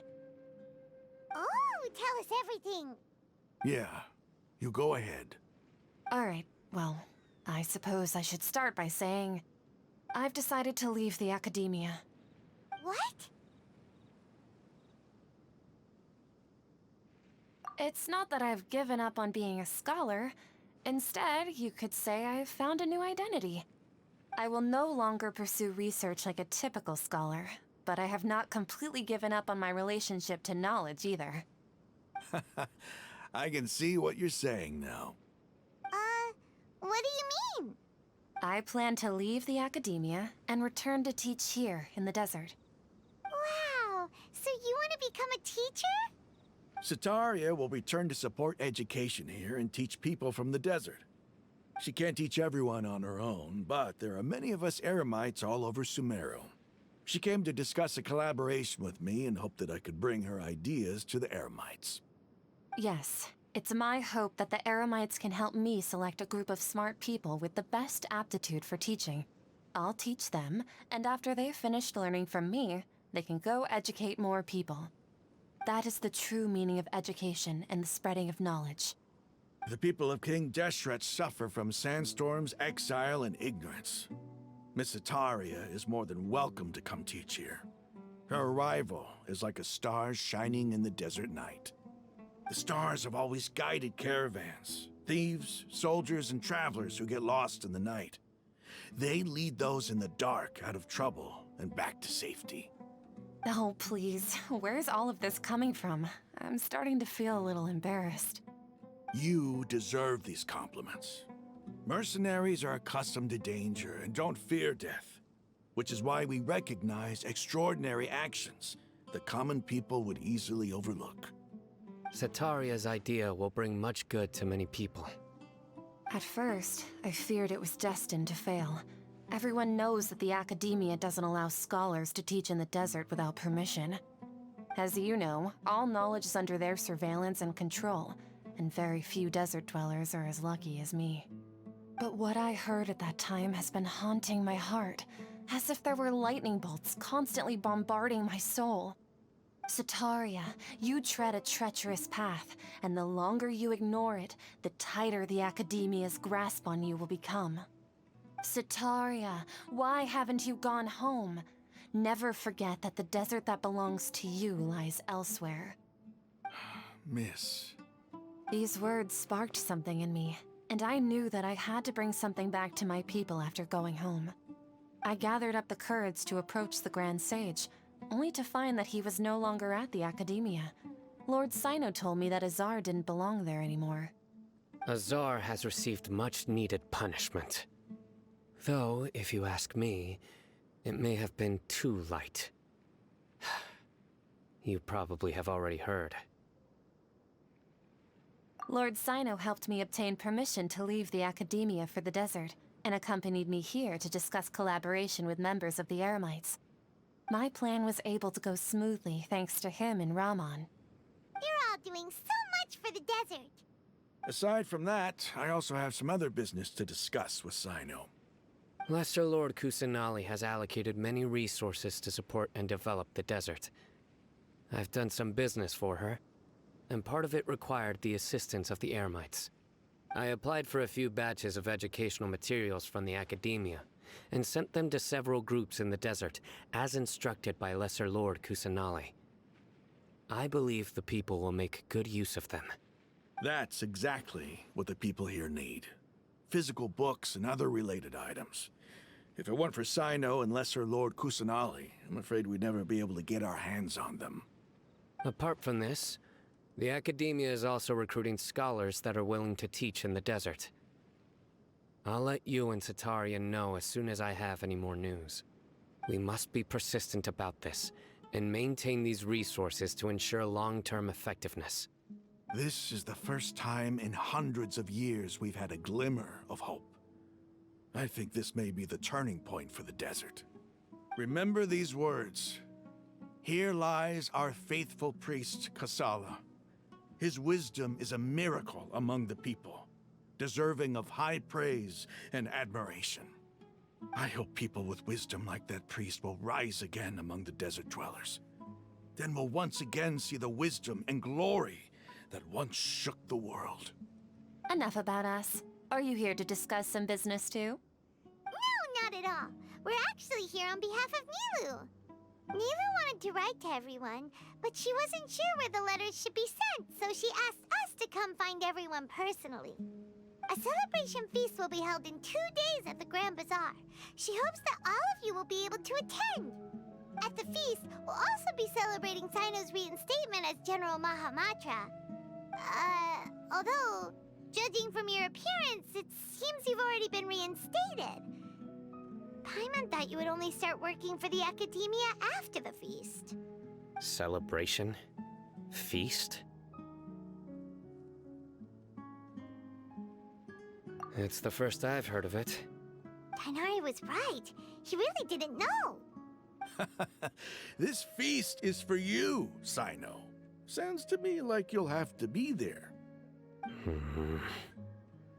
It's rare to see that kind of expression from Lord Sino. You must not like feasts very much. No, not really. But I'll go. Well, I still have a lot to handle here. Besides, I need to look after Miss Sataria in the desert, so I'll have to pass.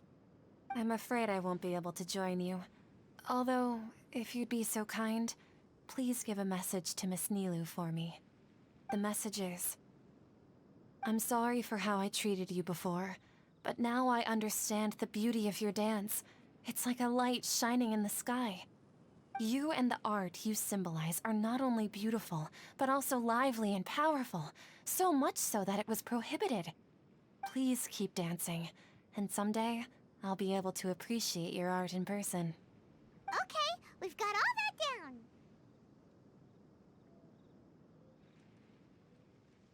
Our job here is complete as well. Oh, Sino, remember, party's in 2 days. Make sure you're there. Got it.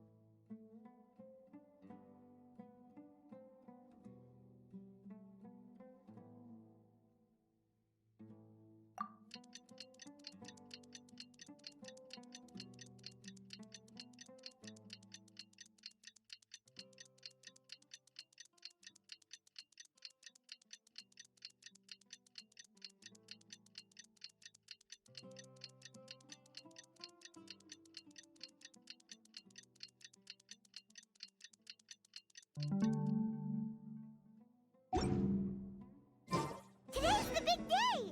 Let's go to the Grand Bazaar and see how the celebration's coming along.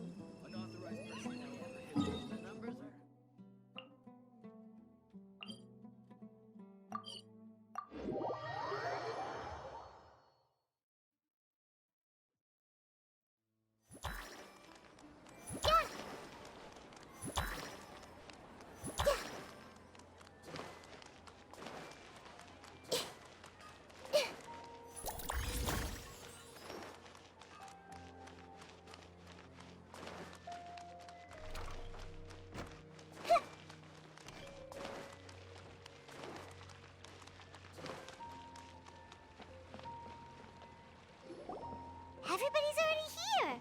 Looks like we're the last ones to arrive. I'm here.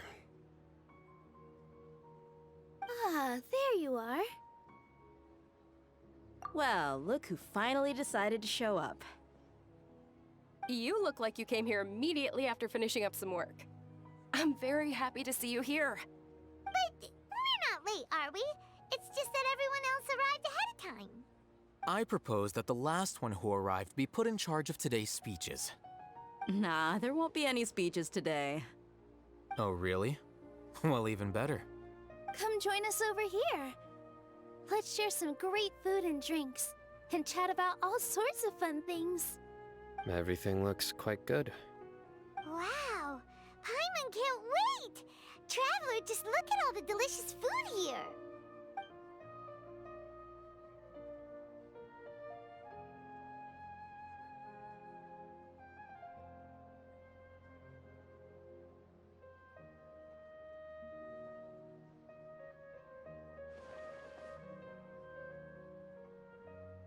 Whoa! It's so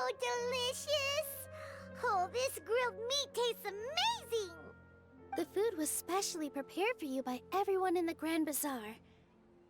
And we have gifts that were sent by the residents of Sumeru City when they heard we were holding a feast. Everyone that came said that you saved Sumeru, and wanted me to thank you all on their behalf. Ah, feels kinda nice to be seen as a hero. I could get used to this. Being a bodyguard is also a hero's job. You've always been amazing, Dia. My lady sure has a way with words. Thanks. I'm glad to hear it. And I'm happy to meet everyone that participated in the great plan. Don't mention it. Come to think of it, we've really done something impressive together. It's unbelievable. We owe it to our abilities. And luck. Really? Why do I remember everybody thinking that luck was against us and feeling like we hardly had a chance of succeeding? That's how I remember it too. It's luck that brought us together, and it was luck that let us form a team. Then, it took even more luck for us to formulate a plan and implement it successfully. Moreover, judging from the results, everything worked out well. Yeah, everyone gave it their all when it mattered most. It was almost like a performance. We took the stage and put on our best show. Everyone played their part, and thanks to everyone's efforts, the performance was a great success. So, would you say we're good actors too? It's such a blessing that Lesser Lord Kusanali was able to return to power at the Academia. Yes, even after being abandoned and neglected so many times, she's finally returned. Uh-huh. Lesser Lord Kusanali once used all her power in a great disaster, which resulted in her losing all her wisdom and memories of the past. The Academia basically abandoned her because of it. This should be something everybody should remember. Huh?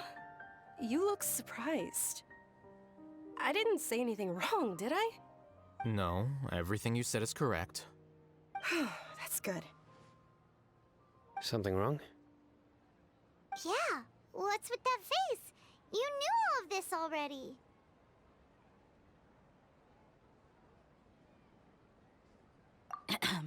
Even if those two giants of the Academia are here, I still have to say it. Those sages really have some nerve. 500 years ago, Lesser Lord Kusanali used all her power for the people of Sumeru, and what did they do in return?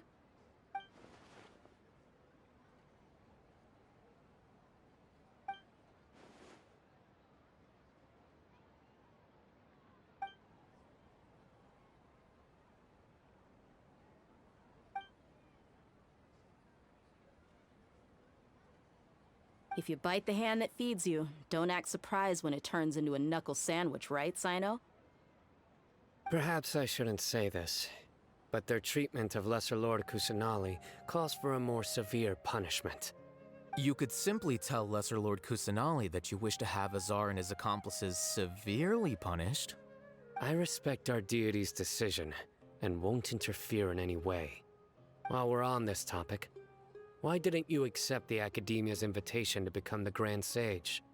Are you trying to say that I'm fit to be a sage? Not at all.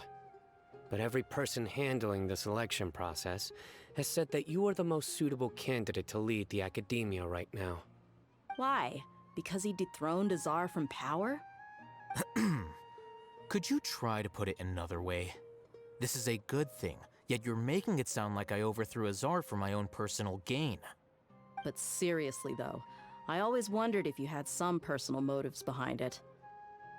I did have my own motive, but it had nothing to do with being a sage. If the rules of our nation were suddenly cast by the wayside, then it wouldn't be long until chaos ensued. I had no intention of letting their dreams disrupt my life. By that, you mean your life working as the Academia's scribe? Precisely. Wait, is that all? So, that's the only reason why you joined us and came up with all those plans? It's reason enough.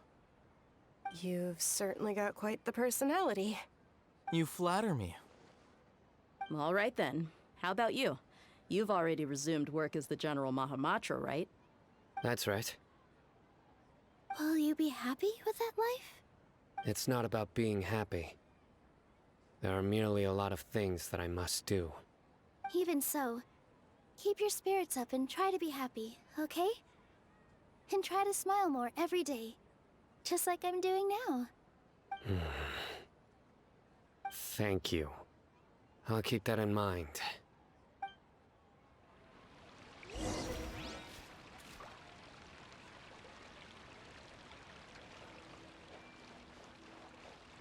Ah, there you are, traveler. Well, how is it? Are you enjoying the feast today? That's good. It's the first time I've ever invited so many exceptional people to one place. I was a little nervous myself. You see, every guest here is quite extraordinary. It's unbelievable that we've got everyone together here. Almost like a fairy tale. Make sure you live it up tonight. I'll be happy as long as you're enjoying yourselves.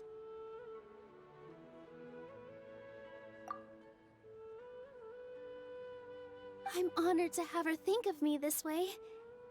If I have a chance in the future, I would really like to invite her to one of my performances. I can't explain why, but I just feel elated right now. Thank you. Ah, there you... Well, how is it? It's the first time... You see, make sure you live it up tonight. I'm honored to have her think of me this way. I can't explain...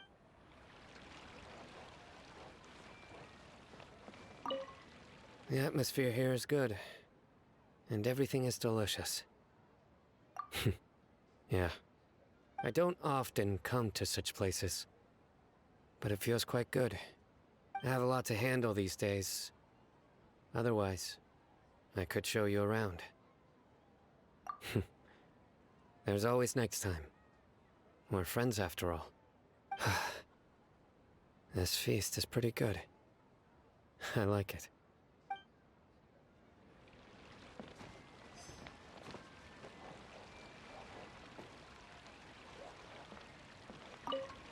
My lady, the grilled meat over there is delicious. Have you tried it? Yes, I also tried some fruit just now. Oh, they're very sweet. What an amazing place to relax. No wonder everybody likes to rest at the Grand Bazaar. You said it. Oh, look who else is here. Hello. Oh, I'm so happy Nilu invited everybody. Oh, now I have the chance to meet all the heroes. Hey, less of that polite chit-chat and more eating and drinking. The feast is about having fun, not stuffy formalities.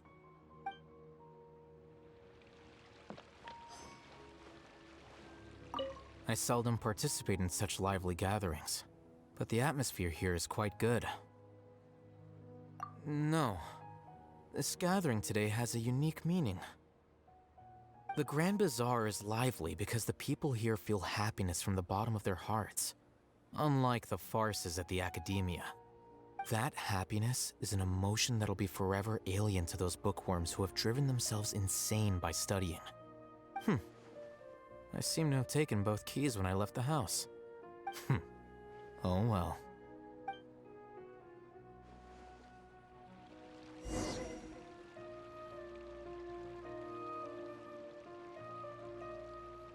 Hey, what's wrong? Your head is starting to droop. Hey, you can't just fall asleep here. Paimon will go find something delicious for you to eat. You wake up once you've put something yummy in your tummy. Of course, just wait here for Paimon.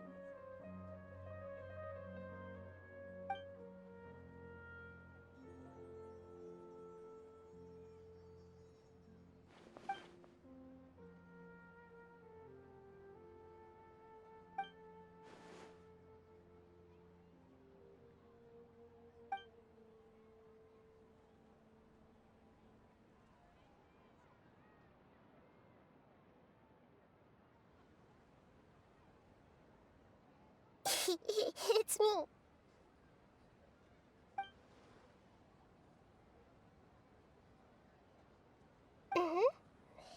You may blame me for being a bit too self-indulgent.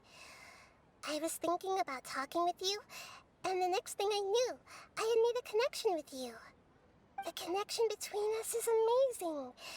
It's like flora and the fence it grows upon.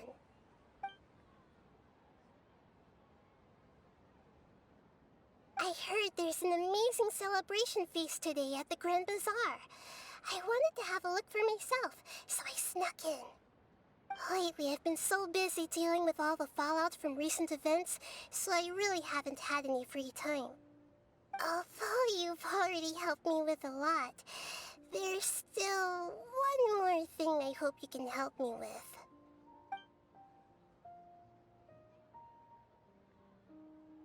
Please say thank you to everyone for me.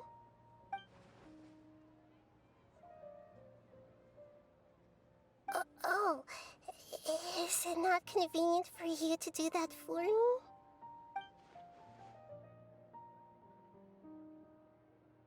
But if I just show up all of a sudden, people will become all quiet and stiff, won't they? What if I end up scaring them and ruining this wonderful feast? That'd be the last thing I want.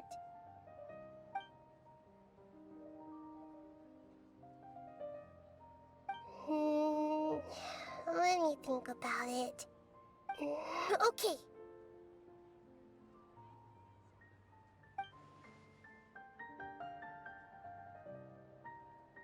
Yes, I have.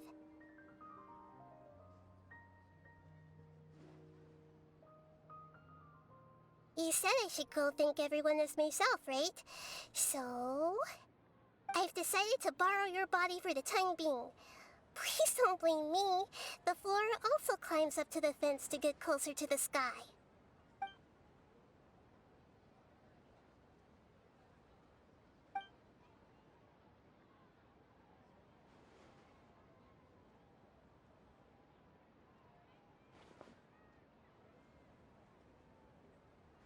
Everyone! Are you awake now? Paimon was just about to bring you the food. It's me. Huh? That voice. Nahida? Hold up. What's going on? I didn't expect to have a conversation with the consciousness of Lesser Lord Kusanali in the Grand Bazaar. Interesting. Is this also a part of the feast? No, of course not. Are you Lesser Lord Kusanali? Hello, Nilu. You know who I am? Yes, I already know every one of you. Nilu, Alhaitham, Sino, Dia, Paimon, and Dunyarzad.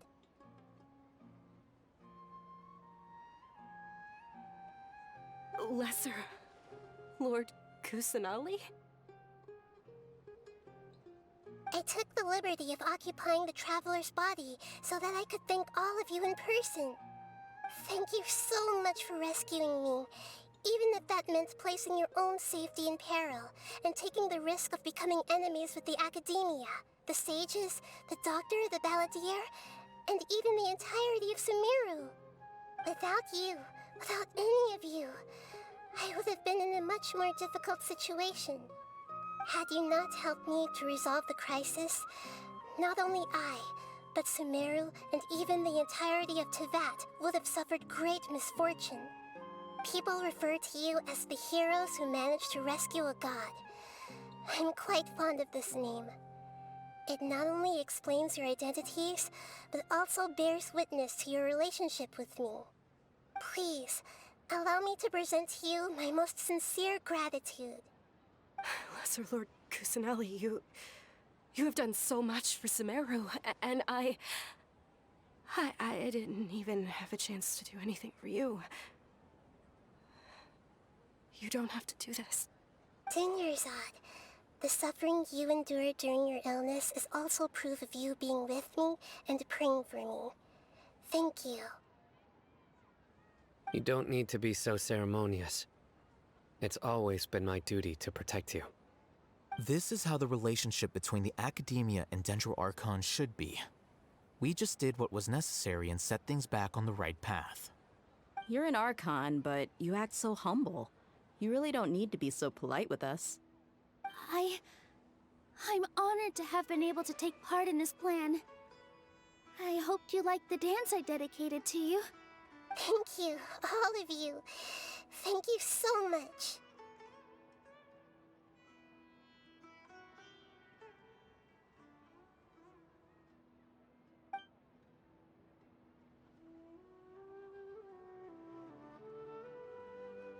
Yeah.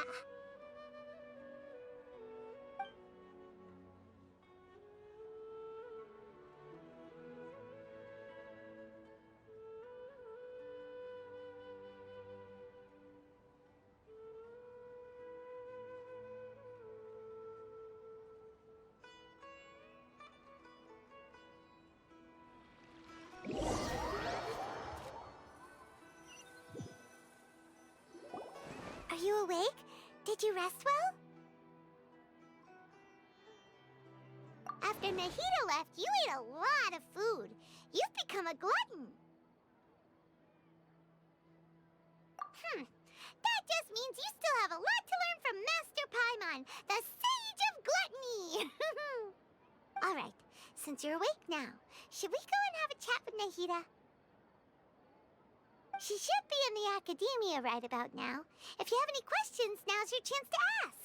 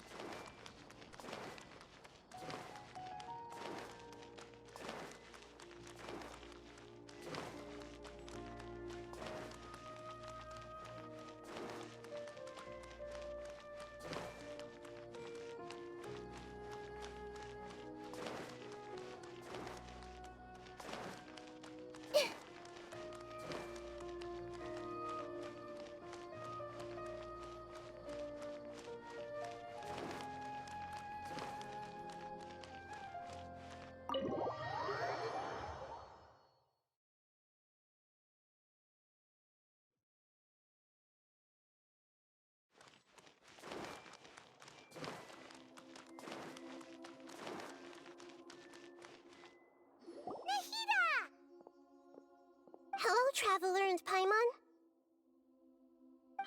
What a fantastic night. I'm still immersed in all the happiness and joy, like a candle floating on water. So are we, and that's why we're here to talk with you. Is there anything you want to know?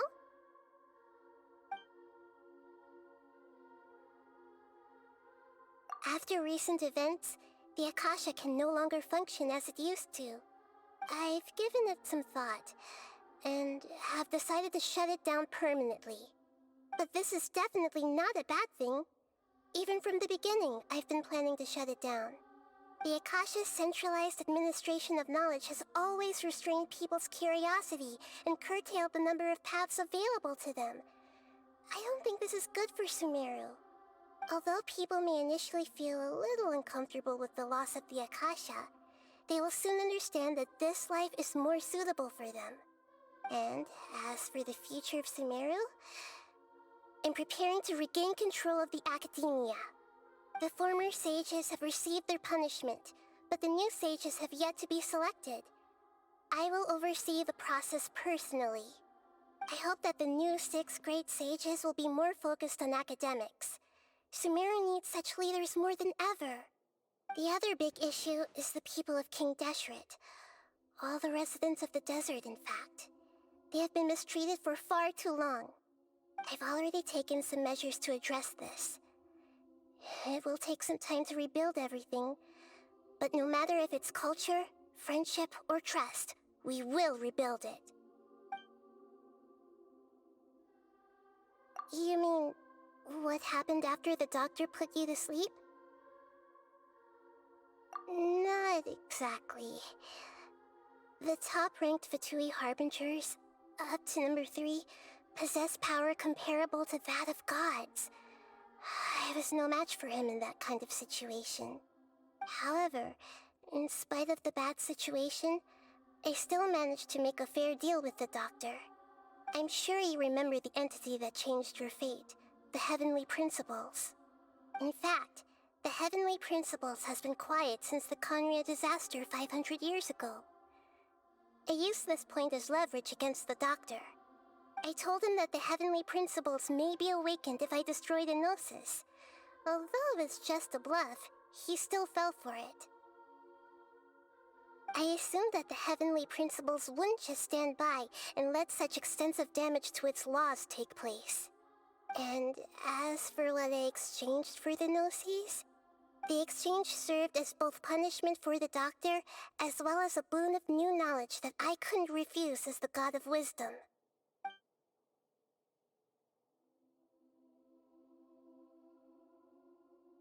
He's still in a coma. I've hidden him like how one would hide a feather.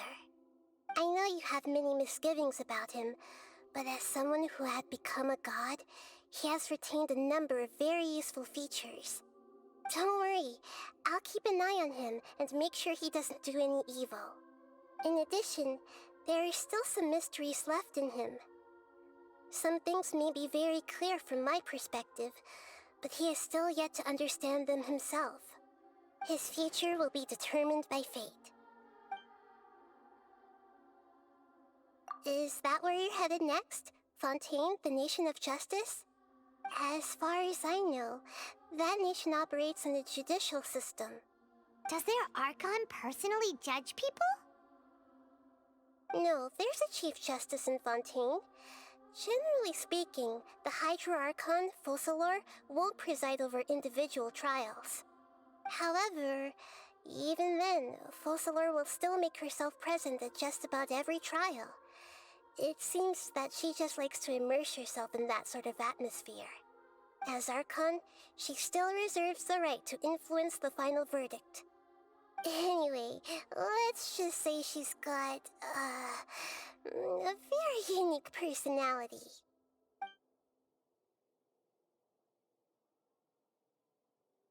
Are you sure? Isn't there something else you haven't asked about yet? Huh? You mean... About your sister. While you were resting at Gandharvaville, I took some time to perform an Irminsul search for information on your sister. Yeah! Isn't Irminsul a repository for all the information and memories of Teyvat?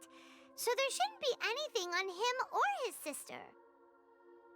This is true in your case. Irminsul indeed does not have any information on you. However, there must be something different about your sister. Because, as it turns out, the world has recorded information on her after all. What? There is only one possible explanation. She belongs to this world.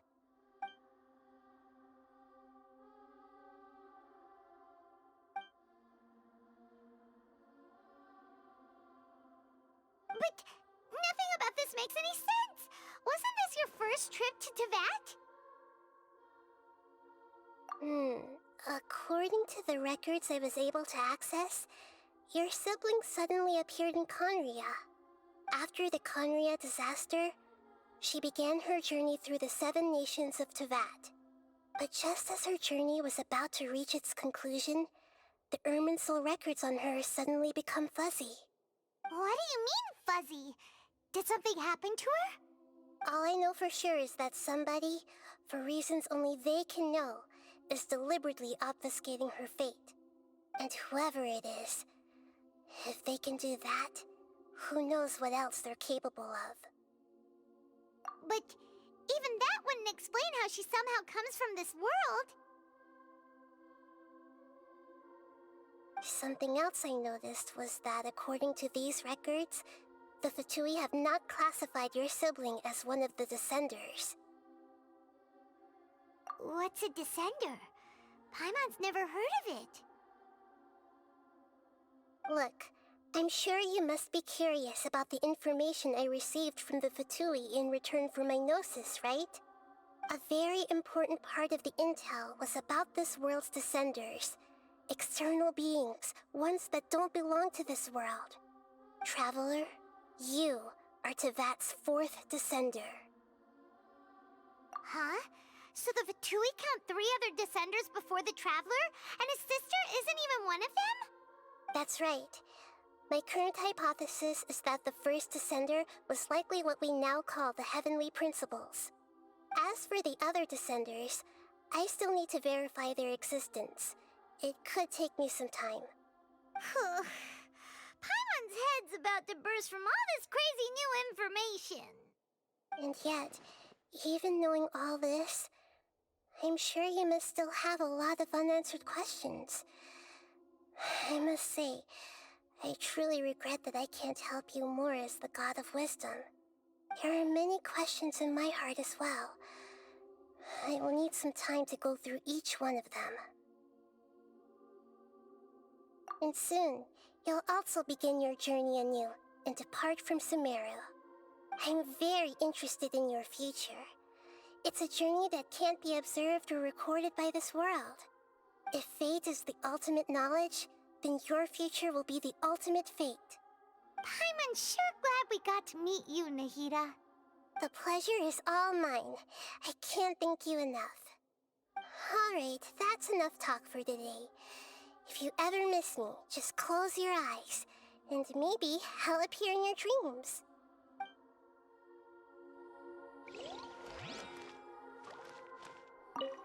Is there anything you want to know?